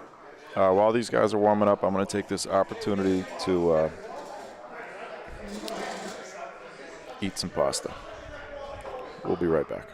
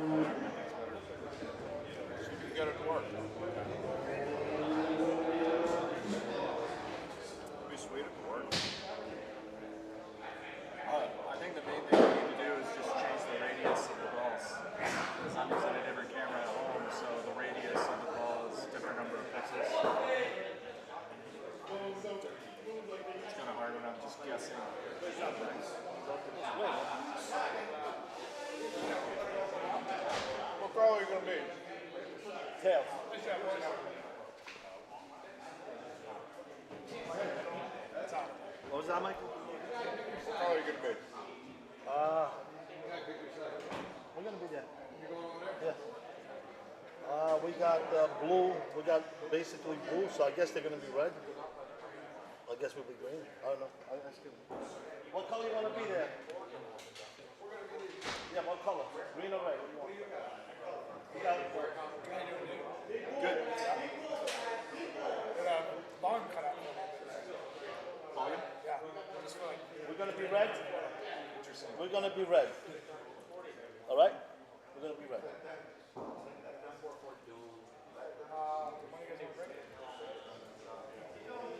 He's going to operate this stuff. Right? Yeah. I got some more issues than the iPhone. We're going to try. Yeah.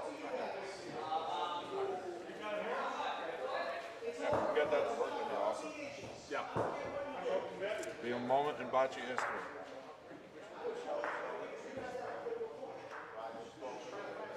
Really just need some time to come here when nobody's here, like stay late and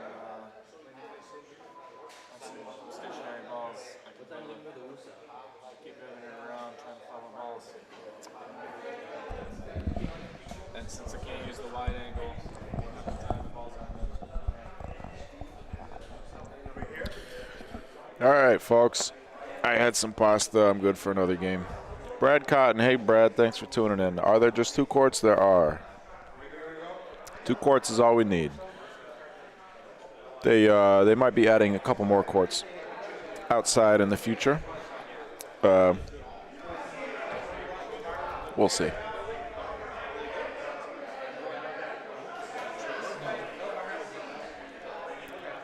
Warm-up frames here. Get our scoreboard going. Red team will be Mount Vernon.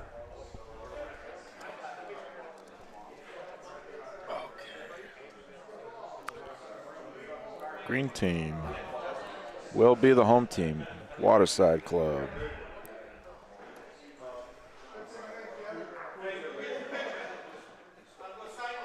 Game to 14, as you know.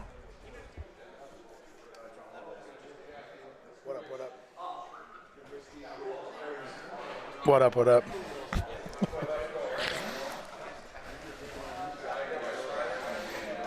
All right, what do we got here, Michael? Mount Vernon and Waterside? These guys are watching the balls quite a bit, so I guess they're not winning. Yeah, Mount Vernon versus Waterside. First frame. Yeah, this is the first frame. I was mistaken. So we missed a couple balls, but we'll recover. This is ball number 3 from Mount Vernon from Guy DeSantis. Good ball.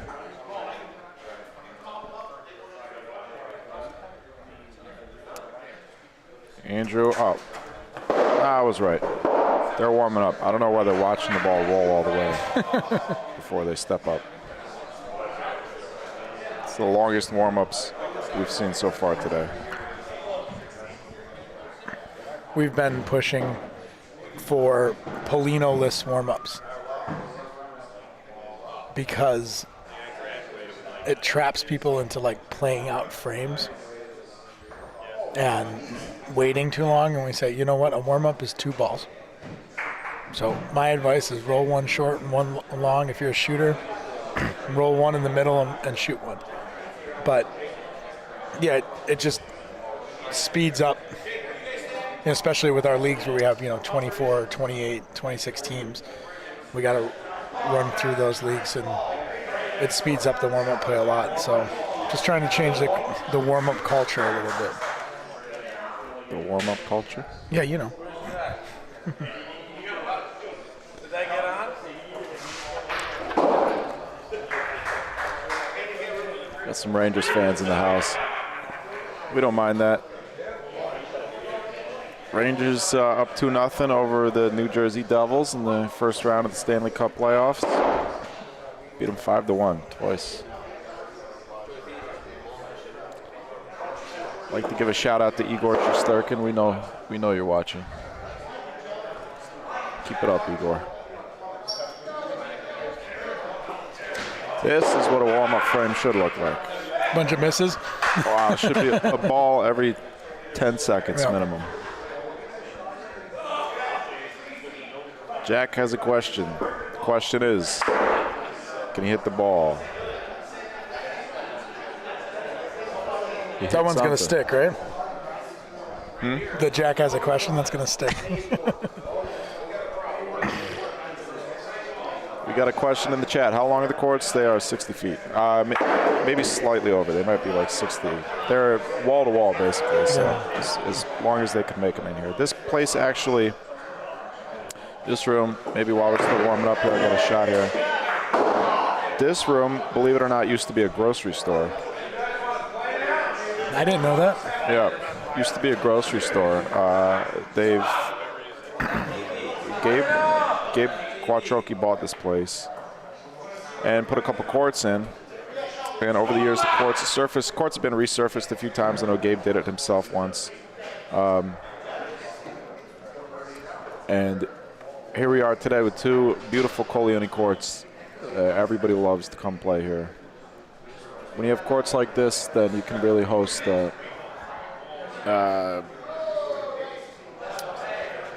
elevated competition, or yeah. It's an attraction. People want to come play here, and it also it's more fair when the courts roll truer and they're more consistent. It's less of an advantage for folks who have experience on the courts. So this is our first frame of the game. Guy DeSantis. It's a nice shot by Guy. Great ball. Gabe Quattrochi's going to shoot. Shooting down the left fence, not an easy shot for a righty or a lefty. Hits it solid. Round and round they go. Mount Vernon still got the point. Stepping up to roll the ball, Dino Franceschi. Here's our Waterside roster. Captain Gabe Quattrochi on the right there. Dino Franceschi just rolled the ball. On the other end of the court, we have Ryan Baruso and Keith Visno. So a little lineup switch up from the first game for them. In game one, Gabe was rolling with Keith, and Dino was rolling with Ryan. So they're trying to mix up the medicine for game now we two. got Gabe and Dino together, and Ryan and Keith. Interesting. Yeah. So Keith will be shooting, Ryan will be pointing, Gabe will be shooting, Dino will be pointing.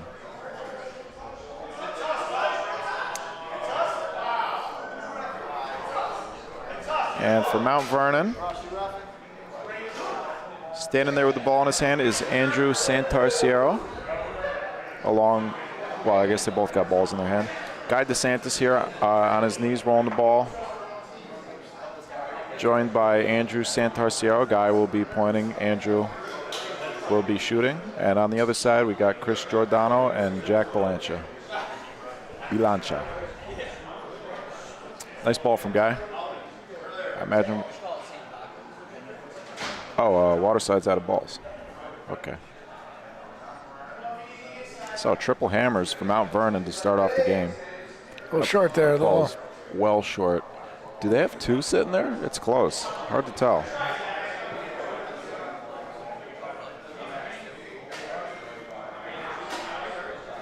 That one might be a Not little sure short if that too. back ball's in. Yeah, ball's short. Yeah, they get the calls too from the ref. Yeah, Russell Johnson, our official. Yeah, he's been putting in work on the courts, reffing and playing. Russell D. Johnson of the Tokelana Club in Rome, New York. You may see his billboards driving down the highway. If you need a parcel of land in Rome, New York, I don't, find Michael. Russell. I'm good. I'll take one.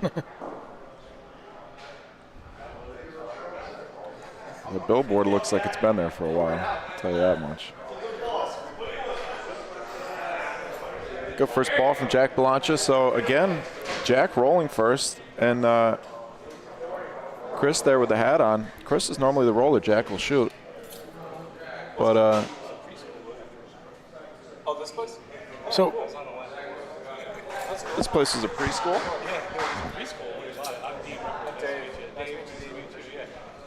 Keith Visno, first shot here.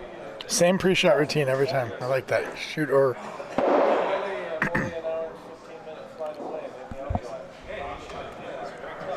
So Michael, while this game's getting underway, this is what is this, month 3 of the Bocce Broadcast Network?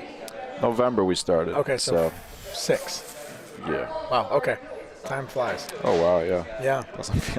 Sure doesn't feel like 6 months. And how do you feel about the progress and iteration of it so far? What are you liking? What are you hoping for?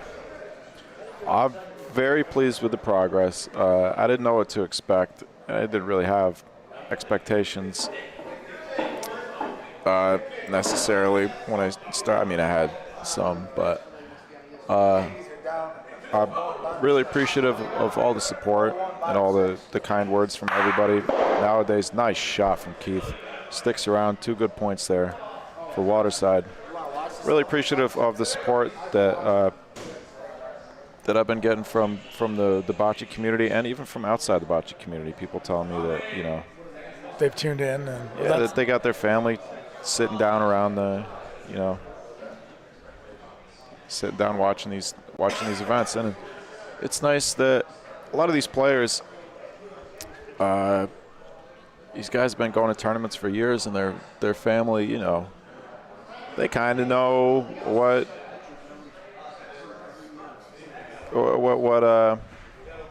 these guys are doing when they go to tournaments, but nice for them for these players' families to be able to watch live,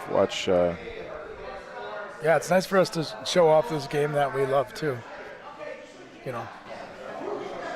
Yeah, that's the idea. Grow the audience, expose people to the fact that this competitive tournament circuit exists. A lot of people know bocce is a long game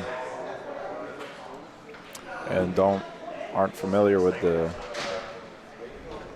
real sport of bocce. Right, and you know, I think Dino once told me that somebody who makes decisions somewhere about what sports should go on TV said that bocce was too slow for television, and I think that's a wrong assessment. I think that there's so much nuance and strategy, and you know, of course, a good broadcast can fill some of that negative space, which I think we're honing in every time we do it, right? Yeah, trying to improve with every broadcast. But I think it's not necessarily that the sport is slow. It's that if you don't know what you're looking at, you won't be engaged. But if you do, then you realize that there's, you know, this game has infinite outcomes, and what makes it so dynamic, even if it doesn't seem dynamic, is that, you know, every shot has a lot of different weight to it, and risk and reward, and it's fun to expose that. And I think the BBN has done that, at least for our leagues, our social leagues. People have watched either our live streams. There's now some of the BBN, especially in Vegas, and said, "Oh my gosh, I never saw that side of it," you know. And it's cool to show that side of it off.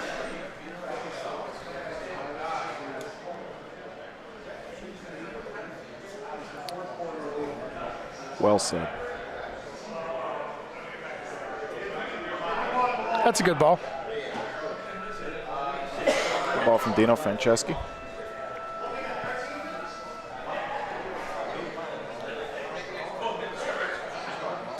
Andrew Santarciero lines it up at the shooting line, takes a couple steps back.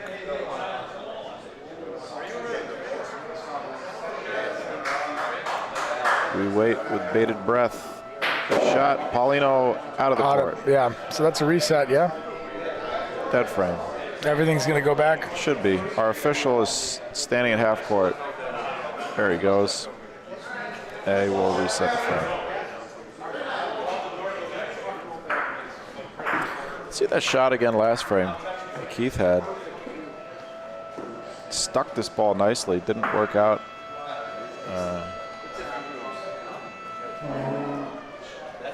There's a fire somewhere. Keith is a new player. I guess he just started last year. So he's going into his second year. Really good opportunity for him to play against some of the best players in the state this weekend. He'll probably learn a little bit. Yeah, and what a great place to learn, right? He looks composed too. He doesn't look like the moment's too big for him. You know, he's out there communicating with his teammates. They had a tough first game, but it's good to see that they're playing the game what I think is the right way and keeping his head on straight. And I like seeing that in a new player. I like seeing that with misses more than making lucky shots and overreacting to things and maybe not necessarily knowing why things are working or not working out for you. Yeah, like any sport, is a mental side to the game. And that's something that only really comes with experience. that you get playing in different environments. Sometimes you might be in, believe it or not, sometimes you may find yourself in a hostile environment, especially some of these places where the players and the crowd are get a little chippy, more animated.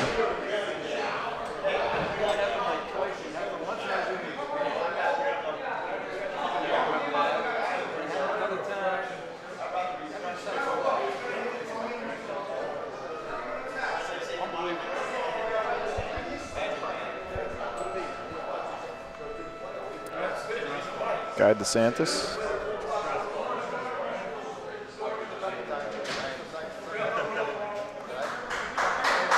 Ball number 3 of the frame, ball number 2 spicy from Mount Vernon.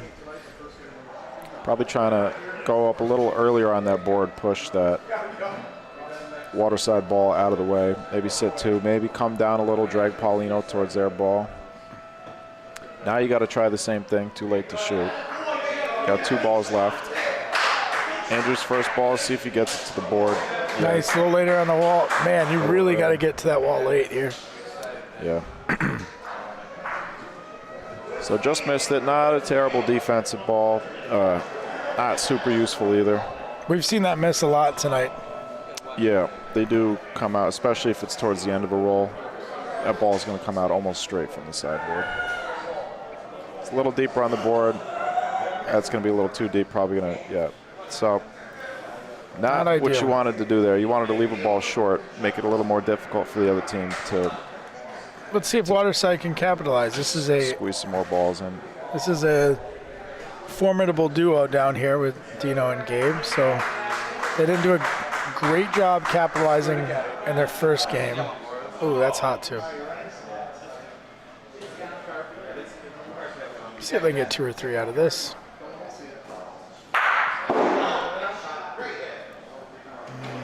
It's a good ball. Doesn't want to move Paulino. He almost did. That might be gone, actually. Yeah, I think it is. Hard to tell from here. Last ball of the frame. Waterside is sitting 1 point right now. That looks like that's going to be short. Oh, wow. Okay. Just 1. 1 point for Waterside. 3 balls back. They could only score 1. I don't think they're very happy about that. Dino's standing there in denial.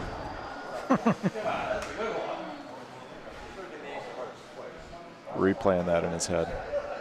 So, two-thirds of the court, Paulino for Ryan Baruso.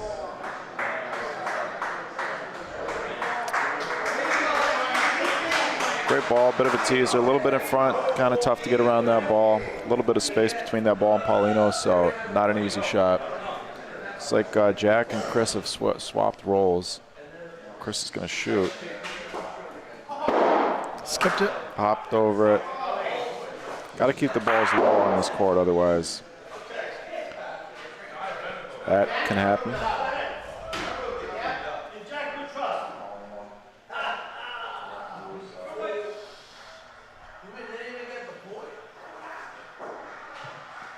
Gonna shoot it again.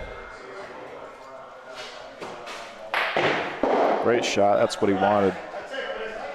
Doesn't do him much good to hit the ball there because they don't have a good point sitting around. They'd still have to roll another ball probably. Even if they didn't, they wouldn't have had a good point unless he stuck it. So pretty much best case scenario. Yeah, he's favoring Paulino there. It's about as well as that shot could have gone. Hits Paulino and it ends up near his ball. So backboard is dead. Tough to beat that point.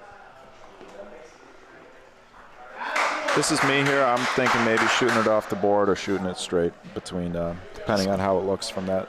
Yeah, creating a little space down there. That side of the court. Keith's lining up. Would you shoot your ball? He's going to shoot. Would I shoot my ball? Yeah, send 2 down there? No. Get a better target with the other ball in the Paulino. So either shoot it off the board or shoot between the 2 balls. You could shoot your ball and end up with nothing. Right between them. That's probably right where he was aiming. So good shot, just missed it. He's aiming there figuring that he's going to miss to one side or the other and hit either the ball or Paulino. But too accurate for his own good.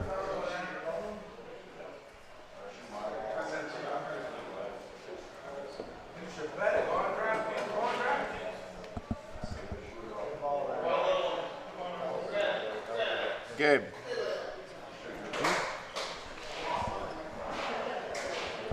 You might ask him not to hang on the fence because it shakes the cameras. Who's that?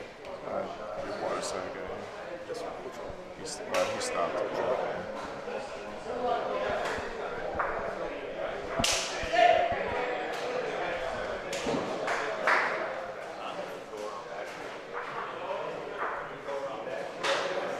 Hey, Billy?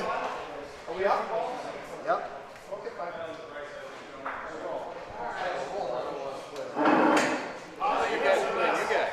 So last ball. Sorry, I got a little distracted there for a second, but I believe this is the last ball for Waterside. Keith's going to roll. He's been shooting, so see if he can adjust. It's Joe Peterson's left elbow that we're looking at. Ball's a little short.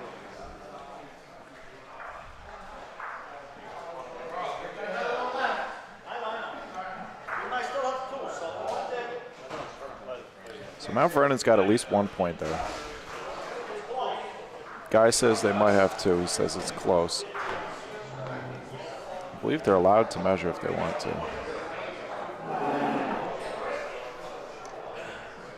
The ball has to hustle a little.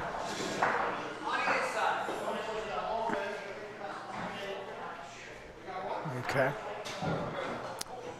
Yeah, that put that Waterside ball a little bit closer, so.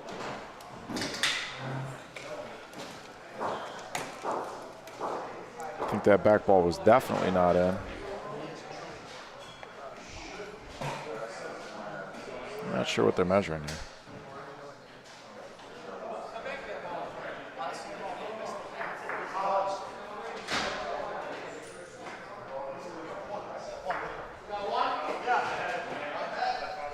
Yeah, it looked like one Mount Vernon the whole time.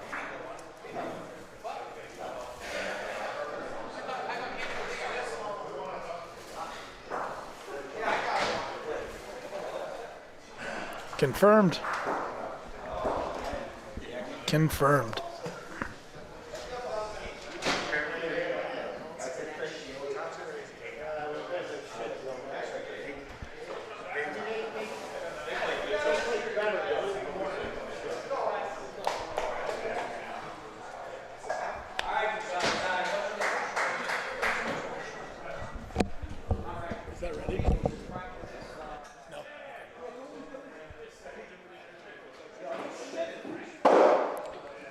Great first ball from Guy DeSantis.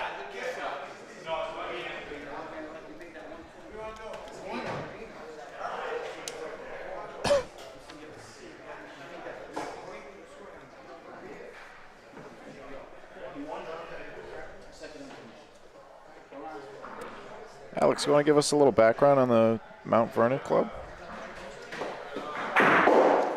Maybe. You can find it. Are they one of the teams that didn't do their homework?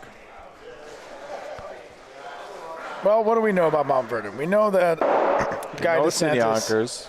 Yonkers. We know that Sloppy Joe's is a great hamburger stand off the Northway there. Beyond that, yeah, Guy DeSantis is I think, key figure in the national global bocce community. He's a board member of the USBF. He is the host of the Las Vegas National Open, which is a massive tournament. It had 80 people in it this year, or 80 teams, I should say. It's been running for a little over a decade. Jack hosted it with him. I think this year was the 10th year. Yeah, no, they started 10-year anniversary. That's started what it was. in a park. Yeah, yeah. And they've upgraded to, at this point, filling out the South Point Hotel and Casino on the south end of the strip there. So I know that also.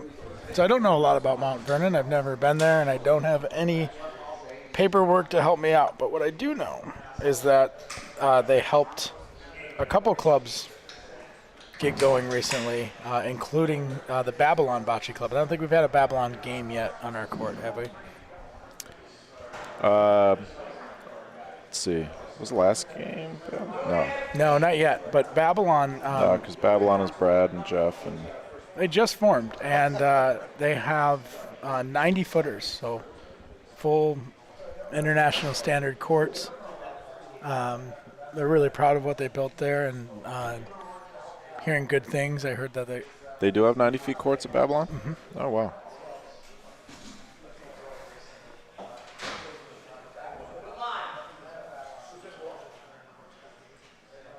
Those are stone dust courts, I imagine, right? Yes. Yeah.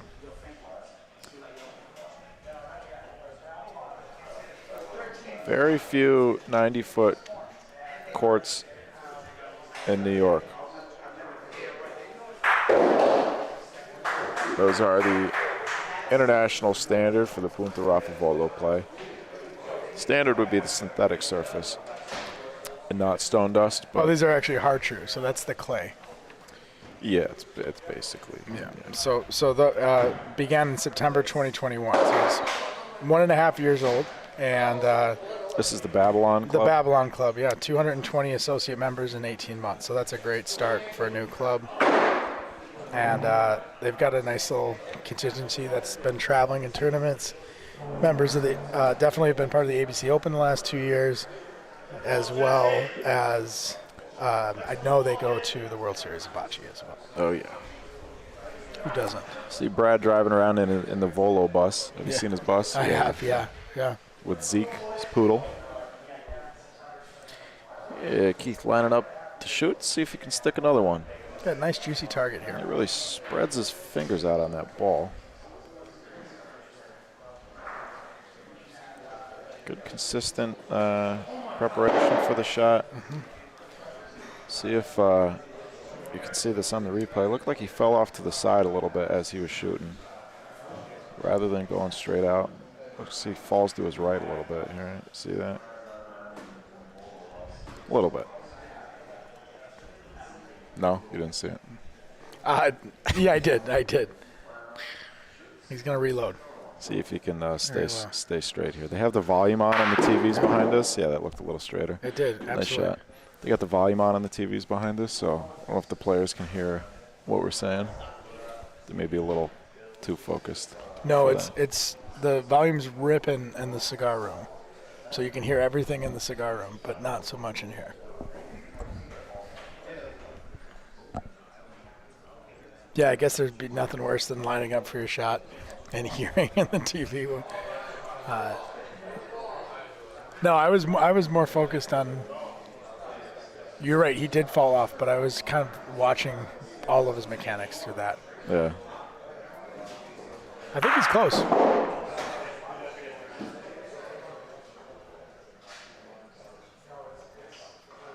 It's a good ball. Yeah, Jack Blancha, 53 feet or so down the court, maybe a little more, 55 feet. Keeps it in the court, good ball. So Mount Vernon is, I'm not sure why Chris is lining up. Is that ball long? No way, right? I guess so. I guess that was the call. Guy said, what do you want to do?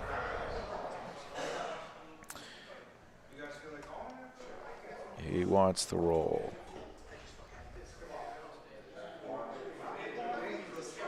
Yep. Ball might catch the inside of that Waterside ball. Did he give him more than one?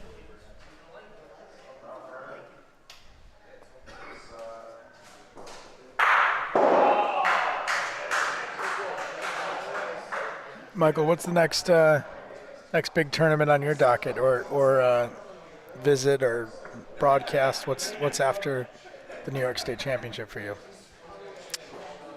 There's a big super doubles tournament at the Galliano Club in Rome on El Cinco de Drinko, and we may or may not be participating in that. I think shortly after that, I believe, is the Short Street tournament. It's another big tournament. So I don't really have an answer for you. I don't know. The last, like, 3 weekends, or at least the last 2, we've been traveling for tournaments, so. Did you win one recently? Yeah, last week, my father and I went undefeated all the way at the Galliano Club, little 14-team tournament there. It's Chris Giordano rolls the last ball for Mount Vernon. Congrats. Good for you. Thanks. Yeah, some good teams there, including a lot of the guys that are here today. And 1 day? 2 day. Oh, okay. Similar situation, 2 courts. Double elimination, games to 16, 14 teams, so. You won it out of the top side? The winner's bracket? Yeah. Yeah. Yeah. Fantastic. Yeah, nice to, it was my first time at the Galliano Club. Nice, cozy little club there. Good folks. Gracious hosts. Are the folks here this weekend, are they involved in the, involved in the management or the board of the club, do you know, or are they just players? Well, there were a few guys that were supposed to be here, at least according to the rosters, I think, that didn't end up coming. Well, oh, maybe not. Maybe I'm misremembering. But guys here, was that your question? Yeah, the guys here, were they? Are the guys here officers in the club? Let's see, Galliano, we got Nico. Who's on the team? Nico, Johnny Rod. Oh, and then Fred. And his son, yeah. Fred's father, and who else was Fred on and the his team? son. Oh, you said that, Nico. Fred, sorry. Nico. I'm sorry. Yeah, you said. Johnny, let's see, I got it right here.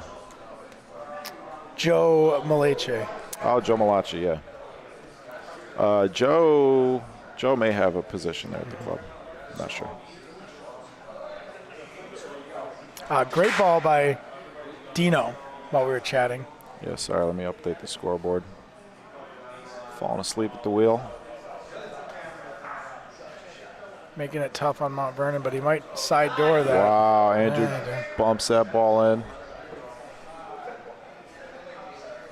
Little pool shot there. Yeah. Whoop. Gabe is quick out of that box, man. Yeah, didn't give me a chance to capture that. So he hit the front. He hit Mount Vernon's front ball. Somehow didn't clear out anything else. Now it's open for him at least. Shooting from center court, which is an interesting position. I guess he's doing that to hide his own ball behind that front Mount Vernon ball so that if he misses, he doesn't accidentally take out his own ball. Makes sense. But does make it a little bit more of a difficult shot. Now at this point, they got one ball left, I imagine. Yeah, that's the call Ryan's showing. There's a bit of a strong roll towards the board to try and come down, maybe catch the inside of your own ball, or lay on that point ball. We've seen a lot of steal the point. We've seen a lot of cracks at this today. Yeah, Let's gotta be laid on the board. That's laid on the board, but is enough speed? It's not gonna make No. it. So not a terrible defensive ball. It's in front, but there's a little bit of space between that ball and the board. So some room for Mount Vernon to sneak this last ball around. Andrew Santarciero.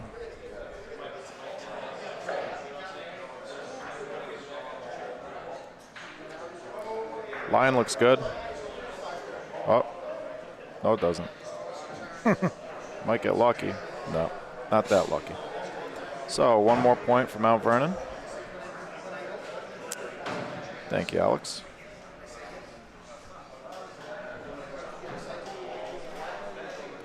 9-1. A familiar score. We were down 9-1 in the finals of that tournament at the Galliano. Oh, no kidding. Yeah, final score of that game was 16-11. So Jack Belancha leading it off.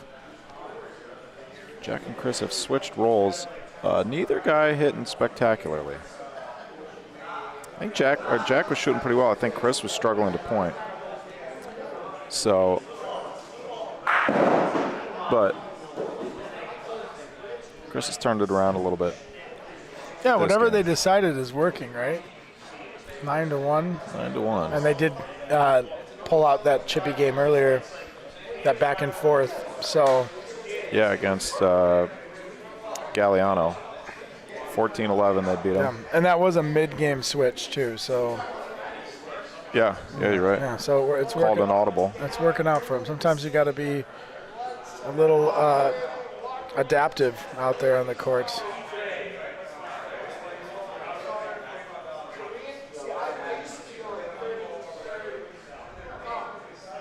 Jack likes to lean with his ball. That's a good roll. Steers it with his whole body. Good ball. See if Keith can keep everything going straight back and straight forward. As a reminder, these games are to 14. This is a group play. 12 teams representing 12 clubs or regions in New York, and split into 2 groups. So you'll play 5 games in your round robin. And I believe that's a dead Paulino. Let's see if old Eagle Eye caught another one here. Maybe not. It may have hit the. Oh no! No, sidewall into the top of the back wall. That's good. Yeah. So anything above that gray. Above that gray is out of play. But that Paulino just kept it in the arena. It's a nice shot there. Ryan Baruso follows his ball all the way down the court, and once he moves, yeah, good ball. It's in front, so could cause some trouble for Mount Vernon if they're unable to get around it. Chris is going to use the board. See if Comes in real early on that board. Yeah, real it's a early. little too early. Oh, it's straightened out. Oh, he's got the point. So his rolling woes are not going to bite him there. See if Keith can make the adjustment from the shot to the roll. One of the harder things to do in this game. Shoot a ball full speed like that, and then adjust to the speed of a roll. That ball is cooking. Might. Wow. Almost hard enough to bump that Mount Vernon ball out, but Mount Vernon still has a point there, I think. Oh no, Jack's pointing. Jack's pointing at the Waterside ball, signaling to Chris to shoot it. Okay. So, gave himself a chance. Put a little extra weight on it, and it worked out. Chris gets real low for that shot. Right between him, misses everything. Yep. He's got his hands on his head. Missed opportunity for Mount Vernon. That's 1 for the Waterside Club, so the score is now 9-2. You guys playing 4 each tonight, and then 2 more, or 3 tonight, 2 tomorrow. Is that the idea? 2 tonight, 3 tomorrow. Oh, okay.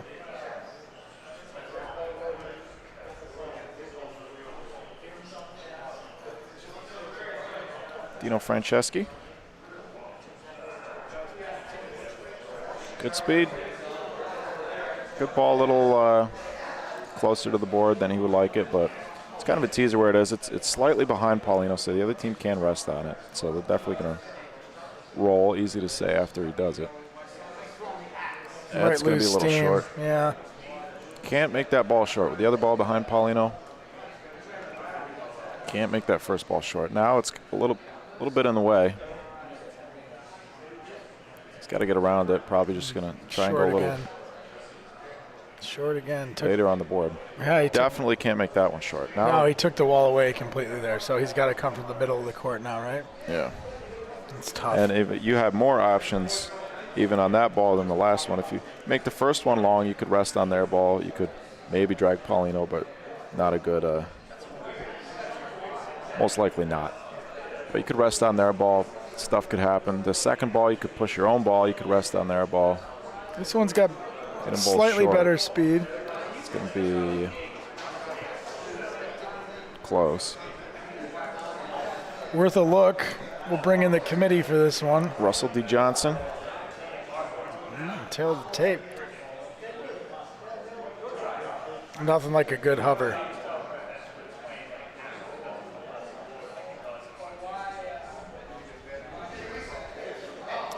And it's just that one rotation shy. Warrants 2 finger wags, 1 from each team.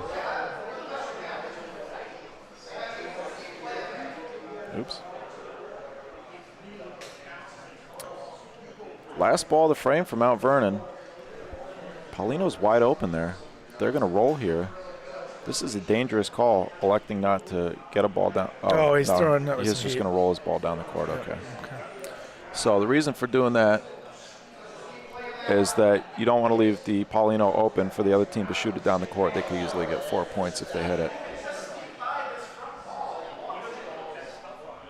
That ball is not particularly close to the backboard. They could still shoot that Paulino if they wanted to. Sure. Ryan's calling for the wall shot here, which, as we know, the wall's push. So it's really got to come in that wall as late as possible. It's tough. Yeah, I don't like coming out there. I like an aggressive call here. On a Paulino? You're down 9-2. Yeah, and you know what? You might chip their close ball. Yeah. And then make the next 2 easier too if you miss. You know, don't want to combo on your own ball, I guess, but I'd hate to see 3 misses on the wall here. I'd shoot Paulino all day. You're down 9-2. Yeah, make something happen. This is your opportunity to get back in the game. Yeah, even if you're not going to do that, shoot their middle ball there and hope it combos on the other ball. There you go. Make something happen. Yep. Time to be aggressive. So Dino's sitting down. Gabe is the shooter. Could be indicative of what we may see here. Ryan's still showing him. Oh, and then the call to Dino. Yeah, Ryan's a roller himself, so perhaps. Okay. Prove us wrong, Dino. Prove us wrong. He might have. He did. Wow. He did. Wow. I love to be proven wrong. Yeah, well, you got 2 more balls still, but they got 2 points, so. They couldn't walk away with just 1 here. No, can't afford to leave any points on the table at this point. Oh, and just like that, it's only 1 There again. you go, sold it. Okay. Time for the first volo of the game? That's what I was going to say. Great broadcasters think alike. If this is my ball, that's what you would do? I would. I've been voloing a lot lately, getting ready for nationals. No. I was going to say you could still look at shooting your ball and Paulino to the back. Here comes the ball. It's a roll on the outside. It's not going to get there. That one we didn't want to see. 1 point. Oh, that's the danger of. There's something to be said about folks really don't like to miss Rafas, right? And for some reason, a lot of people are hesitant shooters. Not that Gabe is a hesitant shooter, but just in general. Seemed like maybe Gabe wanted, and these guys are discussing. I know, he got called down off. there. Yeah. I think he did get called off.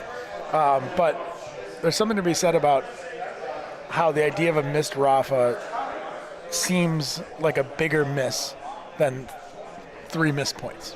But it should, it really shouldn't be. Yeah, ball's a ball. Yeah. And in that case, there was a sell in there too. That's a good ball. Good short memory. Yeah, great spot for that ball in front of Paulino. A little bit of a blocker. Chris will line up ball and Paulino here. Shooting either or. Nice. Good solid hit. Doesn't get the roll. Yeah, Waterside's going to have the point, but that's one of those where you kind of would rather have the other team. That's what we were talking about earlier. Yeah.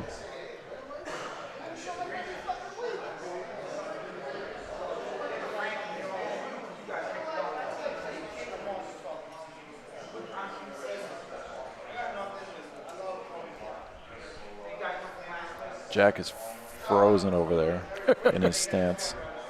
That wasn't the broadcast glitching. That was just him stuck. Didn't put enough cheeks into that one. Brian Baruso on the outside. Is he going to make it? Needs a little push. A little push. Oh. No. The dangers of the ball in front, even though it's 4 feet short, still in play. We call that a Sunday special in Chicago. The overly short ball right in front that holds up, it's a Sunday special. What are the origins of that? Now, we used to have a league on a thicker turf on a Sunday league that it was like a slow roll, and any ball in front felt like it would hold up. So we knew it was a ball that was good on a Sunday but bad Monday through Thursday, right? It's like Vegas. You roll a 2-foot point in Vegas. Yeah. That's an excellent point. Yeah, you're getting a high five. Nice ball from Keith.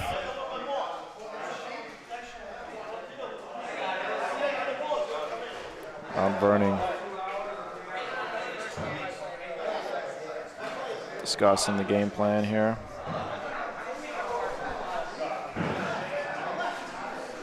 Okay, Jack elects for the wall. That's going to be the same spot on the wall. Unless it goes completely across. It's just short. Everything's dying to that spot, huh?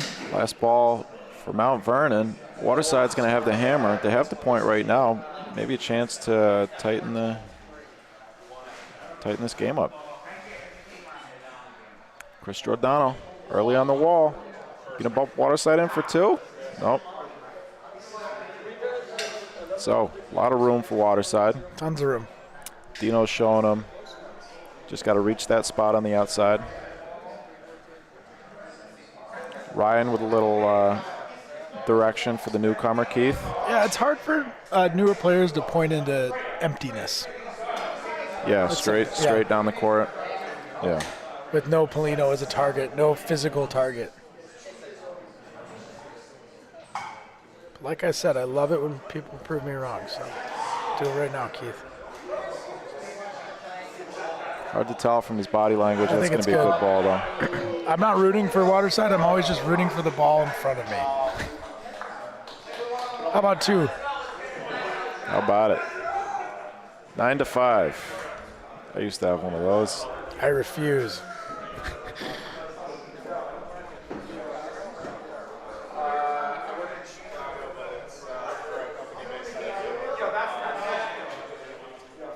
Dino Franceschi, let's see if he can capitalize on this opportunity, put in a good ball there, put some pressure on Mount Vernon, force Andrew to shoot again. Here comes the ball. Speed looks great. I think it's good. I think that's a real nice ball.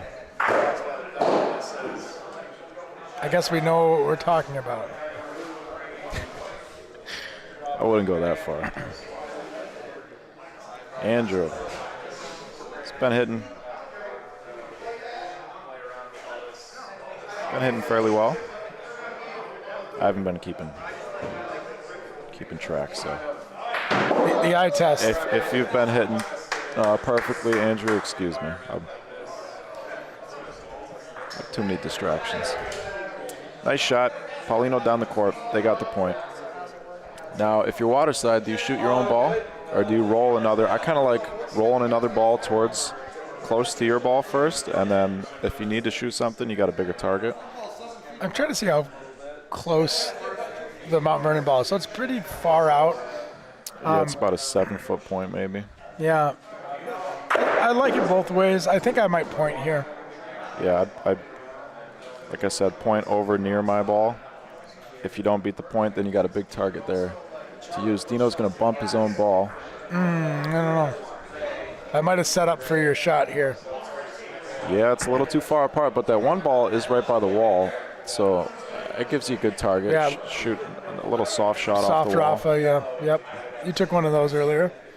I did, yeah. And you got 3 on it. You were looking for 4. Hey, we'll take 3. It was good. It was a good call. I like the call. We like to play fairly aggressively, a lot of shooting. Okay, that's a little early on the wall. That might split both those balls. That should be... Yeah, that's the point. Now you got a lot going on there. Yeah, you hate to take... Andrew's calling a shot. Yeah, they're going to shoot their own ball over in the corner.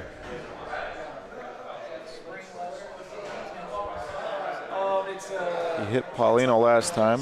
Got a much bigger target this time. See if he shoots it a little softer than normal or if he just whacks it.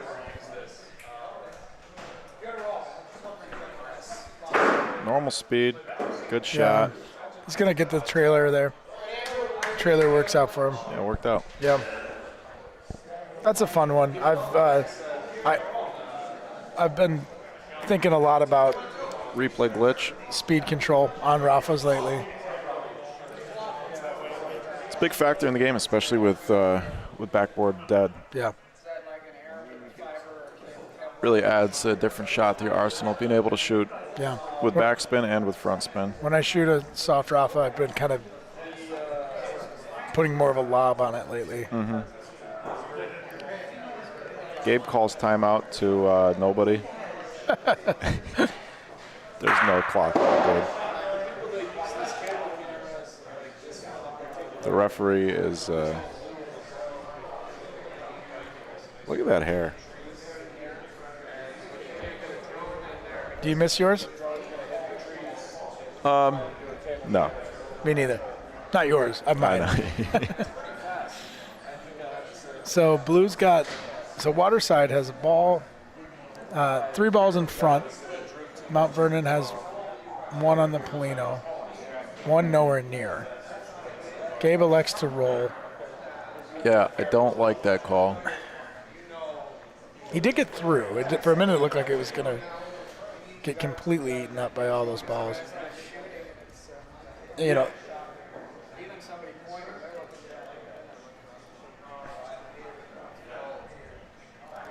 So ball number 3 for Mount Vernon. That's no good. Nope. Well, they kind of... Yeah, now they're just screwed trying themselves to throw a perfect point, I think. You could still come down off the wall. You come up early on the wall, bring it down around those balls to the left of those 2 Waterside balls, you know. Just just shy of the white line. Yeah, that's the way I go. Coleone line, yeah. These guys are pointing. They're pointing at the ball though, like they want to do something with that ball on the wall. I don't. Yeah. Yeah, this is kind of what I was. Why are they rolling towards that ball? Oh, might have gotten another point out of it. Yeah, I don't know if that's what he was trying to do. I don't know what he was trying to do. I don't love the play calls from either team that frame. It's a different game, backboard dead. There's a lot of... once that Paulino goes to the backboard, the strategy, the approach changes completely. I thought for a minute when they had 2 in hand that they could do a hard point at their blue ball, at their ball that was shy. Over here? This ball over here? Yeah, not the one on the wall. Yeah, but before that ball was on the wall. So we're still waiting on an official word. It is 2. It's 2 for Mount Vernon, so I guess it's somewhat worked out for them.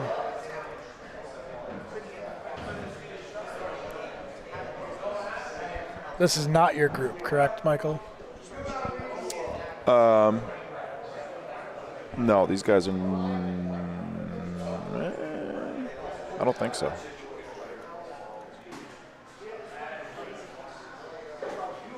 This is not your group. You have Tokolana should be a good game for you tomorrow. Yeah, that'll be a tough one, as well as we have Short Street in our group too. Yep. 2 formidable opponents. Ryan Baruso has been rolling well today, as he does. There's another good ball. That's real good. Real good. Chris is going to have to shoot again. Yeah, putting a lot of heat on him. It's a nice, juicy target, though. A lot of big target.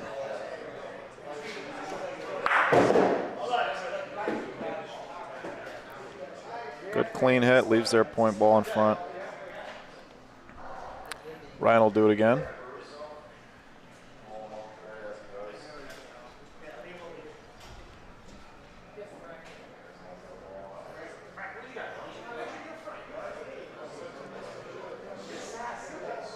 Yeah, now that there's fewer people in this room, as some teams are done for the day, you can really hear our commentating on the TV. Yeah. Surprised they haven't turned the volume down yet. Well, they're playing. Now we're going to hear that. They're playing.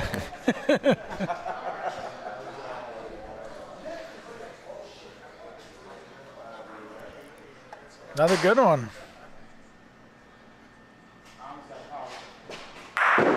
Ooh. Yeah, good spot for that ball from Ryan, hidden behind the Mount Vernon ball a little bit, and good things happened. It is, yeah.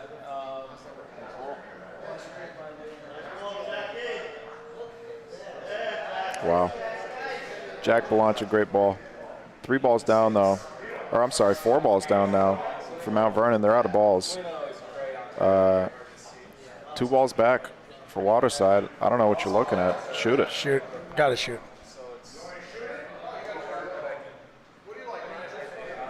I don't know what they're talking about, dude.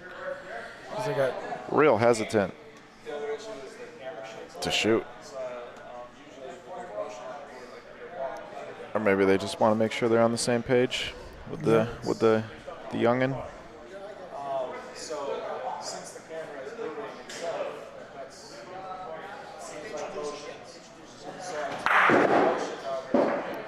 Good stick.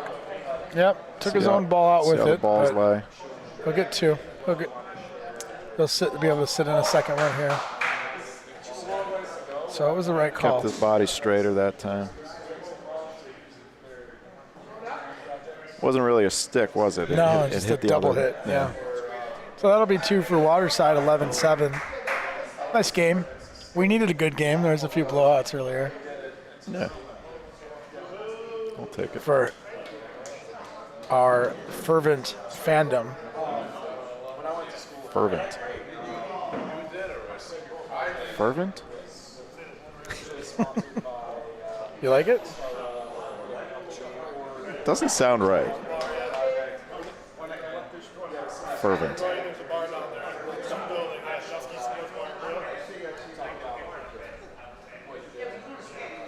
It is a word, though, isn't it? I hope so. Fervent. I believe you.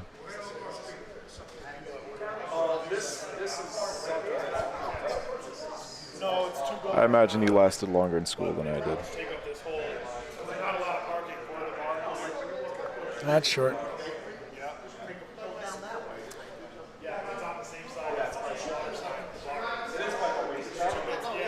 I know what the guys at the ICC would say about that ball.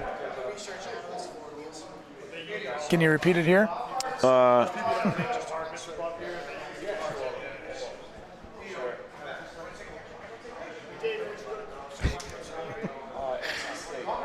It's not I could, but out of respect for Guy, I won't. Russell D. Russ, that ball is in clearly. You got a measurement call. I think our official needs. He was challenged. Was he? Yeah.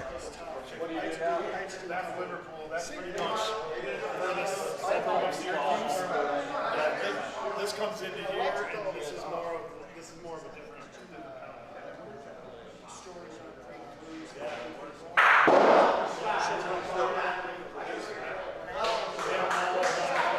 That's a good ball. Yep, that'll be the point. So it's that ball in front that just causes trouble. Even if it might not be that tough to get around, it just gets in your head.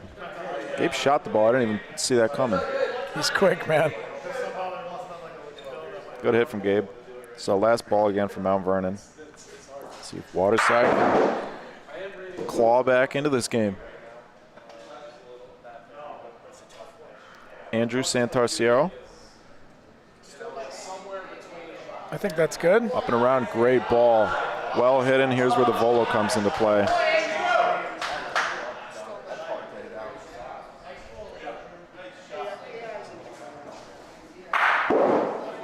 It's Jake Bauer shooting on the other court. The Holley Bocce Club. Yeah, he's making a lot of contact over there.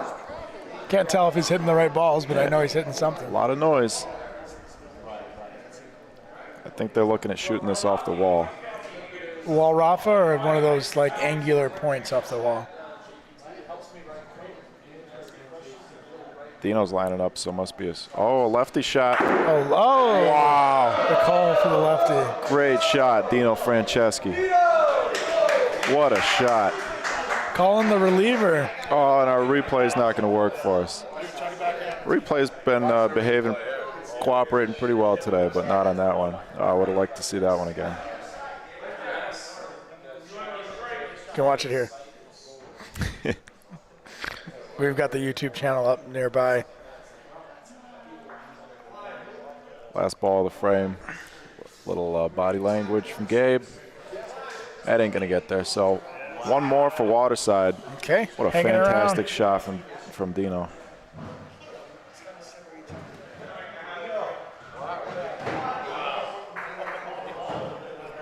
See if our replay still won't work. Nope. All right.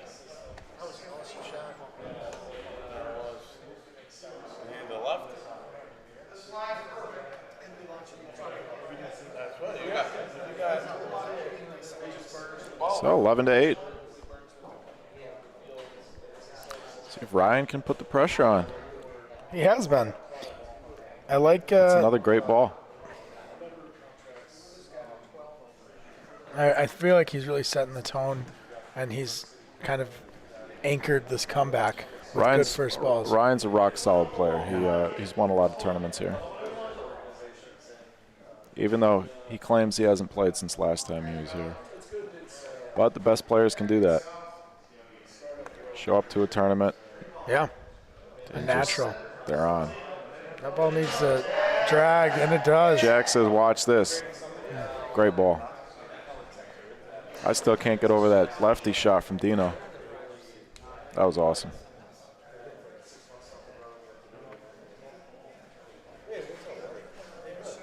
Keith Visno. French name. I wonder if he's Cajun or Canadian. Oh! Looks like he could whip up a jambalaya. Or some poutine. He's doing some shooting. Okay. Spray and pray.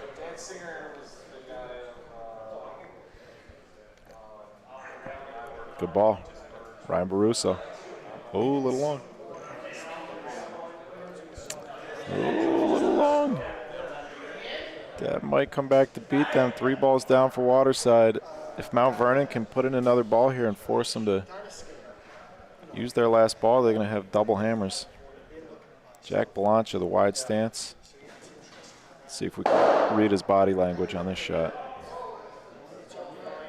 He stares it down. He kind of likes it, but he's not sure. He's not sure. That's good. Little heavy. That's good. Caught Paulino. Yep. Great ball. Now, if you're Waterside, you can't really shoot that because you get a bad break and Mount Vernon can go out. You just got to cover here. It's behind Paulino. You do have a chance to steal that point. That's the perfect ball here, is a ball behind Paulino. Right on. Yeah, get to the wall as late as possible. Let the wall shoot it sideways towards the Paulino.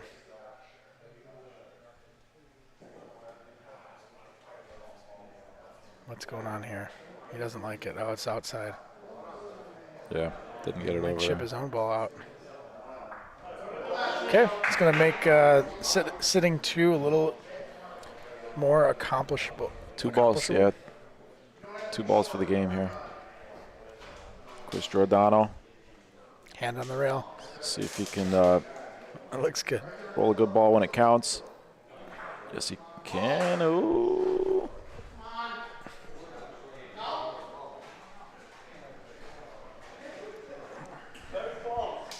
Very close, says Guy. Okay. Yeah, put a little more sauce on it. Same shot. Get a little 2 for 1. Yeah, roll towards that ball probably. But if you miss, you could catch Paulino, bring it to the other balls.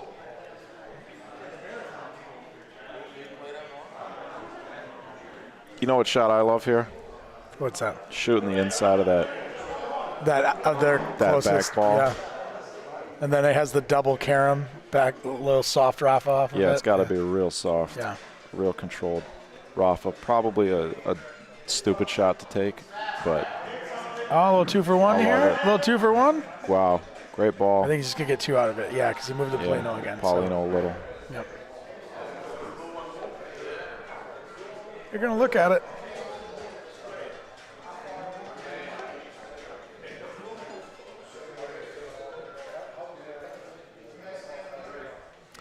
Get the official measurement from Ball Russell game. Johnson. Look at that. There's the the handshake. Call. 14-8, Mount Vernon over. Make it official on the scoreboard. The home team, Waterside. Okay, Mount Vernon. That's 2 wins for them.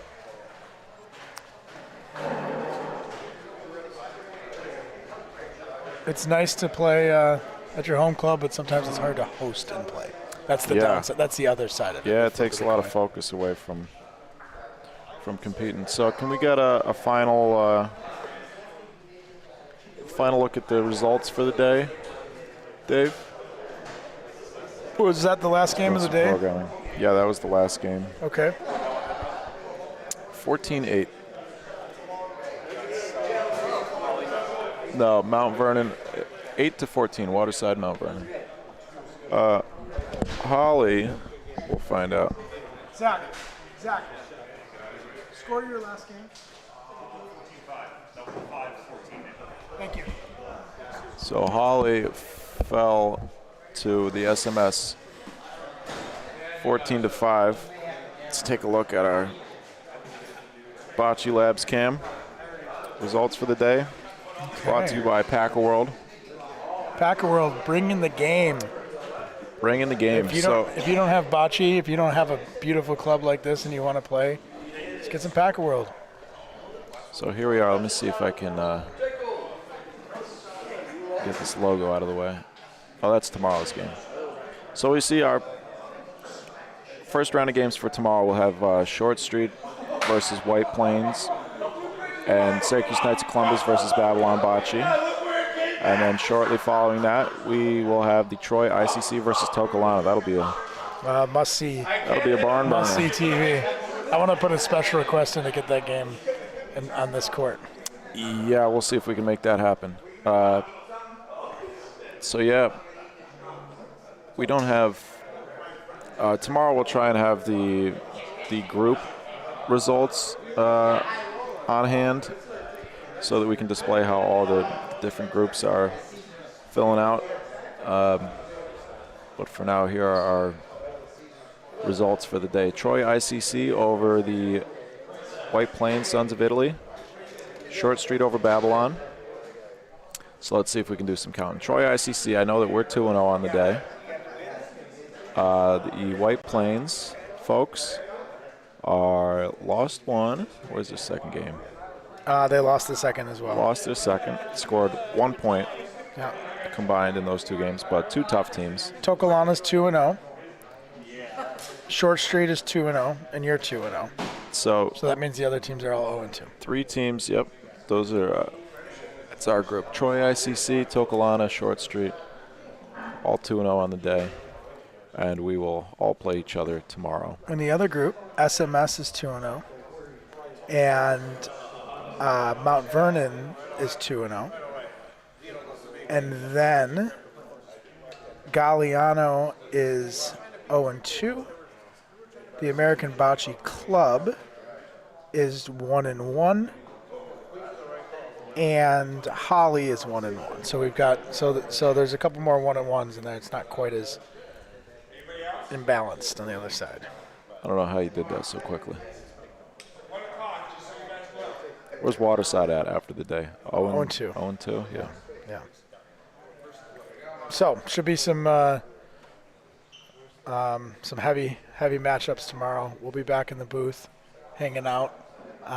Michael's going to show me how to do the replay, so when he's playing, I'll be able to show all of his amazing shots more than once.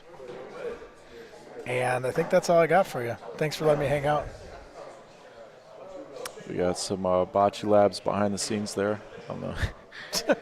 I'll switch it over. Yeah. So that's it for day one of the New York State Bocce Club Championship.